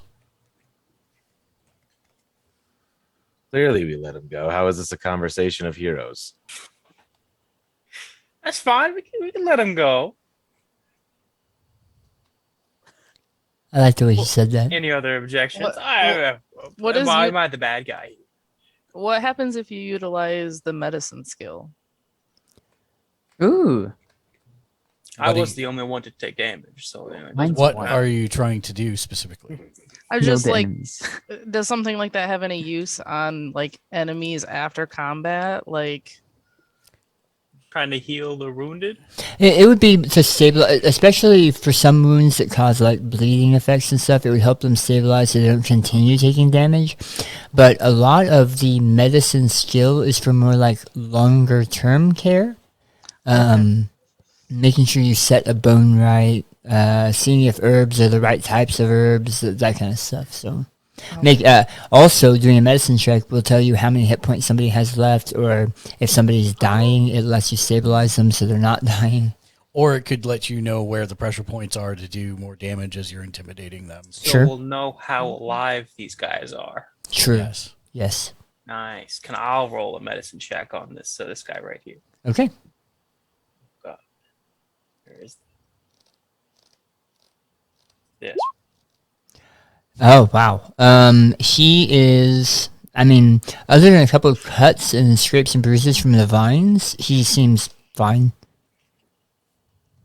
Can I know how many hit points they have? No. Yeah, sorry, he misspoke.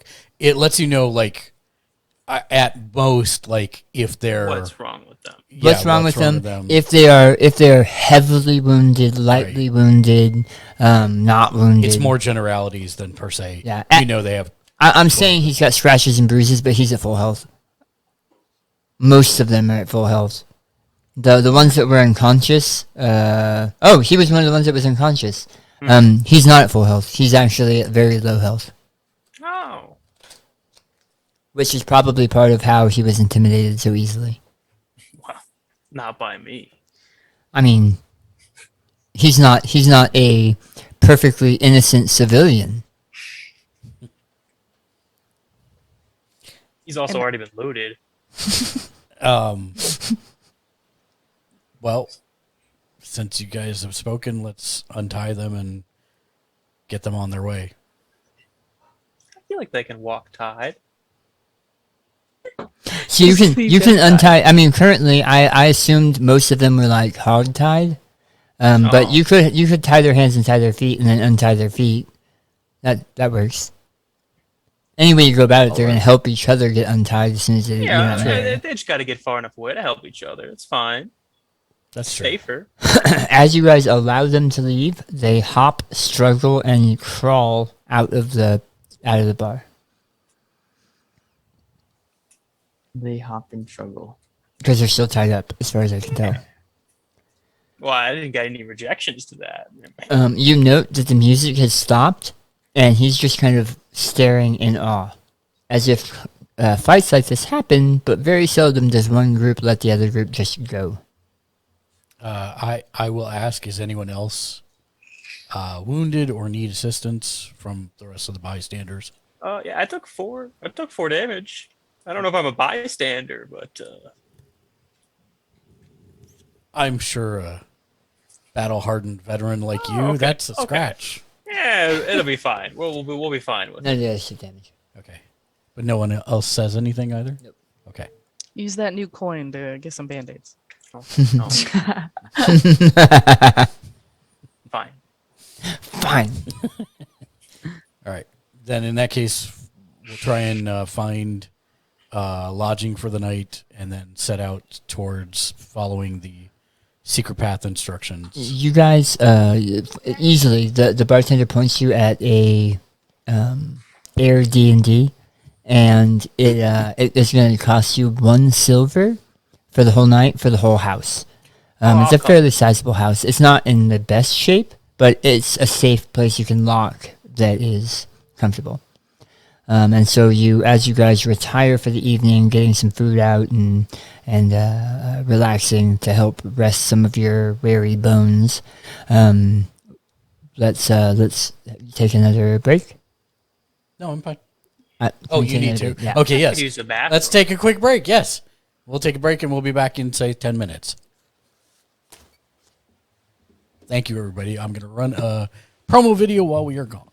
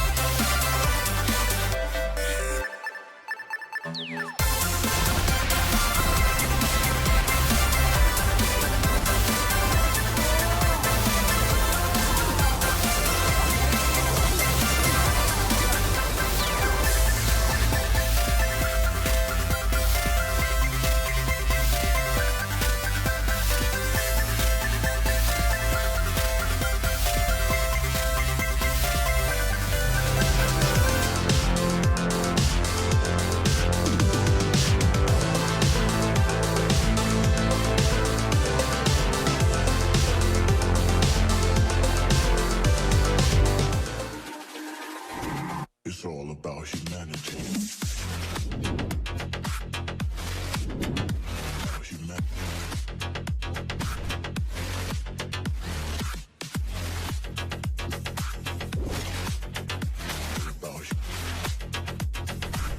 It's all about humanity.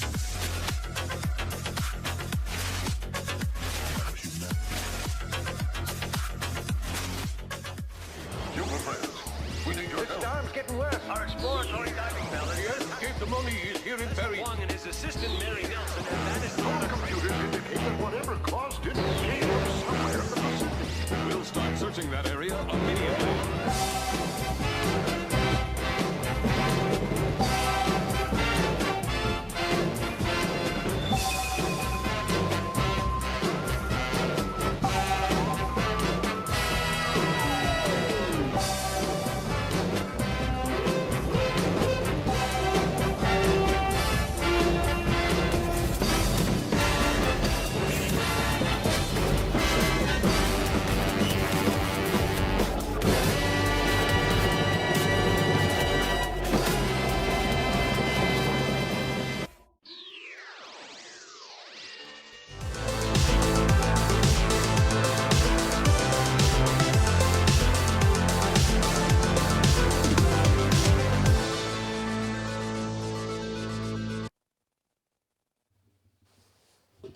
We're waiting for everybody to come back. Wanted to check on a time check for you guys.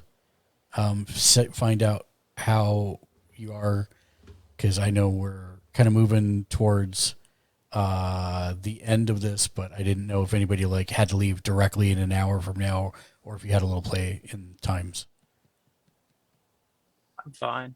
Okay, We're good. very good. Jag, how are you doing? You don't have your headset on. I'll just step away briefly just to throw dinner in the oven Okay, because we got our girls back a little bit early. But other than that, yeah, we're good. perfect. Jag, how are you and Daisy on time? Oh, did I take too long? No. We're asking, like, do you have to leave directly in an hour, or do you have a little play in that, depending on how long the last part of the story Oh. takes? I'm down for whatever. And what about you, Daisy? I can stay for like another hour or two. Okay, perfect. Perfect. That We, answers. we only have another about 5 hours of content, so He's kidding. I'm joking. I mean, he does have it, but I have it. He's not. Yeah. Oh, Daisy just fell off again. I was joking. Daisy, I was joking. Oh, you can't. I'm gonna go get some chips, but I'm gonna Yeah, let please, TJ, so I please don't leave want it because people to see it my throws butt. everybody's cameras off on the stream. Okay. Thank you. Okay. I appreciate it. I'll be back. Thank you. Want Oh, some chips? She did it again. Yeah, she doesn't want people to see her pajamas. I see. Yeah. Okay. To see her pajamas. All right. So everybody will be a little cattywampus till she gets back. Mm. All right. I'm sorry, buddy. I have to stop petting you because it looks dirty on the screen. He's got my dog sitting next to him on the chair. I'm drinking orange juice. Should have gotten some milk. You should have gotten some. I had milk. It was delicious. Milk. What You type know- of milk do you drink? So organic, 2% or whole, one of the two. Yeah. Whole milk. Yeah. Well, 2%. I grew off 2%. Yeah. I drink the lactose free version, but whole. Yeah. But I switched over to almond. Oh, nice. Almond milk. I buy Almond. almond as well. Nice. I know it sounds silly because that's the whole concept, but it's too almond for me, I think. It doesn't even taste like almond, to be honest. The only time it At least for tastes like me. almond is if you're only drinking the milk itself, like a glass of milk. But otherwise, I do that often though. That's why it's very almondy. That's very almond. I get it. Yeah, it's I've not tried oat milk yet. I kind of want to just to see what. It's okay. Is it okay if I go get chips really quick too? Sure. Yes. All right. All right, I'll be like As Nope, soon as she not gets allowed. back. I'm running. Yay! They're trading off. running. They're trading They're off. trading off. Yeah. It's great. I don't know why he waited until I came back. I didn't think of it until just that moment. He was debating it the entire time. Yeah. It's okay. I think we're all doing the same thing. We just go to the kitchen, stuff our faces real quick, as fast as possible, in the That- most unhealthy manner as possible. So Sandwich. I played with a guy from Mexico for a long time, and every week he would bring an entire giant bag of plain Lay's potato chips, and then he would put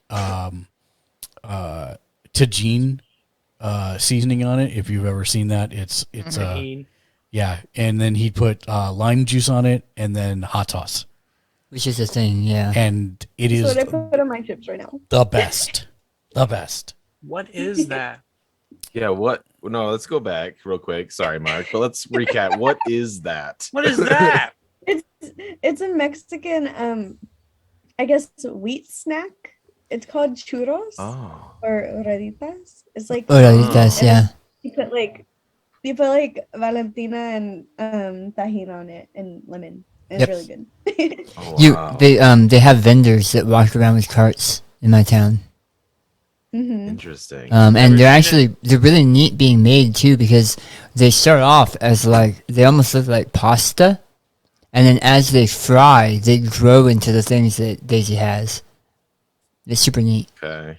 But they're kind of like elotes and other street food that we're super stoked to have when available. I've never tried that. Never had it either. Where are you guys? Like, not necessarily like your address, but are you on East Coast Central? Georgia. Easter. Yeah, Northern Michigan. that would probably be why you've never had Oh, that. I know why. Yeah. I mean, I've been around places, but I've never been. I haven't been everywhere. I'm Central Southern Cali, so we get good food like that. Nice. I'm ready when everybody Great else is. food out here. I'm That's good whenever. fair. I'm ready. All right. As you wake up in the strange surroundings of this kind of hobbled cabin, you note that the extra weight of your gear and your horses in this cabin has caused it to sink a little bit into the wetlands. When you wake up and you start squeezing the water out of some of your areas, you realize you should probably hit the road. Damp and uncomfortable. How I like to be. Yeah. So I'll remind all of the spellcasters this is a perfect time to change it up if you want to change some of your spells. Prep your spells in whichever way you prefer, because it is the morning after a long rest. Does that mean I heal?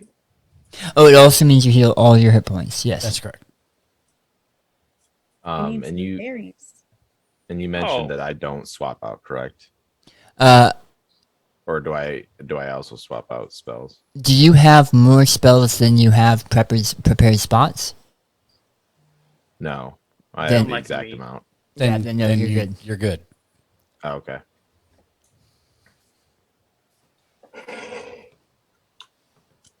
You're good. I asked you for that restaurant name. Yeah. My mom says, no, you're good. So I told her I'd tell her later. You're good.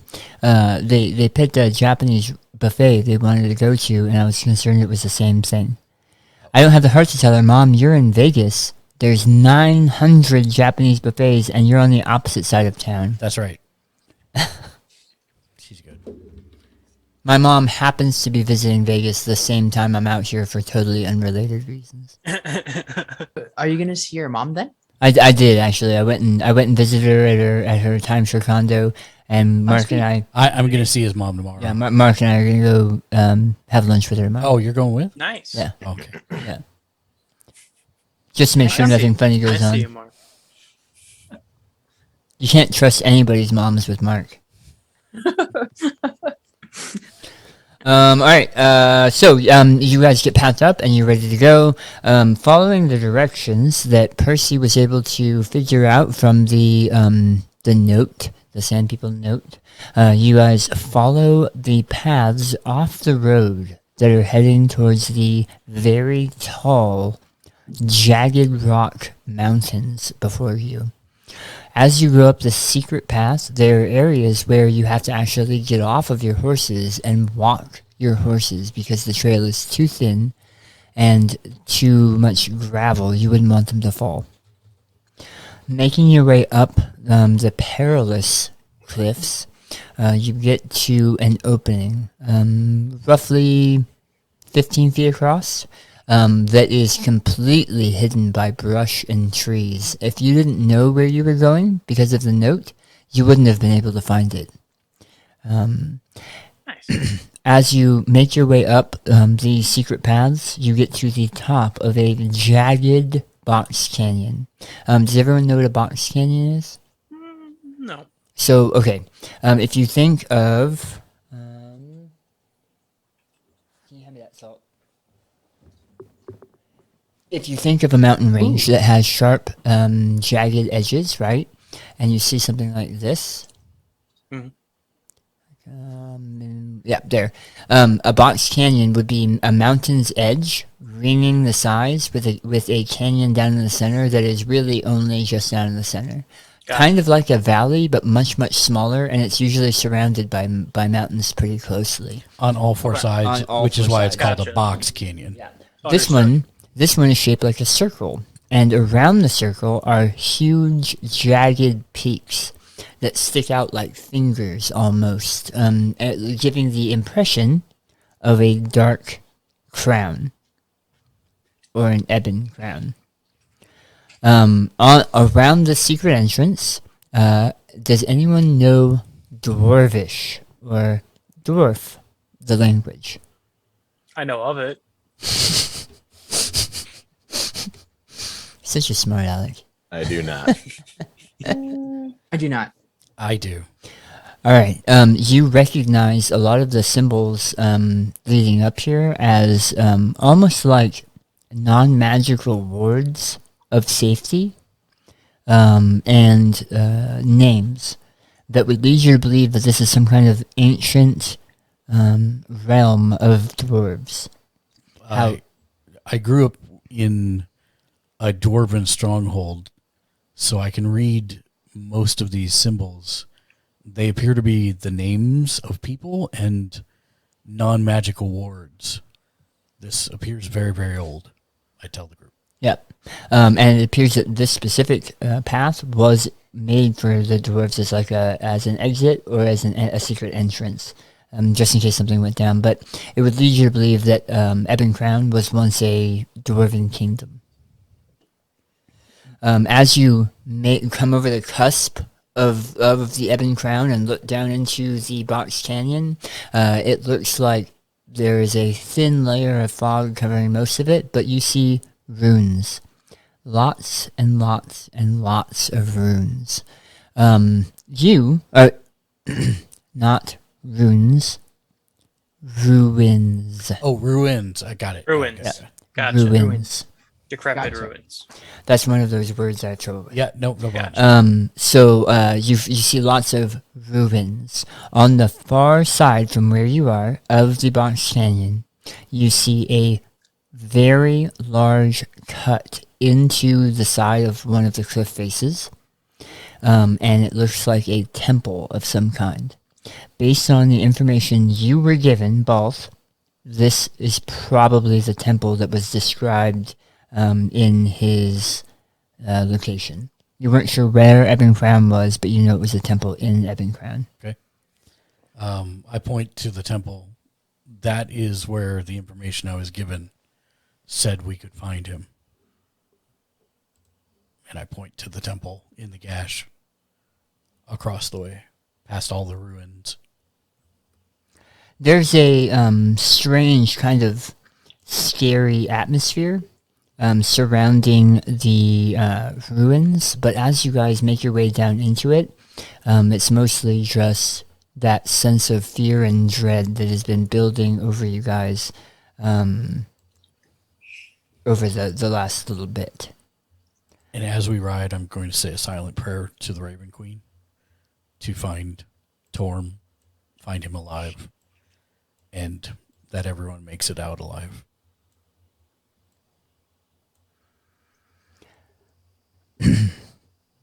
You have been worshipping, or knowledge of worshipping, the Raven Queen for a long, long time. You have felt the abruptness that her power can do wash over you. And it usually accompanies when you pray. You don't feel it at all. Go down. I'm putting you down. Come on, buddy. Come here, buddy. There you go. Good boy. All right, and as you make your way to the temple, I'm going to change the map. And while he does that, we have a Torm. Torm. Storm. The Torm! The Tor. So when I drop this over there, is it going to be dark, you think? I don't know. We'll find out. I hope so. We allowed conversation with It's Balls not. during this time. Yeah. Yeah. You guys have been traveling together a while. And was that open dialogue when you were mentioning the names? Was that you talking to everybody, or were you talking to yourself? No, I was talking to everybody. Okay. Well, I guess to ask Ball, do you recognize any of the names? Do I recognize any of the names? Give me a history check. Heard. Heard. History check. Heard. I put everything under a hide area, but I don't know Very if nice. it still does line of sight. I don't know. Oh, it's all black now. Yeah, because I hid the entire thing. Yeah, so we need a light source, I think. A light source? Yeah, this is how they build it. Yeah, there we go. Now you can see it. Now you can What is see that? part of it. That's where we're starting. I'm trying to make you guys visible, just you, but I don't know how to do that. So I'm going to clear a slightly larger area, but don't move out of that area. Copy that.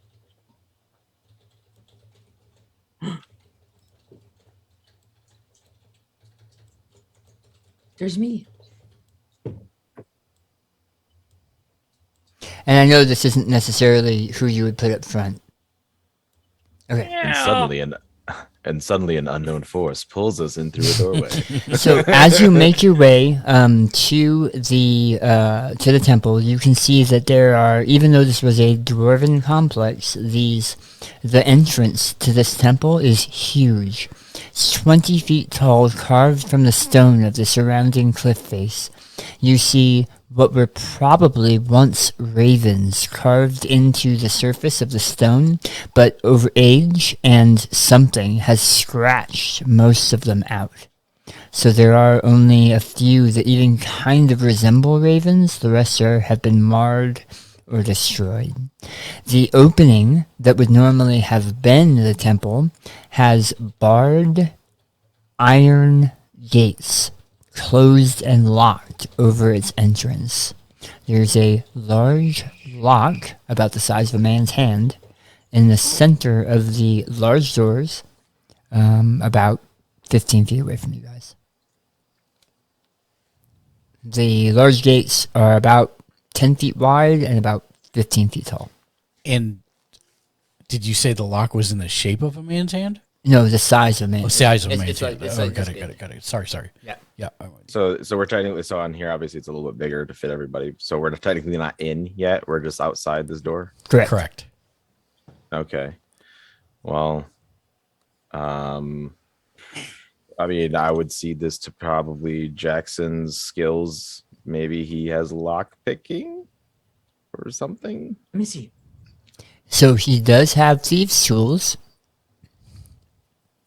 Otherwise, I want to smash it. I'm giving you one chance, Jackson. Yeah, I'll one help- chance. If I'll I'm help gonna with the try and break smashing. this thing. Can I open any door from that satchel thing? So you have a scroll with the spell Knock, which unlocks mundane locks, like perhaps this one. So yes, you could, depending on whether or not Jackson wants to or is able to do it. So, Jackson, on your character sheet, on the left, you have your skills. Underneath that, you have tool, and you have thieves tools. So in order to try to unlock it, you would click thieves tools, and it would attempt to, if you're going to attempt to unlock it. What do I use? Which attribute? Oh no! If you just click if you thieves just tools. click thieves tools, it's already set up for it. Oh, it says, doesn't it? It says what attribute? Oh, so Dex. Dexterity. Dexterity? Yeah. Yes. I did it. Well, I mean, you rolled. Oh, I wouldn't say you did it. Does he have a card? or not? You do not have a card. Oh. Yeah. But you take your lock picks and you move them in the lock, but you're not able to get the right catch to unlock it. so I drag it. Drag it? Wait, do I drag it? No, you clicked it. No, you clicked it. You clicked did it. it. You, Correctly, you you just just weren't didn't- successful. You rolled Yeah. really low. You failed. Oh, You can't. Oh, you're just trying again, are you? Well, that one would have been. As people, I'm assuming, are waiting behind you, unless they have actions they want to try. You continue to try to work on the lock, and with nothing stopping you, you're able to find that last catch, and with a satisfying click, you see the large lock open. So the lock, it is unlocked, but the gates are still closed. I'm gonna sheath my greatsword as I was willing to break it. Now, generally, there would not be any types of traps or anything in a house of worship of the Raven Queen, would there? The Raven Queen probably wouldn't have any traps open to where people would be. Right. The Raven Queen wouldn't. Right. Okay. Aha! I heard that. I feel like we should send either, the tank or, maybe the rogue first. I'm gonna search for traps around Search the for door. traps. Okay, why Yeah, not? Traps. Just to, Perfect good rogue for that. yes, you rang. Wait, why would the rogue go?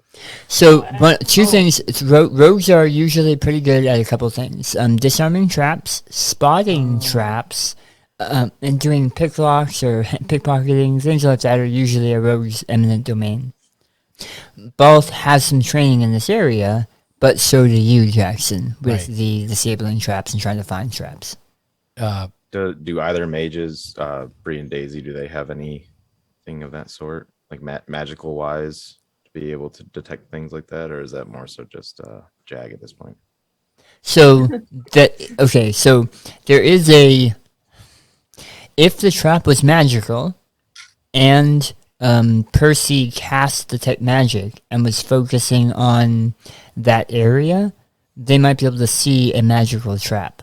That's a lot of circumstances, though. But that's Yes. that's a lot of what ifs. Yeah. Normally, the other thing is most people, like warlocks and paladins, for example, druids, for example, don't necessarily have the training to just openly spot a trap.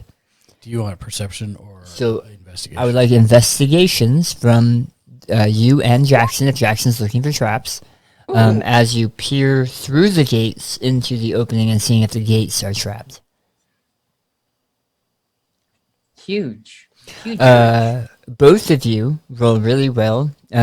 You see, Ball sees no traps. Okay. Jackson, you see a very fine line, like a very small cable, attached to one corner of the bottom of the right gate. It leads up the side of the gate door and to something up above. So you found a trap. Well, it looks clear, and I start to reach for the gate.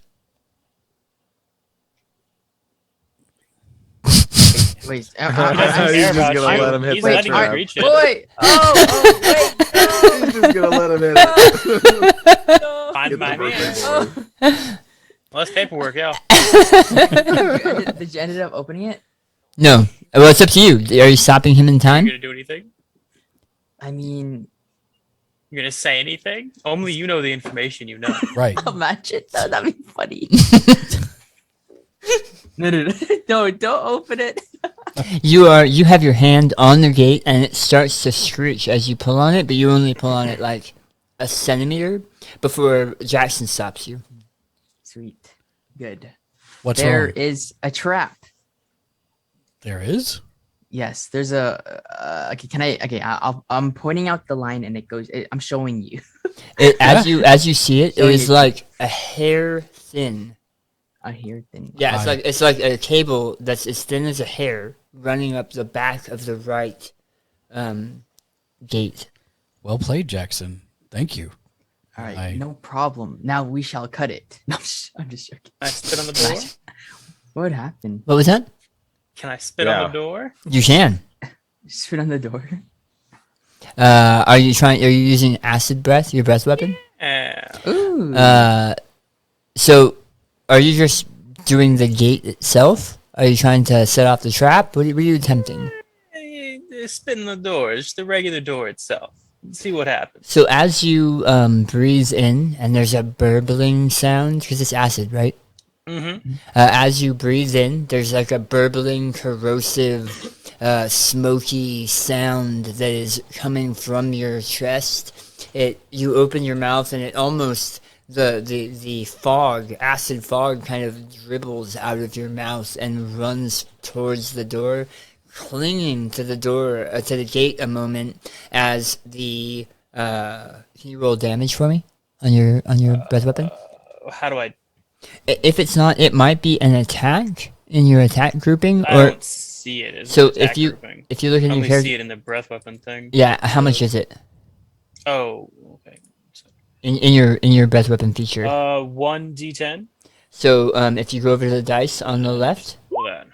yep, Gosh. Can I use a card for that one too? I should have a that's card. yeah, but that's damage. Oh, it's damage. Never Yeah. mind. As you breathe out, you note that there seems to be some kind of protection on the gate, as the acid pockmarks it a little bit, but not as much as you would have expected. Well, who's next? Who's next? I Jackson, failed. Wait. can you disarm the trap? Disarm it? I will set it off. Oh, I mean, I could do that. Are So sure you everyone back up. don't Everyone wanna back try up. and- I don't think we have space to back up. Are you here, sure you don't Jackson. want to try to just disarm it so it doesn't cause harmful effects that might be a large radius? Some of them are gas bombs or You're fire right. bombs. What is Jackson's alignment? Do we ever figure this? How do I roll for Jackson's alignment? You don't. Can I figure this out? Hellman could cast Detect Evil, I guess. Yeah. All right, Jackson. So you're going to attempt to disable it. Disarm it. Yeah. disarm it? I'll attempt to disarm it. As you are kind of looking at what it is, it looks like if it were to be cut, or if the gate was opened, it would let loose of that cable, and something above would happen. So you attach, using a small set of screws and counter levers, you attach that cable to a part of the wall next to the gate, so that you can open the gate without it, letting go of that cable. Yes. As you do that, and then slowly open the door to check if it's happening, you look up and you see a massive piece of broken statue that was set to swing towards the open gate. And right now, it's being held up by some various cabling and ropes, but it would have been tripped by that cable that you fastened to the wall. Gosh. We're talking like 6 or 7 tons of stone.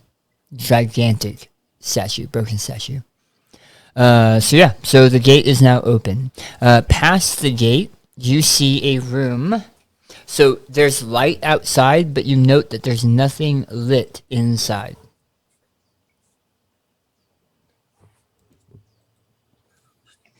Are there obvious sconces? I will say, some of you have dark vision.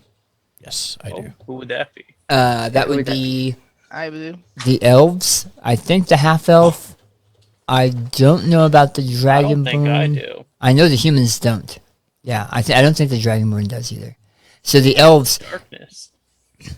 can see in 60 feet, Yeah, 60 feet. 60 but feet. you don't see what the thing with dark. Have you guys seen Pitch Black? Yes. So your vision is kind of like the vision in Pitch Black, where you see in black and white, you don't see in color, and you don't really see details. So it would be hard for you to read a book. I'm trying to drag my characters on the stream. It's great. Instead of in Roll20. So you see a room approximately 35 feet by 30 feet. It has large ornate stone pillars, and on the outsides of the room are 4 open doorways. Directly across from your entrance, you see a wooden door. That wooden door has metal, like iron inlays on the hinges and on the large circular handles. Even from here, you can make out that the large circular handles have some kind of ornamentation on them as well. Every little bit, you see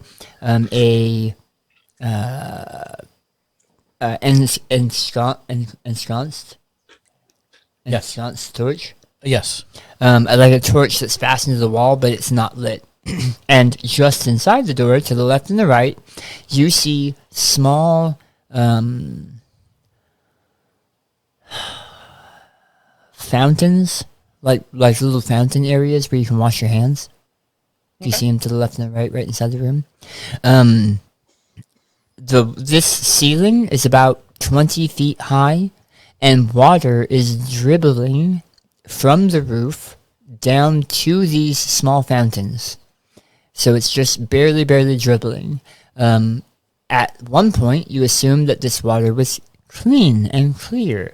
Currently, it is still clear-ish, but has some kind of black fungus that is moving down the wall and is mingled in the water. Can I use a tinder blocks to light a torch? Sure. I was just about to say that. So you grab one of the torches off the wall and you light it. And so here I could probably make him a light source, right? Mm-hmm. Turn him into a light source. Sure. This is something I haven't done before, which is why I'm asking, because Mark has done it. I just need to figure out how to do it. So You're good. you can set a light aura on him.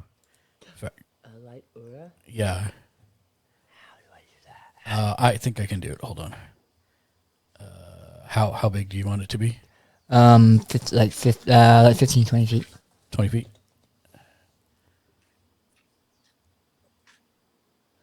Oh, And that'll help with the light? you I think? think so. I'm pretty bright. Did you just set his aura? I said his aura. My eyes. That might not be it.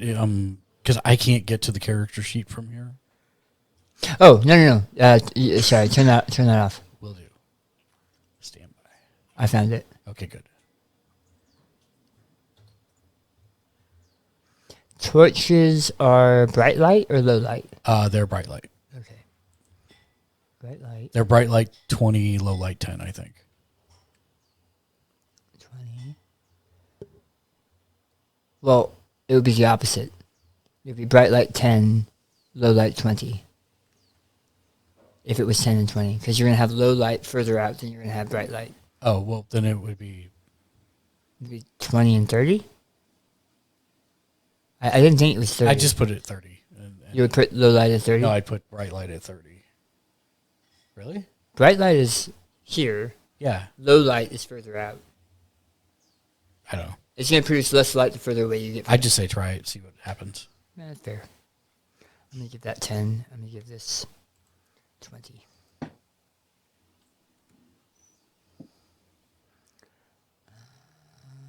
Save settings. Did you already turn yours off? Yeah, I turned mine off. So maybe I did the same thing you just did.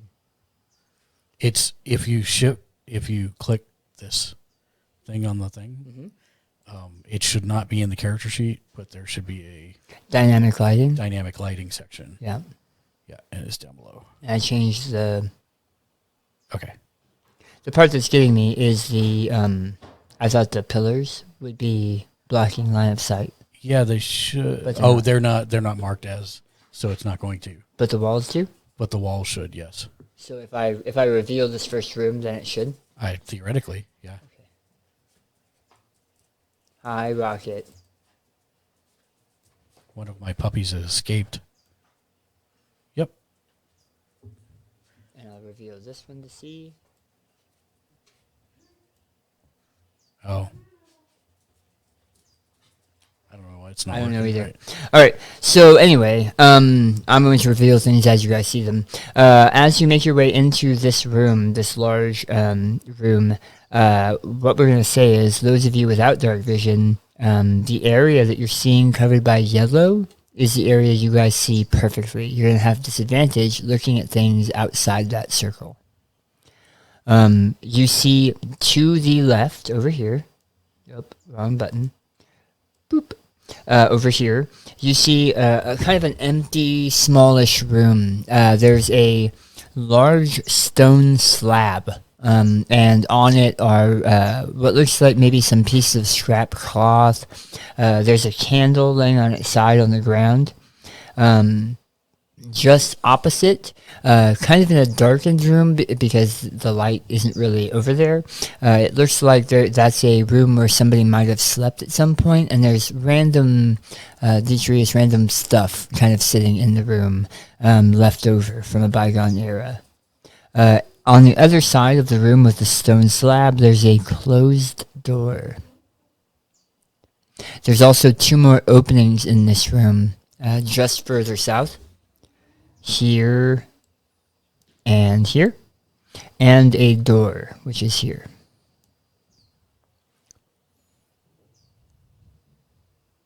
Okay, so is there multiple torches? There are. Okay, I'd like to grab another torch just to cover more ground, and light that as well. Okay. I should probably do the same too, because I don't see in the dark. Yeah.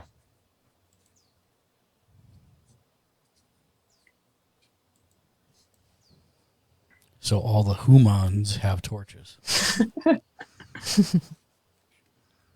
Not a The human, humans. you know.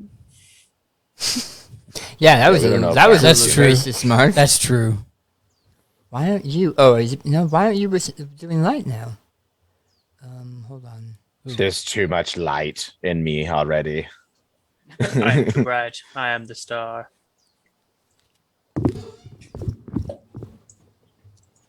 You're too bright. Eldith be praised. I haven't done his yet, so I'm gonna do his. He has vision, and then this one I'm setting up as 10, and this one I'm setting up as 20. Oh, it's a standing mark.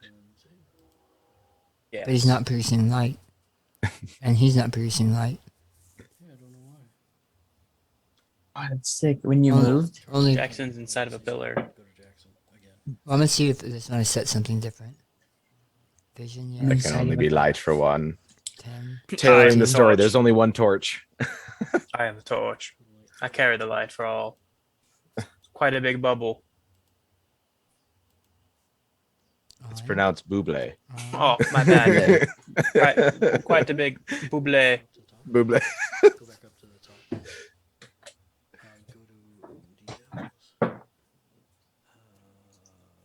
Can I spit on another door?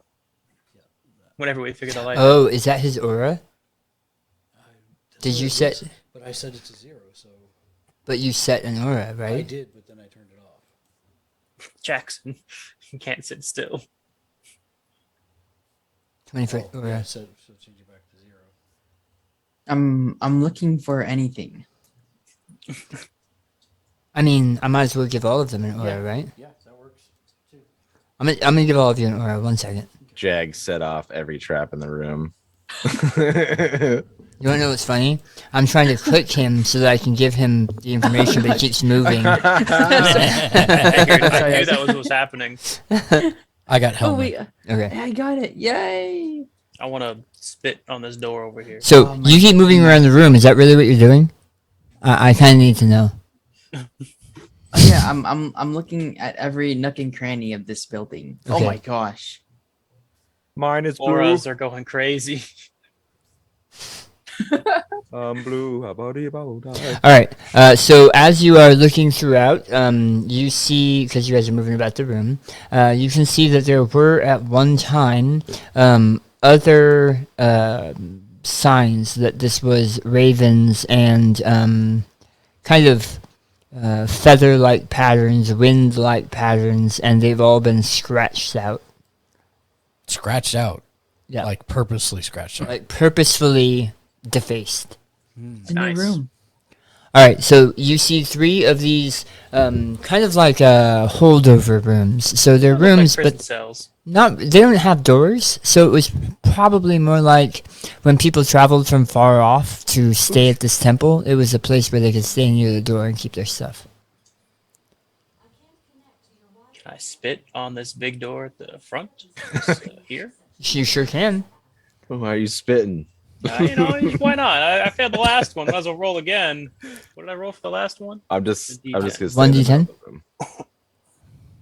Go closer to the door. Oh, It's got a good range.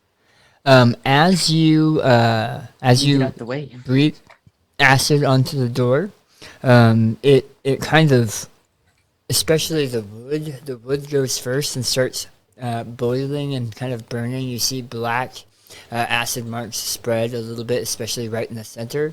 The 2 metal rings that were the door knocker rings, the door pull rings, drop to the ground with a loud clatter, but you don't burn through the door. Nice. Which door is this? At the bottom? Yeah. I Okay. would suggest caution. Someone put 6 tons of rock between us and the last door, and if you look at these scratches over the symbology, someone meant to deface this temple.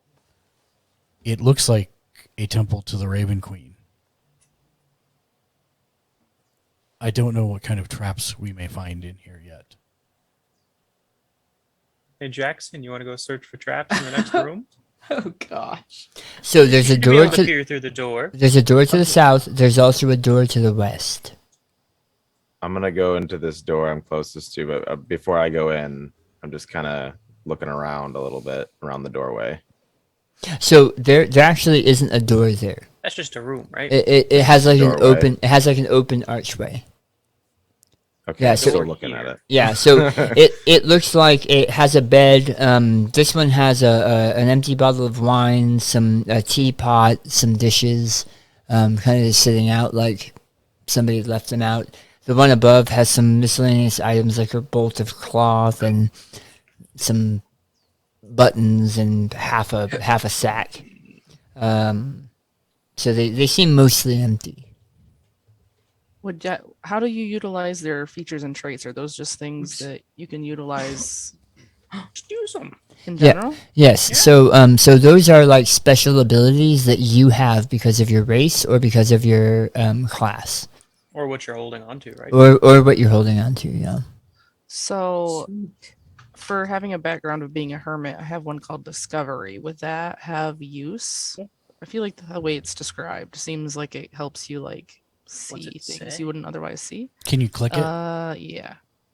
Or oh, the little chat bubble if it's got There one. you go. There you go.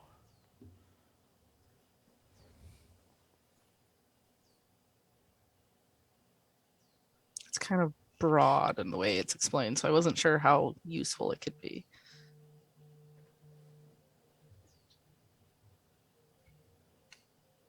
What did I do? Okay, so usually how something like this might have worked is you and I, especially for a longer term, not a one shot, but it would be like you and I sitting down and talking about something that your player has discovered that is personal to them. So it may be like a secret religious site that they've discovered, or secrets about people in town, or a revelation about the universe that kind of is the reason your character, it's like forbidden knowledge that's awesome to behold, but it's something that made your character realize that part of why they're a hermit, why they're away from society. Like, for example, I had a player once whose character was insane and thought that they were a puppet at the hands of some greater power outside the universe that was controlling them with small pieces of plastic. They thought they were a character in a role-playing game. That was a discovery that their character had, and it allowed them to... that belief allowed them to make choices they may not have normally made because they didn't think they were real. Mhm. Okay. Yeah. So Okay. that would be more of like what that is. Okay. Good to know. Good question though. I'm gonna walk in this room and look around. Did we already do that? No, we haven't looked at anyone's room. So as you walk into those rooms, they each have a very unique smell. It's like somebody lived there for a little while and never cleaned out anything. It's almost like a musty live-in smell, but also ancient. Like people haven't lived here in a very long time. As you take a look at the cot, it looks like it was once a straw mattress cot, but so much time has passed, all of that has pretty much just fallen away, and it's essentially a sheet on a bunch of rotted boards.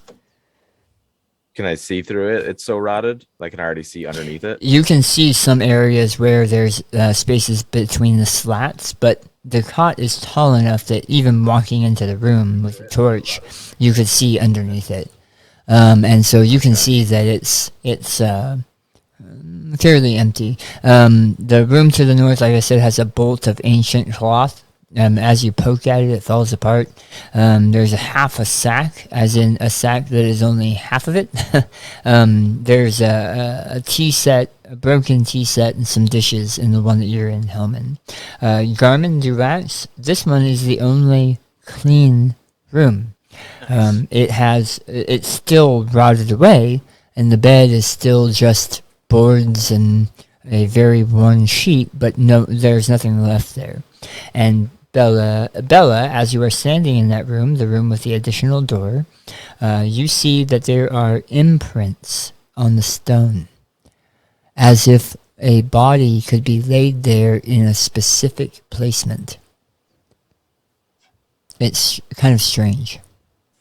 Like if you laid in the same spot on the stone slab as they were, you imagine that somebody would probably find it easier to wrap things around your body.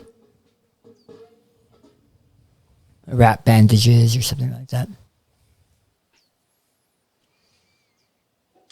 All right. Well, I'm going to come back to the center of the room then and call everyone in to see what we may have discovered. Did anyone try that door in that room where I Bella's spit. at? No, we didn't touch that one. We spit on the other one. Oh, that's a door. Oh, shoot. Yeah. I missed that. I see it. We didn't even try that of the bottom one either. I found nothing. Okay. Well, maybe What is that? we don't know about the door, though. That she knows about the door. No, you all saw it. We all saw it. Oh, we saw it by not... By not even going in there. walking past, because again, these 4 rooms right here, none of them have doors. So by walking past it, you saw there was enough light in there that you saw a door on the other side. Gotcha. Okay. Maybe I was asleep again. Good berries. Oh. Good The room I was in had a door that I did not try yet, so we could come up with a plan, but also a location for wrapping people. It sounds like, or it seemed like, maybe for medical treatments or mummification. I'm not sure. You can see kind of what she's talking about as you pass that stone slab, Hellman. Okay. Well, in light of maybe potential future traps, I'll call Jackson in to put some eyes on this door and make sure we don't run into something Yeah, else. send the rogue in there. Send the rogue.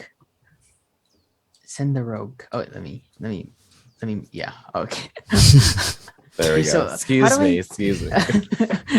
So How do I use the kit? So Just, first, click it. first give me it. Yeah, that's how you use it. And I- it rolls for it. But you need an investigation check first because you're looking for traps, right? Okay, investigation. Say less. Yeah, that's what he wants to do. Investigation. Oh, I did it. 12. Oh gosh.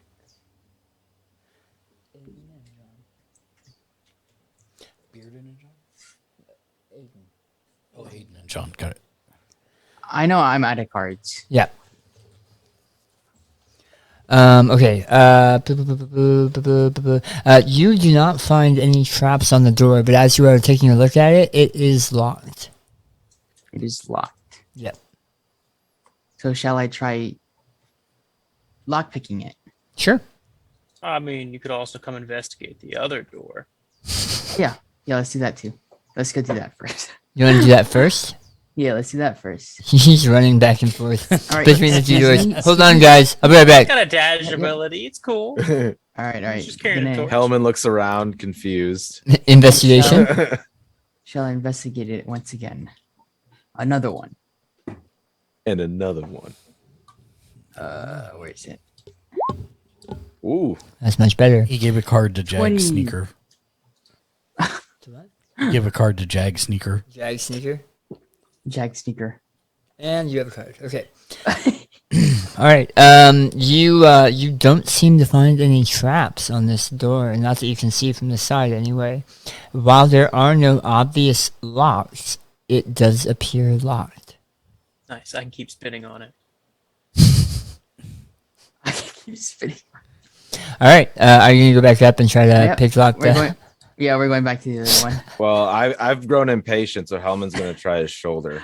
Well, oh, I me a- shot the shoulder. Give me a strength check. The strength check. A strength check, not a saving throw. A strength check as you back up and throw your shoulder into the door. It rattles on its frame. That All hurt. right, maybe that hurt looked a little bit, painful. Jackson. I'm just gonna move over here and you do your thing. So now click that thieves' tools again. Yep. And then dexterity. 12. There is a light click as the door unlocks. Let's go. It opened, boys. As you swing You open the see- door, you see another door. Oh my. Can I All right, spit on how the main about- door again? You can Can I Try shoulder the, this yeah, one? try the shoulder Try again. shoulder one more time. roll a strength go. check. Ah, There we go. Here. All right. Oh! Yes. You back up. Oh wait. You back up For traps. and smash into the door. The trap goes off, and a fireball lights down the hallway that has all of you standing in a perfect line. We forgot Not- to investigate it. Not really. You're Oh, good. yeah, I you're just bad realized person. you forgot to investigate. Bad person, I Daniel. just assumed. Give me 1 second. Okay, how much damage did we take from that? No, I was joking. I was joking. yeah. Oh, okay, good. But he's not at the same time. I'm joking, but I'm joking right now. Something like that again might not turn out the same way. Right. theoretically possible. Okay, I'm gonna move you really quick, Hellman, because you burst into the room. Ah, man. Testosterone. As you burst into the room, you see and smell Sulfur. That Oh, may is have it not- been is it me not hitting fully the revealed? door.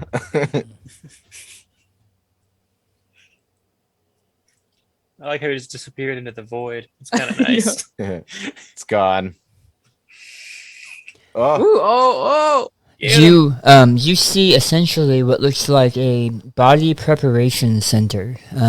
People would bring corpses here, they'd be prepared, and then they would be placed on this other stone slab and slid down into a chute, some kind of pit or chute at the bottom of the room. However, it seems that a partially prepared corpse, still kind of half dry and half juicy, but its pallid gray skin pulled tightly across its frame. It smells like death. It may cause death, The drool jumps out at you. Oh, jeez. Oh, We jumping right into combat now? Is that what's Yeah. happening? It breaks a tooth on your chainmail and roll initiative. Oh boy. Right. All of us, right? Yep. Yep. Nice. That's what I like to see. Oof. Oh, Oof. welcome to my rolls. I don't like it. The life of Hellman. does he? Yeah. I mean, Percy. Percy Jackson. The lightning. No, I didn't want to click. Brianna, Oh, What is your initiative? what is your Be right dexterity? above your current health. What was that? Please click. Brianna, Okay. what is your Dexterity. what is your dexterity? Oh, Oh, Dang, dexterity. 2 ties. Just click it. No, No, no, no. just tell us What the number is? What oh, the bigger number bonus, the big, The big, numbers. the bigger number. Yeah, It's a 2. 2. And Hellman, what about you? It's a 2. Okay, so Oh. underneath the 2, there should be a bigger number, or like a larger number, not size, but in numerical number, like a 14. And how about you, Brianna? 15. There Okay. you go. Oh, You guys rolled the same initiative, so we have to figure out which of you actually goes first. Gotcha. So in that case, Oh. Bree is actually Dexterity. faster Yeah. Makes because sense. she's faster because I she's have got a higher 15. dexterity. Yep. Okay. All right. Percy, and Charming also. Garmin. So I Oh, think I already know yeah. the answer. I'm 3 dexterity. Yeah, both of you have 3 dexterity. Do you have what's your 16 underneath that. okay? And how about you, Daisy? Underneath dexterity, there should be a bigger number, like 16 or It's 17. also circled. mine is 3. And then Now underneath that- Oh, no, underneath it's that, just Under bigger directly three underneath that, there's going to be another number. Oh, 17. there you go. Perfect. Oh. Bum bum bum. Speedy Bum, bum, bum. mage. Quickie. She's quick. Little elves. Elves. I love that you all are like right next to each other, and then both way after that. I'm over here. Mhm. Wait, is something happening in there? All right, let's start with Percy. It's you, but you are. Where are you? You are currently. At the She's in door the still. doorway. So you may not even know that Walked things are in and happening. Sat down. Oh no. Here's a commotion. So What what? should I do? Oh, I moved. Yeah. Where am I? So you started back here. I'm going to put you back where you were. So you've got 6 spaces from there that you can move. Okay, I Can we wanna move go- through friendlies? You can move through friendlies, but You you can move can't. through friendlies, went not backwards. not enemies. Leave me. You went backwards. She's late. 1, 2, 3. All right, my action is peacing out. Bye, guys. She can also see in the dark, so It's true. Okay, I'll move right there. So from there, you can barely see combat happening in that she would room. have passed the doorway, though, wouldn't she? Right. Yeah, but she can barely see what's going on. But Gotcha. she can see what's going on. Okay. Unless she took a different route. Taking a longer way.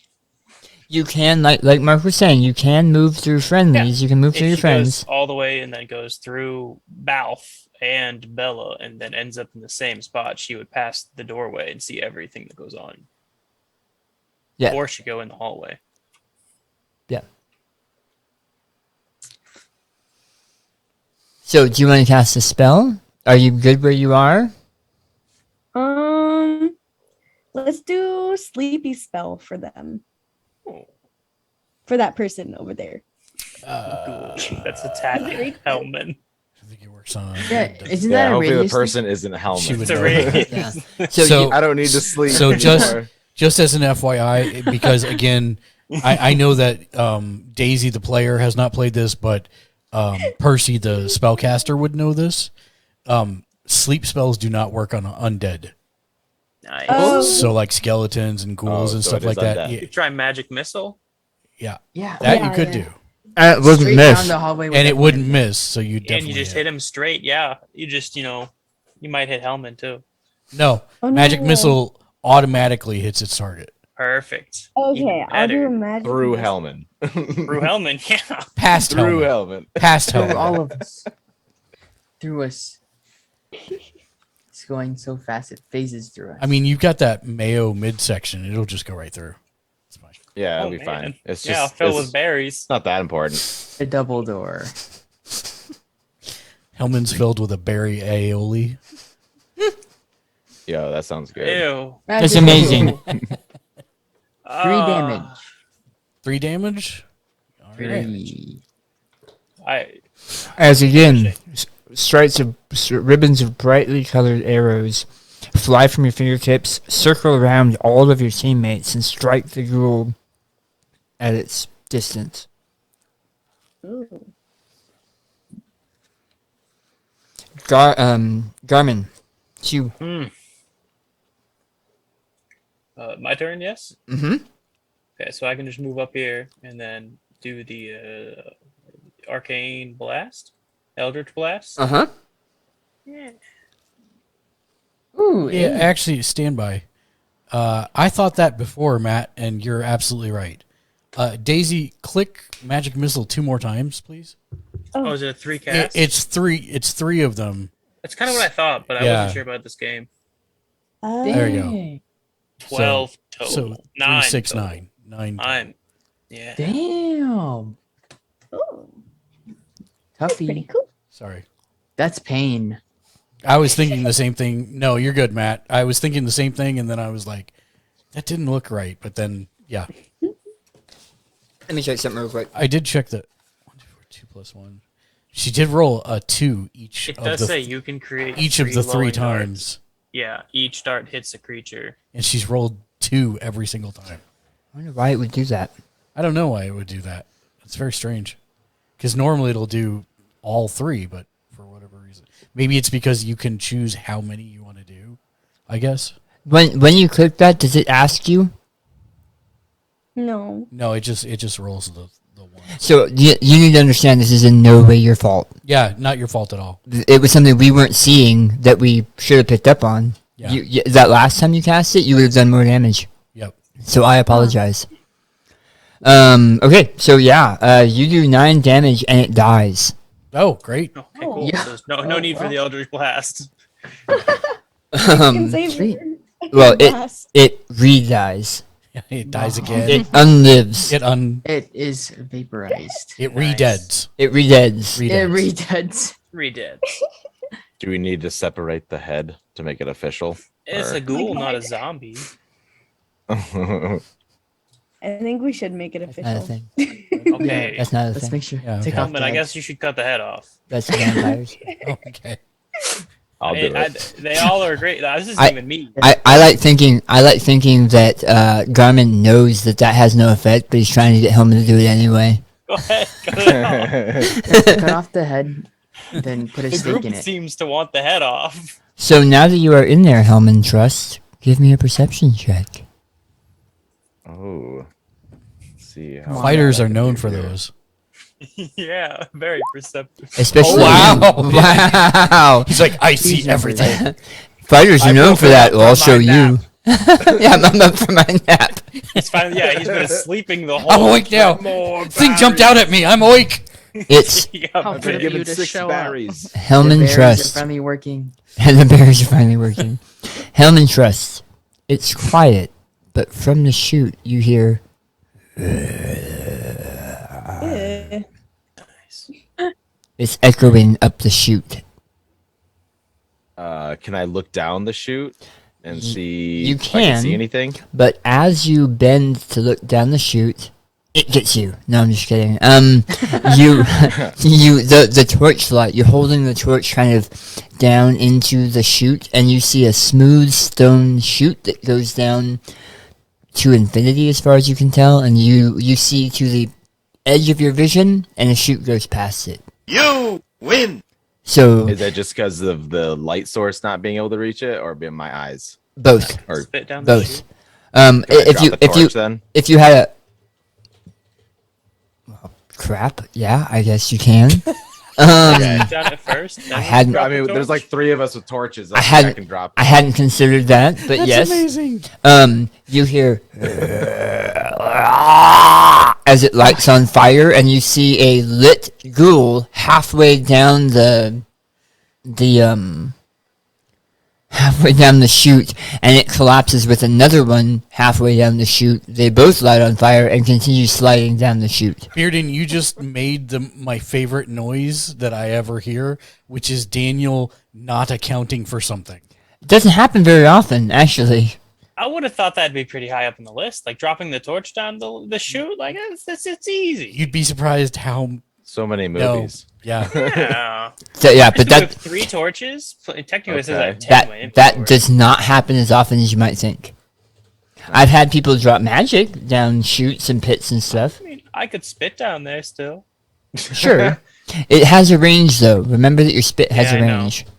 All right. So, yeah, you hear burning ghouls for a little while, and then it gets fainter and fainter, and then you hear nothing, and you don't see the torch anymore, or the lit ghouls anymore. Okay, is the chute person sized? I'm assuming because it looks like they're dropping people down or something. Yes, exactly. The chute is approximately the size and shape to fit a normal size corpse into the chute.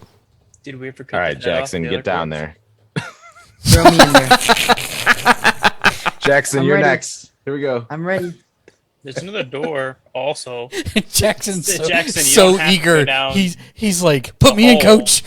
There's the door.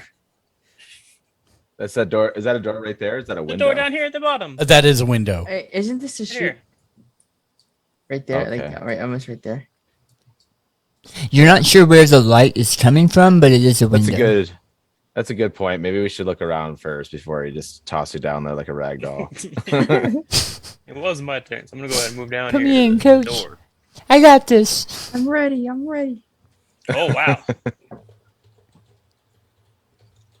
So, as you are looking at this door, it obviously is not budging. Yeah. Some doors will have give, even if it's just locked. You know, you push on it and it'll still have give. This has no give. It's got some spit on him though. Yep, it is. Acid has eaten away about an inch Got of no its door surface, but it's still not moving. Almost as if something on the other side is barring it. You want to try hitting this one with your shoulder? It didn't say it had much give, but you can still try. Can we, wait. Can we Oh, yeah, just? it's I walk up to the door. Do Can I you just wanna open unlock it? You want to open the door? Can you pull it open instead of pushing? Yeah. I mean, I'm just Open checking. inwards? Is it actually locked? It pulls open. No, it doesn't pull open. That would be funny though. It's okay. It's Yeah. locked. Can Is there I turn to Garmin. I'm like, may I? Sure. Feel free. I will just pull out my thieves' tools and. There's no visible lock. Oh, there's I not. burned off There's- all of the handles. He burned off the handles, and there's no visible oh lock. my god. I, is there Oh. is there any The shoulder. We Is can there keep any- spitting on it. is there any small gaps underneath or above the door? I don't That's know. a very good question. yeah. Roll investigation. Oh, mine aren't great. there are We all gaps. roll investigation. No. We're all So the reason Bree is rolling investigation is very specific because she's looking for something very specific. If you want to roll investigation just to see what you can find, that's also good. But this is specific because she's looking for something specific. So as you kind of get down to see how much gap there is, you see that there's about a quarter of an inch of clearance. From experience, you know spiders fit there. A mouse can squeeze and fit under there. Some snakes can squeeze and fit under there. But most animals, you can't even really fit your finger under there. So it's going to be pretty small. It's going to have to be pretty small. So you do see a gap around the bottom. These doors are rounded at the top. And there are two doors that You're too far away. there are two doors that open like this, and they're rounded at the top.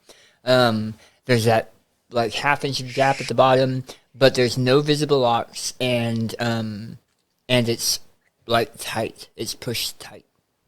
And am I able to discuss options with everybody? Oh, absolutely. Do we Yeah. know that there's Okay. now a gap I think that's underneath? encouraged. If Bree mentions it, there's a Okay. yeah.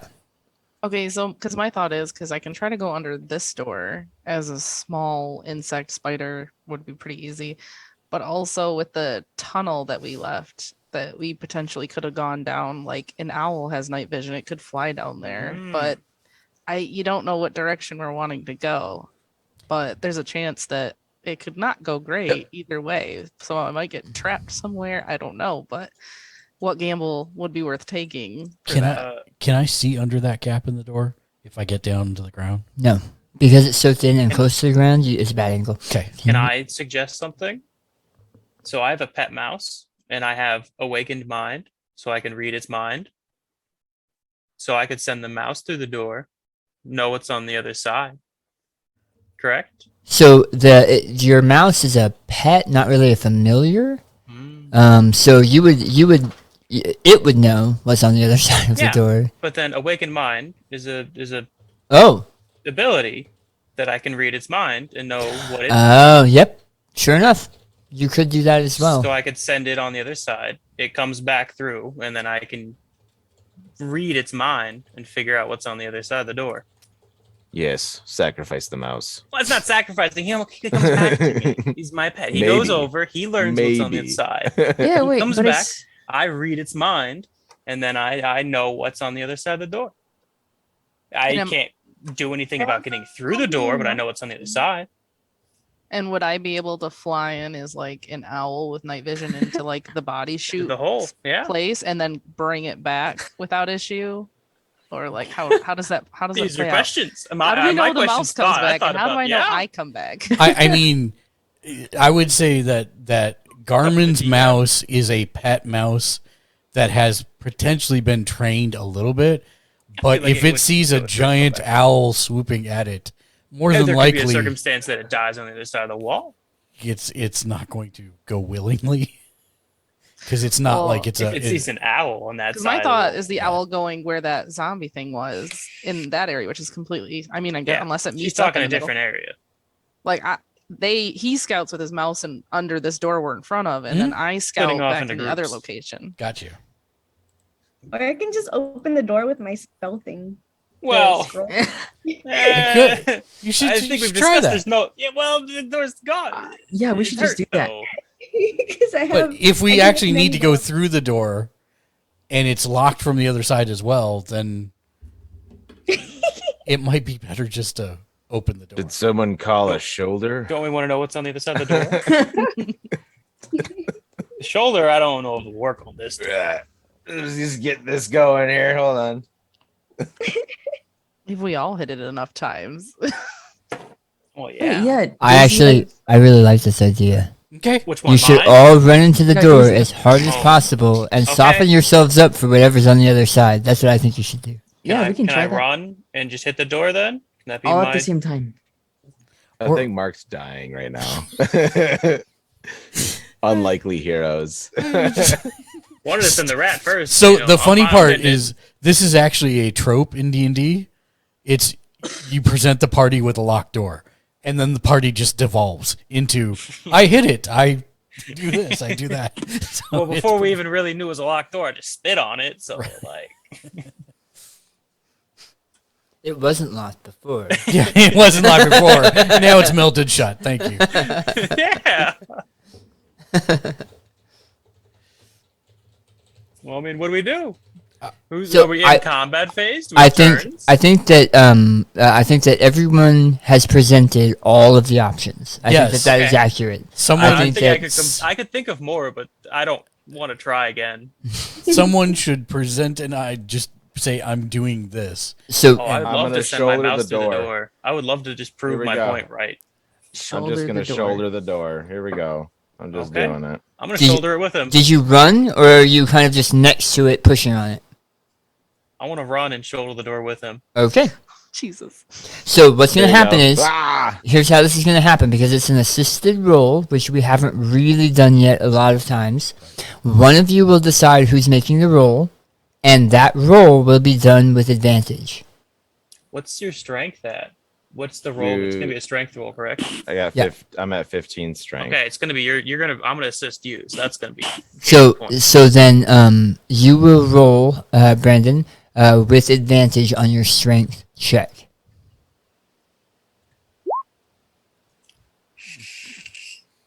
19's pretty good.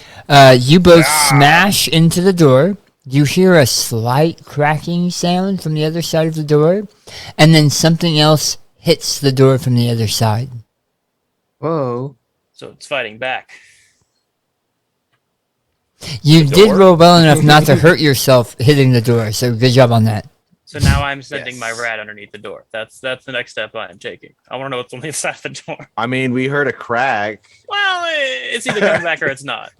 When you God. so you send the rat you send the mouse under the door, and are you still reading its mind, or do you read it when it gets back? Well, I was if I could read its mind the full way through, I'd like to do that. Let me. I'm gonna look up the ability really Here, quick. I can Hold send on. it in chat. Yeah, do that. This door is This- like a boss or something. Who's to Yeah, say it is. what Bella turned into a mouse as well? Double So mouse it. You have to be able to see it. So Okay, once it so- goes under the door, you wouldn't be able to. That's what I thought originally of it going under, then coming back, and I reading the mind. So the kicker there is it says the creature must be able to understand at least one language. Oh, yeah, it's a mouse. When it says creature, it means being with a mind, a sentient mind. Okay. So Gotcha. maybe So, it would be better you if could- I turn into something. It also Right. You means would just know the Communicate it. knowledge. You I could be wrote that. using If I were this- reading your mind. with person. I can use this if I can see the creature on the other side of the door. well, you can also there's a use this with all of the people in your party. Well, yeah, I can just read their minds. So on the spider, Well, when she was a spider, I could have just read her mind. Well, she still retains the ability to know a language. She can't use it, but she knows it, so that's Yeah, fine. yeah. Do they have to be willing or no? No, it's just so he's saying read minds, but really it's being able to communicate. Yeah. It's sending a telepathic message. And But the other person Linking doesn't with have their to be brain. willing. No, I correct. just link with their brain, say Okay. a message, they can say a message back, and then it's ending, right? Actually, no. No. They don't send a You message just back. I send. can send message and just read their mind. It does say communicate. You can communicate telepathically. yeah, so you pick a creature, and while that creature is picked and within 30 feet, you both can communicate telepathically. Yep. As long as that creature understands at least one language. Okay. So- Understood. yeah. You can't send Um, the rat, the mouse. It's a nice pet mouse. It's a mice. He's- Yeah, he sits on my shoulder. That's what I'm thinking Let's- on this. So I'd say we And go just- back to Bella trying to get under that door. Either- Although there is a risk of you not being able to get back. Either Yeah. Bella getting under the door or using the knock scroll to open the door, right? Yeah, we could try that as well. Oh, Raise the scroll. I'm gonna back up slightly behind the pillar. How many times can I use the animal transformation? I think currently you have it twice per day. But Twice per day, okay. it's turning into an animal and turning back human or half elf that's one, right? is one. Okay. Yeah, it's not turning into an animal is one and turning it back is one. It's the process of turning into an animal and back is one. You could just Okay, stay so I as have an one animal left. too. For a You can while. you can say it as an animal for 10 minutes or something. Yeah. Given that there's nothing on the other side of that door, you could Well, get back technically. That we know. Although it hit back, so So realistically, are we gonna want to know what's down that chute later on? Do we want to it's save? burned. I'm still down to throw Jackson down there. I mean, We could that's throw Jackson down there. I'm not the one proposing it. I'm just agreeing. Is there any way for us to give us more insight as to like what What's would down be the hole? our best route to go for Yeah, adventuring? asking the oldest elf in the room. If someone has a knock spell, that's probably the best idea. all I'm saying is I have rope, and we could just Throw Jackson down the jag hole, tied on the up. way Yeah. down, and we just he There could just we yell go. up and I mean- say what he sees. It doesn't matter that we can still do that idea, but we kind of need to see what's to the south also, I think. I'd like to know what's behind the door. Yeah, All right. Well, So we'll what, we're gonna use a scroll? Daisy, Yeah. Daisy, use it. scroll. Okay, I'm gonna open the door now. It's amazing. Percy's been standing at the back just waiting, Just sitting on the ground. Knowing- Just been sitting there nice and quiet. knowing that full well that her idea is the best one, but wanting you guys to let the arguments get out. Like a true Yeah. intelligent elf. Yep. You move near the door and open the scroll, and the words of magic flow through your fingertips, and you can feel the power irradiate off of you and kind of sync with your arcane abilities as the words on the page roll up into the air off of the paper. The paper disintegrates in your hand, turns into ash and falls to the ground. The words float up and become like the shape of a circular set of runes with a lock in the center, and merge with the wall. There's a loud resounding boom, boom, boom, and something on the other side of the door seems to crack and fall to the ground. The door swings freely open, and on the other side, you see... Oh. Show me potato salad. It's your mom. What do we see? The potato salad. Potato salad. Oh! Well, that's an Oh, unfortunate thing. Nice. You Let's see... go back Nothing on the other side of the door. Putting Jag in the Close hole. the door. Close the door. Roll initiative is what you see. You see Definitely nothing on the other side. a minotaur, a half Oh, man, man. half Nice bull, card. covered in blood and gore. It's a minotaur. Its skin pulled tight over its frame, its mouth in an unruly grimace of undeath, and cataracts covering its eyes. It carries a fairly large and menacing club. Stop moving, stop moving, stop moving. Yeah, you can't move now. Can I use a card for my initiative? Yes, but not till we actually That's fine. Yeah, roll initiative. because you already rolled. Okay. So I'm just gonna, say it now. And he stomps once on the ground, probably making you, Bella, feel much better that you decided not to turn into a mouse and crawl under the door, with his large, heavy hoof. And he lowers his horns. You can see one has been burnt or broken off. The other is nice and sharp and ready to roar. So, Select. initiative, please. Oh, no. What's my card if I could get that after? Oh. Ooh. You don't have a card. Aiden. Oh, I didn't do it. Oh, I used a card for initiative. I thought I had one. Everyone has No, one you right used it now earlier. except for Aiden. Huh. I thought I had two though. Someone gave me one at one point in time. You used one, and then you used another one, and both of Okay. them were face cards. Gotcha. you need initiative. Sorry. And I do not have a card, correct? You do. I do. No one. Okay, Aiden has used his cards, but they're sitting. no problem. Well, I'm not going to use it for that. No. It's a good thing you're in the back too. Mm-hmm. I mean, he is a range guy, so it's not. Yeah, Yeah. It's not awful. it's I not. backed up. Hey. I figured it was a better idea than standing next to the door.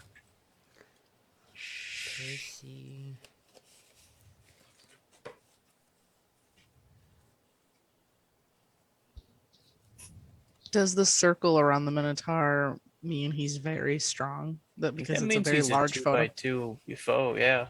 Okay, I wasn't sure if size He- correlated. Yeah, he takes up a 4x4 square. A 2 by 2 square? Or- That's it. Thank you. Yes, No, numbers you're are good. hard. My brain was like, that sounds correct, but it doesn't sound correct. That'd be even I- worse. I meant to say That would be worse. a 4 square spot and a 2x2 2 square. I Are get his, you. I understand what you're going for. are his hands Going for a blue? while. Blue apati badabu. No, as in 2x2 hands are blue. Oh no. Okay, good. If you're 4x4, he'd just barely fit in that room by himself. Yeah. Actually, I like that Not idea. wrong. Hold on. I like that idea. I Yeah, mean, he can't. can leave, do so it, we, but no, we yeah, can just no. sit here and shoot him. Yeah. He can if he was 4x4. Yeah, he'd be stuck in the room. We're We could just shooting sit out him in here. a foot. I'm aiming for his Technically, that foot. doorway is smaller, so you Yeah, it's can't a 2x2, fit. so he wouldn't be able to fit. Yeah, it's just technicalities. He can fit right now. He can fit right now for sure, and Okay. a nice little charging path. Balls. It you. I am going to step back behind this pillar, and I am going to attempt to hide.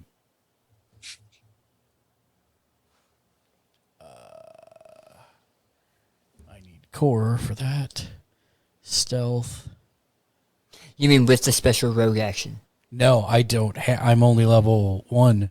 I Oh. don't have the special rogue action. You don't get it till level 2. So I'm using my turn to hide. Okay. Try and hide from him.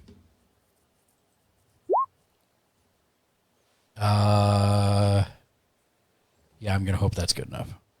So that's a nice hope. Yeah. All right. It is now. Is that you? That's me. All right. It's now Hellman.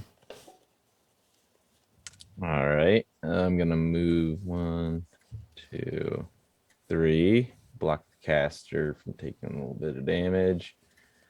I'm gonna use compelled duel on the Minotaur. Ooh. Nice. Ooh. Well played. So for those And of you, then- that's taunt essentially. For those of you that play games, Gotcha. the tank just taunted. So that's my bonus action. Now, does he get a saving throw against that? Do you remember? Can you click on it? I think he gets one initially. Yep. Yes, he must make a wisdom saving throw DC 13. So I need to do a wisdom saving throw for it to be successful. No, so- Daniel has to roll. So on you behalf are of the using wizard. your divine magic to try to influence his mind, so he has to try to break free from that influence. Gotcha. He angrily stares at you with unseeing eyes and lowers his head as if to strike you, which means Nice. he failed the saving throw. That's Nice. Good shot, by the way. It's Okay. nice till he hits you. It's nice that it hits you. That's the point, right? Yeah, it is. Me. You tank. At this, I'd say I still have an attack phase, right? You do. You. Yeah. I'd like to use Divine Smite at this time. Which does he count as a fiend? He does not count as a fiend. Oh, lame. Okay, Would that be extra damage if he was a fiend? it would. It'd be Yeah. another 1d8. Yeah, Yeah. no, he's not a fiend. Okay, so I think do I need to? How do I link that again? Just click on So the I can name, I think. I'm clicking on the name, but for some reason it's. I have to check. Is mark there a it. little chat bubble when you hover over it? No, Click the red letter, maybe? no, there's no chat bubble or anything. It's on the Whoop. list of red words. 6. Divine Smite, right? Yeah, Divine Smite right there. On the red list. Oh, on the red list. Yeah, it's right there. Oh, The chat bubble. got it. My bad. There we go. Okay, so I'm expending one spell slot. Now in you addition have to my second weapon level damage? spells, right? No, I do not. You do not. Okay. He doesn't. So then, yeah, you lose one slot. So if you could And then cast I do two, normal weapon damage plus plus 2d8, 2d8, correct? yeah. So I will say, you don't actually do the spell. You don't lose the spell yet until you hit. that's correct. You have to hit in order to do this anyway. Okay. So you're not wasting a spell slot trying to do it. Okay. So, So I roll need to do my check first for the weapon damage. Correct. yes, For the to, weapon. to hit him. Yeah. Oh, I'm oop. at advantage still. Sorry. Yep. Hold on a second. Roll the hit, not damage. Yeah. Oh, dang it. Clicking the wrong thing. There we go. Dang it. 14 hits. Hit 14 hits. He's a big dude, and he's a ghoul, so Alright. 14 hits. So you now know you hit, so you're going to do 10 damage, and then you're going to roll the extra 2d8. Unless you want to take that number above, which is fine. Because you rolled it earlier for the 11. Oh, yeah, because I had... Wait, the Radiant, right? Yeah. Yeah. Do you want So I need to 11 roll damage, two- or roll again? Wait, let me make sure. Probably That roll again. Okay. okay. So I have to do radiant again. I think so, yeah. Whatever you Yes. clicked before. Whatever yeah. you clicked last time. There we go. 2d8, yep. All right. So So 19 damage. Dang, it's huge. it is. It seems The to shrug. berries. It seems to shrug off most of that. What row? The berries have awakened. The berries. Not really. As you strike out with your greatsword, you raise it to the heavens, and you can see it glow with almost too bright of a light, being that you guys are down here in the darkness. And you slice into this ghoul, and the edges of the wound burn with holy radiance for a matter of seconds, nearly blinding everyone behind you. When you pull the sword back, it looks like the edges of the wound were actually burnt. And there's like veins of black burn irradiate, like coming off of the wound. That's a lot of damage. Well done. Are you done, Hellman?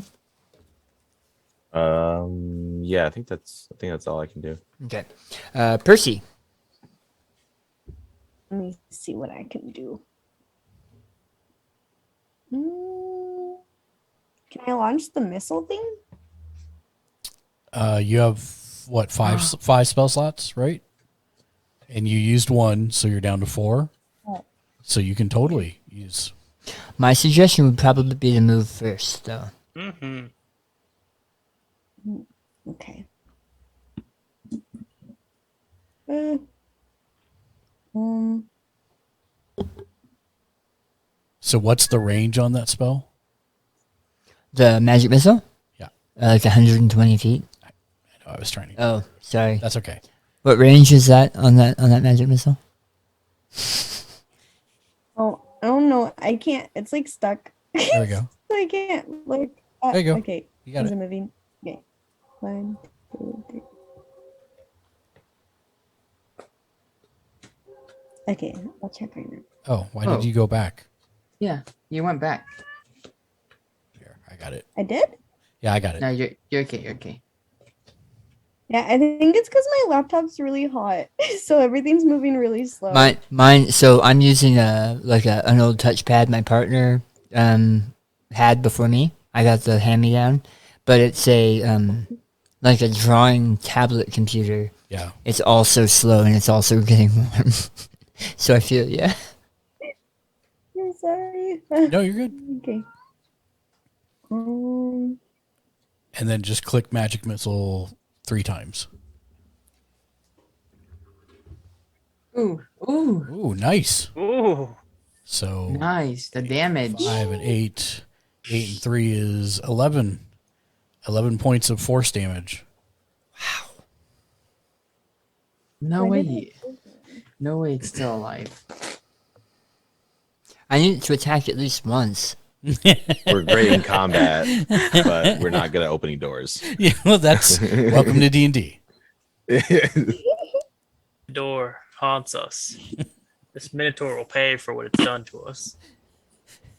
This minute, we'll take the door frustrations out on the Minotaur. Shh. Oh, she's back over to wherever. What? How did that happen? How did that happen? How did I just she moved her back teleport? again. I moved her back I'm again. not even touching it. Amazing. Is that the end of her turn? I believe so. Nice. Yes, I'm done here. Okay. All right. Nice. Well done. It's the Minotaur's turn. Oh, Nice. The Well Minotaur done. raises its huge, monstrous sword and brings it down on Helman Trust. Oh no. Be the- Bring it on. bring it on. Does Berries will power me. a 19 Use the hits word. you, right, Helman? Yes, that's correct. Yep. It was gonna hurt. For 11 damage. That's Uh, all right. you're good. You're good.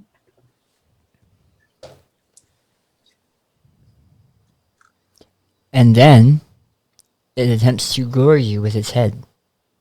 Oh, Oh, that's good. Nice. That's good. I deserve it. You are able to back up out of the way just in time. The horn scratches the doorway right next to you, but you can tell that the massive muscles in his neck and shoulders would have possibly skewered you on that horn, on his one remaining horn. And that is it. He is going to not move. Jackson. It's my turn. Yep.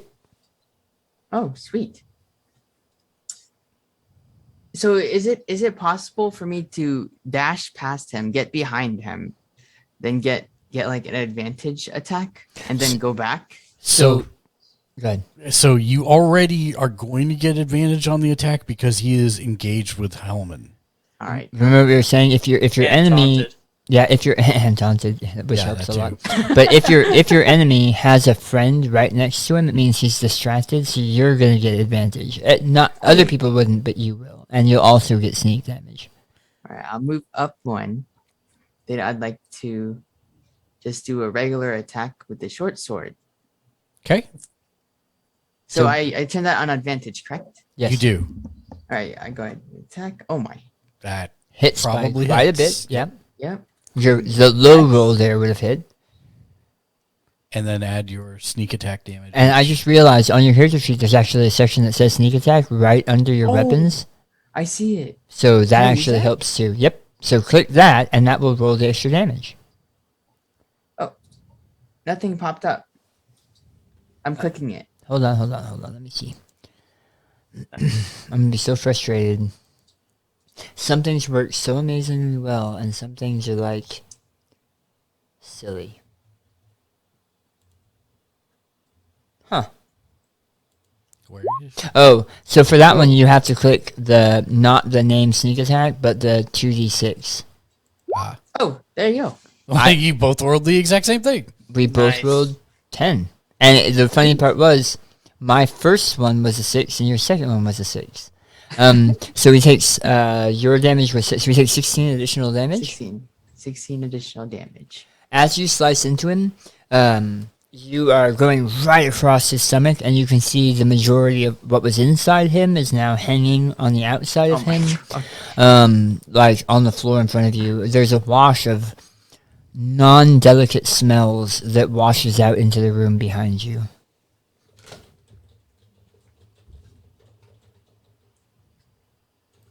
And it is. Were you done, Jackson? Oh yeah. Wait, can I back up? So the problem is if you back up at this point because you are in his range, and you have a bonus action. You can bonus action disengage as a rogue. Yep, sure can. So yeah, you can back up out of his range as a rogue with your bonus action. So just 5 feet is as far as you. Yeah, just one square. Yep. Yeah. There you go. All right, and it's Garmin. Okay.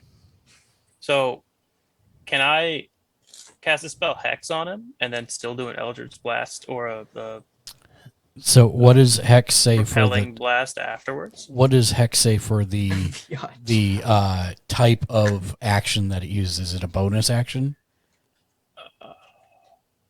I find that in spells. Yeah, if you can Yeah. click the hex, it'll throw it up. Show spell description. There we go. Yeah. Yep. So you can cast. Yeah. Hex Yeah. is a bonus action, and then So I can use cast your. Hex with just standing still onto the Minotaur, Yep. and then use. You can still move if you want to. I'm fine back here. All right. I have range for things. Might as well just use it.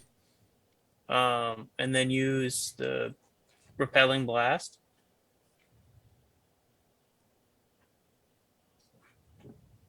Wow. That's cool. All right. So so you cast hex first. So I need to roll a saving throw. Mm-hmm. And it is a what saving throw? There's no saving throw. Oh, it says spell save DC at the bottom. Yeah, but I don't think it actually has one. I think it just because it's I think all spells say the spell save Oh, okay. DC thing. Okay. So what? As he is cursed, what ability are you going to make disadvantage for him? Are you cursing his strength, his dexterity, his constitution? Charisma. I think you should curse his charisma. No. He's gonna use so much charisma. Probably his dexterity. Okay. So as your curse catches hold, you can see some of your eldritch energy wrapping around his legs and his joints, slowing them down, preventing them from really maneuvering as well as a ghoul can. And now you would do your eldritch blast.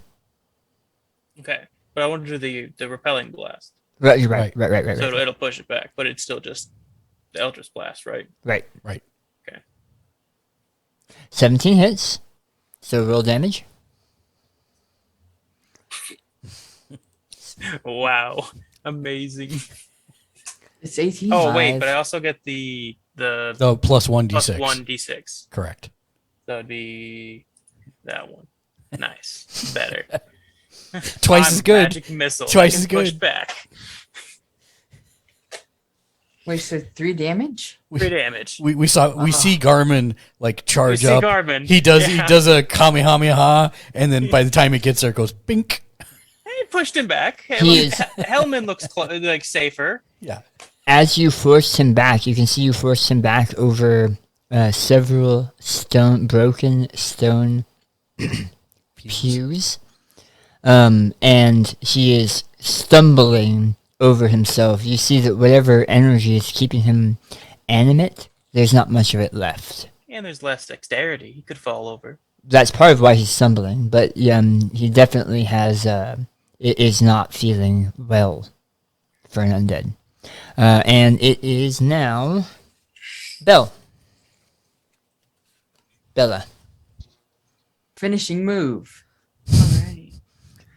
Finish him. I think Push I Hellman into him. I'm curious as to how would this be useful.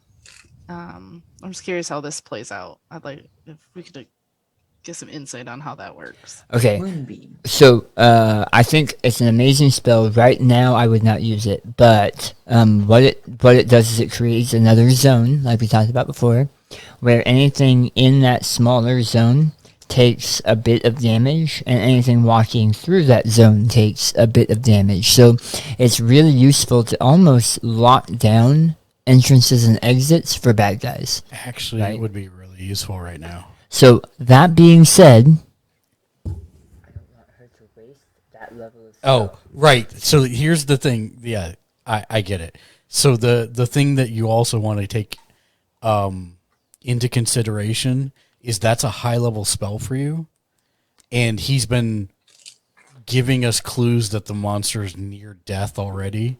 So Okay. you probably don't want to use it right now, although it would be It an would be- awesome cinematic finisher. it would be an Perfect. awesome cinematic finisher. if we run into anything Okay. else down here, it could be.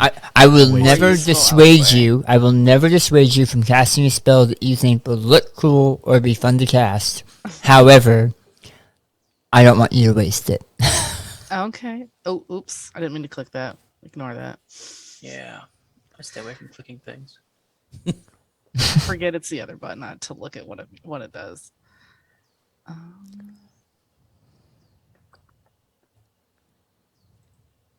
And okay, so I haven't really utilized like my actual weapon. That is true. So just to kind of understand what it does, I have that quarter staff, and then under attack it says +5, and then under damage / type it says 1d8 +3 bludgeon. What does that mean? So, it means you have to be right up next to him, but it means you have a magical weapon, and I think you're the only one that actually has a magical weapon now that I think about it. I have one. Oh, okay. Oh, that's true. But you have a magical weapon, so it's going to do an increased amount of damage. Also, normal weapons, right? If you were just normally carrying a staff, it would be a strength weapon. It would use your strength to see if you hit or to see if you do damage. This weapon has been kind of linked to you and how you think. And so it uses your wisdom, which is higher than your strength, to find weak points and know where is best to hit. And so it actually does more damage than a normal quarterstaff, and it strikes better than a normal quarterstaff for you. Okay. All right. So I would just have to move to like a Right. 5-foot square right next to him and Yep. then use it. Yeah, Correct. Okay. Which from here, that's Correct. 1, 2, 3, 4. That's 5. So that's within range. Yep. And then I just click it, right? You just click it. So first, are you using it one-handed or two? Actually, that doesn't matter. Yeah, it doesn't matter. Yeah. So go ahead and click it. Okay. So you rolled an 18, which hits. So now you would click the word quarterstaff one-handed on the chat. Oh, I see. And you did 4 damage. And as you rush up to strike at it, we're going to say two-handed because it looks cooler. You swing your quarterstaff, take it right behind one of the knees, and it drops to the ground. All of the animate forces that had been keeping it standing gone. It is a loud and abrupt crash as this heavily muscled ghoul collapses to the ground. Nice.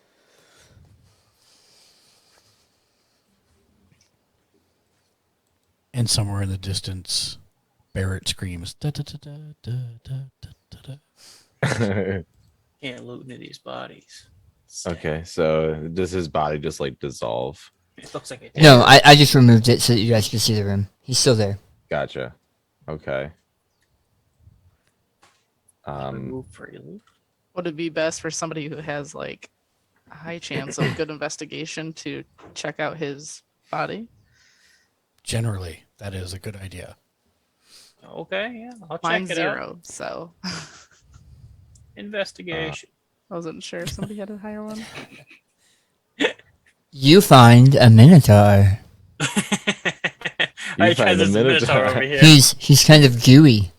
Good to know. Nice. Uh, Nice and good investigation. Sherlock Percy walks up and takes a look over the corpse, and you see he was mostly naked, so he doesn't have a lot of items on him, but he does have a gigantic, crude metal and wood sword, and a you see as you're looking at some of the wounds in his what is this? Is this a sternum? Yeah. In his sternum is a black stone, a carved black stone that has been almost hammered into his sternum. And can I examine that stone? Can I rip it out of its sternum? I wasn't going to do that, but okay. Wait, Jackson, you were right next to him when he was going to pull it Jackson's out. just leaving. He's like, I don't get hit by a fireball. Screw that. No, you're fine, Jackson. I'm just joking. Can I use Since I'm heals nearby, out of can I ask? common? What was that? Oh. That was like three people. I was just because we're all in the same area. Didn't you say in the last place we were in that we also pulled black stones off of those people? Somebody did. So there was a circlet with a small black gemstone about the size of a pinky nail on one of the spellcasters of the Sand People, yes. Very, very good to note. This seems to be the same kind of stone but larger. That one was about the size of a pinky nail. This one is about the size of a thumb joint. Nice. I feel like I should ask everybody who's in the room if that looks familiar to And anyone. and who was inking it out? Me, Garmin. So give me a survival check, please, as you kind of pull the dagger out and whittle around the bone to. Yeah, you easily like get underneath it and pop the stone out with a Beautiful. wet, sloshing sound. Thank you. Mine. Did you see? So, Hellman, I believe you asked if you can heal outside of combat. You absolutely can. It's just used as a spell slot. I think you do have Lay on Hands, which is a natural healing ability for a certain amount of hit points. I can't remember how many hit points it is. I think it's like a certain amount plus your spell level, I think. Oh, when you take a long rest. 15. Oh, No, the power Level replenishes. times 5. Your level yeah. times 5. So you have 15 hit points that you can, you essentially lay your hands on yourself or someone and heal up to 15 points. That pool is now used and you get it back When you take a long rest. When you sleep at night. Alternatively, you can expend 5 points from your pool of healing to cure one disease or one neutralize one poison, which is cool. But for the sake of this, you have 15 points you can heal back to yourself if you'd like. Okay, I'd like to use that Okay. before we get into some shenanigans. What?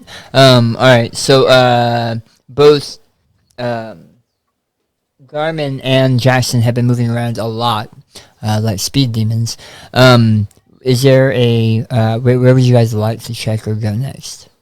I'd like to touch the door. Into the hole. You'd More like to doors. touch it? Yeah, touch the just- door. So Oh, the yeah, room, let's the room, investigate it. the room you're in. Again, this was a temple at one time. The room you're in looks like to be the main temple area where sermons were held. There is a stage near the front, and a fairly large but mostly broken sculpture that looks almost identical to the figurine that Balt now carries, of some kind of old Raven Queen deity. While this isn't very far from the valley, from your guys' valley, you've never heard of the Raven Queen. That's not a god in your pantheon. So that's why you're not sure who this person is from this temple. And has this one been defaced like the others? Also? This one is, you can tell it was once maybe a female body, but the arms, wings, head have been broken off. Like on purpose broken off. You see next to them are a couple other like stone edifices. The doors to the left and right, or west and east, are both somewhat ornate, but not overly ornate. They're more like a dwarven kingdom was once in this box canyon, so it's good dwarven make for the doors. The door you're standing near, Garmin, you put a hand on it, and it feels like a normal door, and it kind of gives under the touch, as if it's latched shut, but perhaps not locked shut. Oh, do we want to use an elbow? No, latched, like you could just Yeah. turn the knob. Just Just knowing- turn the knob. Try and open the door.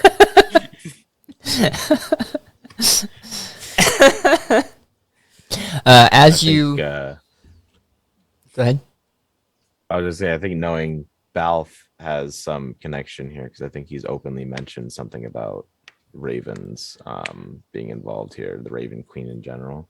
So I'd ask him if this looks either familiar or if he might have insight on what might be happening here.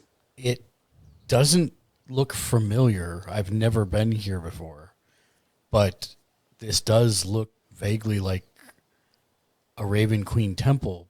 But I note how it's been defaced, and it's as if somebody's trying to erase the Raven Queen. Have any of you heard of the Raven Queen? Can't No. say I have. Even without rolls, I'm telling you, you guys, the Raven Queen is not something that you have recognized or have heard of, especially even you, Hellman, who actually has training in the religious pantheons of this world. It's you've never heard very of it. strange, as obviously she was here. I look around in this hallway. So in this hallway, there is a door. There's a door about halfway down that blocks your way, but it's actually open. Do you see it? It's Yeah. closed in the art, but it's open. There's a door to the top and bottom, to the north and south, and at the very end is a stairway down. Can I look for traps? You sure can. You can try. Give me an investigation.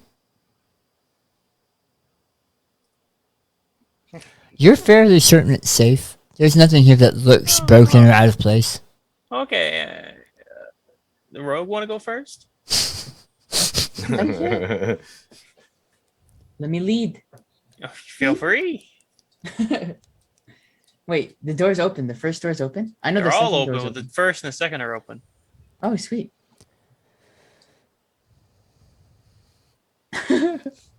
So as you start slowly moving down the hallway, give me an investigation check, please. Yeah.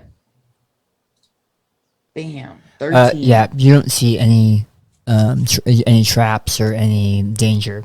As you stop right here, you have a door to the north of you and a door to the south of you.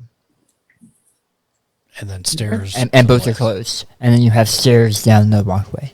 Would you like Oh, to open shoot. the doors or not? Yes. Yeah. Let's go to the north side door. Okay, as you open the Let's north, investigate. as you Oh. open the north door. Oh, you're gonna roll investigate to check for traps.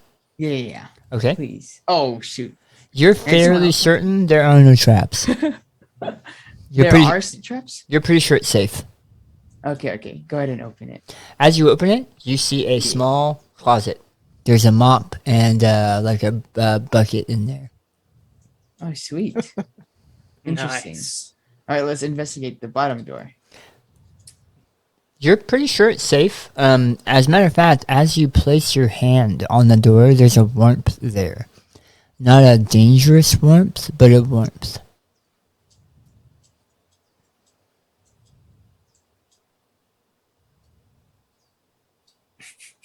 He's trying to open the door. He's really trying to do it himself. Is he actually opening the door?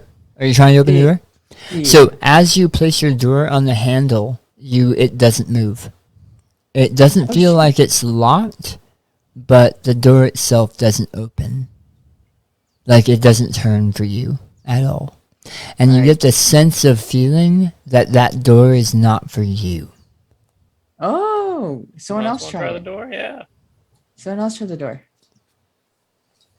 I'll go next. No one Like else wants to. accessible by scroll, maybe. Didn't we do that earlier? I'll go. Oh, I apologize. There was one other note. As you were like kind of looking at the door now and saying, "Wow, it's not opening for me," you see that it looks like somebody has attacked this door. Like they got frustrated because they couldn't open it, and they started attacking it, and it didn't do anything to the door other than like maybe cut it a little bit. My kind of person.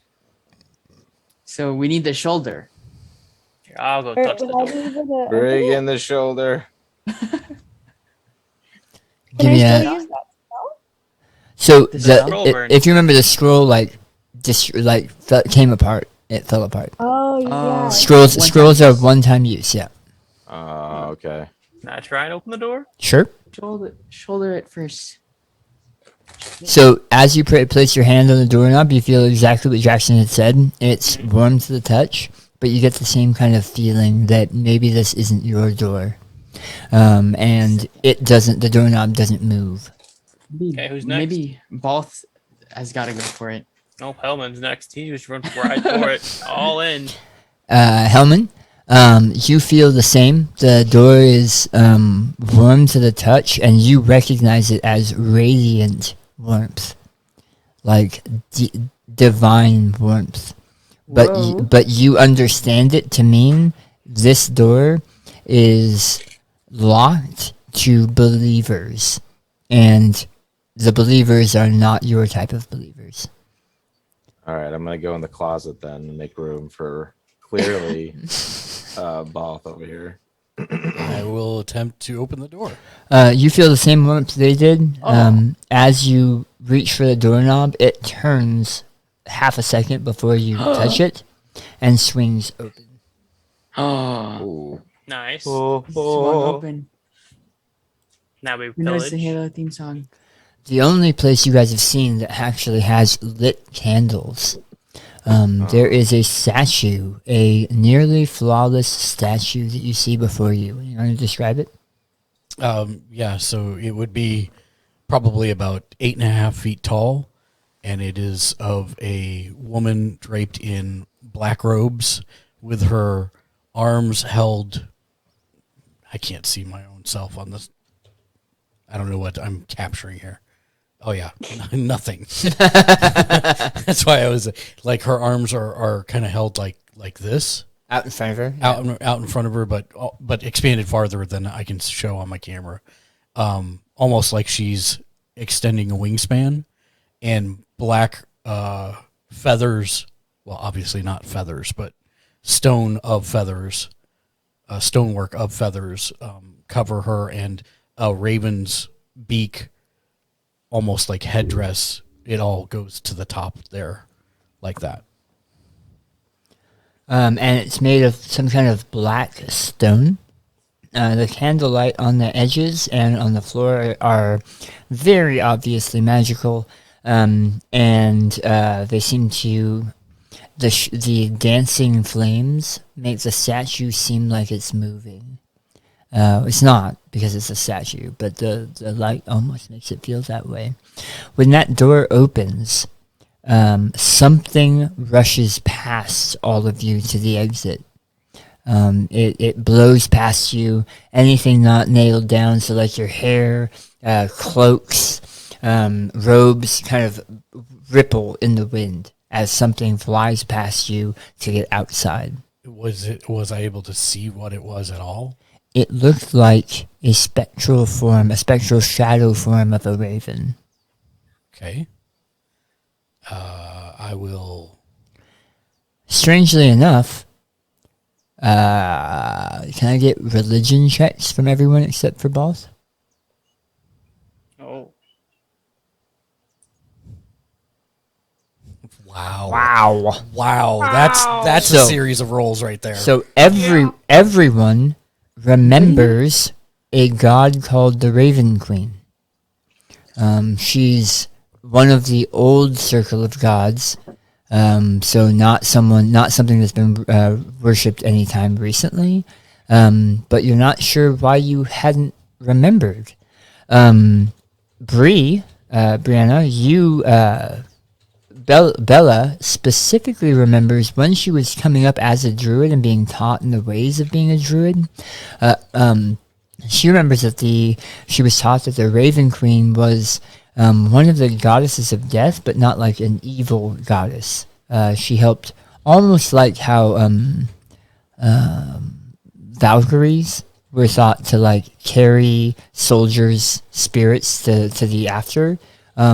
She was thought of almost like that. Aiden and Persephone, or Percy, wow. You actually remember that growing up, especially you, Percy, because you spend a lot of time in libraries and researching stuff like this, but you remember pictures, images, you may have even handled some kind of iconography of the Raven Queen in the past. Aiden, you probably did it when on a dig looking for some of those artifacts, the draconic artifacts. And my guess is, Percy, that you probably handled one in research, some of the research that you did. But you're not sure why you didn't remember it until now, but you remember it now. And yeah, so that's where you're sitting. As the whatever it was blew outside, the candles began to dim and then went out. And as I say a silent prayer, do I feel her warmth? You do. I breathe a sigh of relief. So actions. I will also say it is nearly 5. Are we still good? We're getting close. I just want to make sure we're still good. Is everybody still good for time, is what he's asking. Yeah? Okay. Yeah. So actions. What would you guys like to do? Can I look in the room? Yeah, the room is now open. Everyone can walk in. What's over here? What is that exactly? That is a stairwell down. Stairway down. What's in this Oh, stairway room, though? down. Okay. What's what? So these candles are out now, right? They are In out. this room. Okay. I'm going to approach Balth because do I have to detect if I heard him? Like, do I have to do a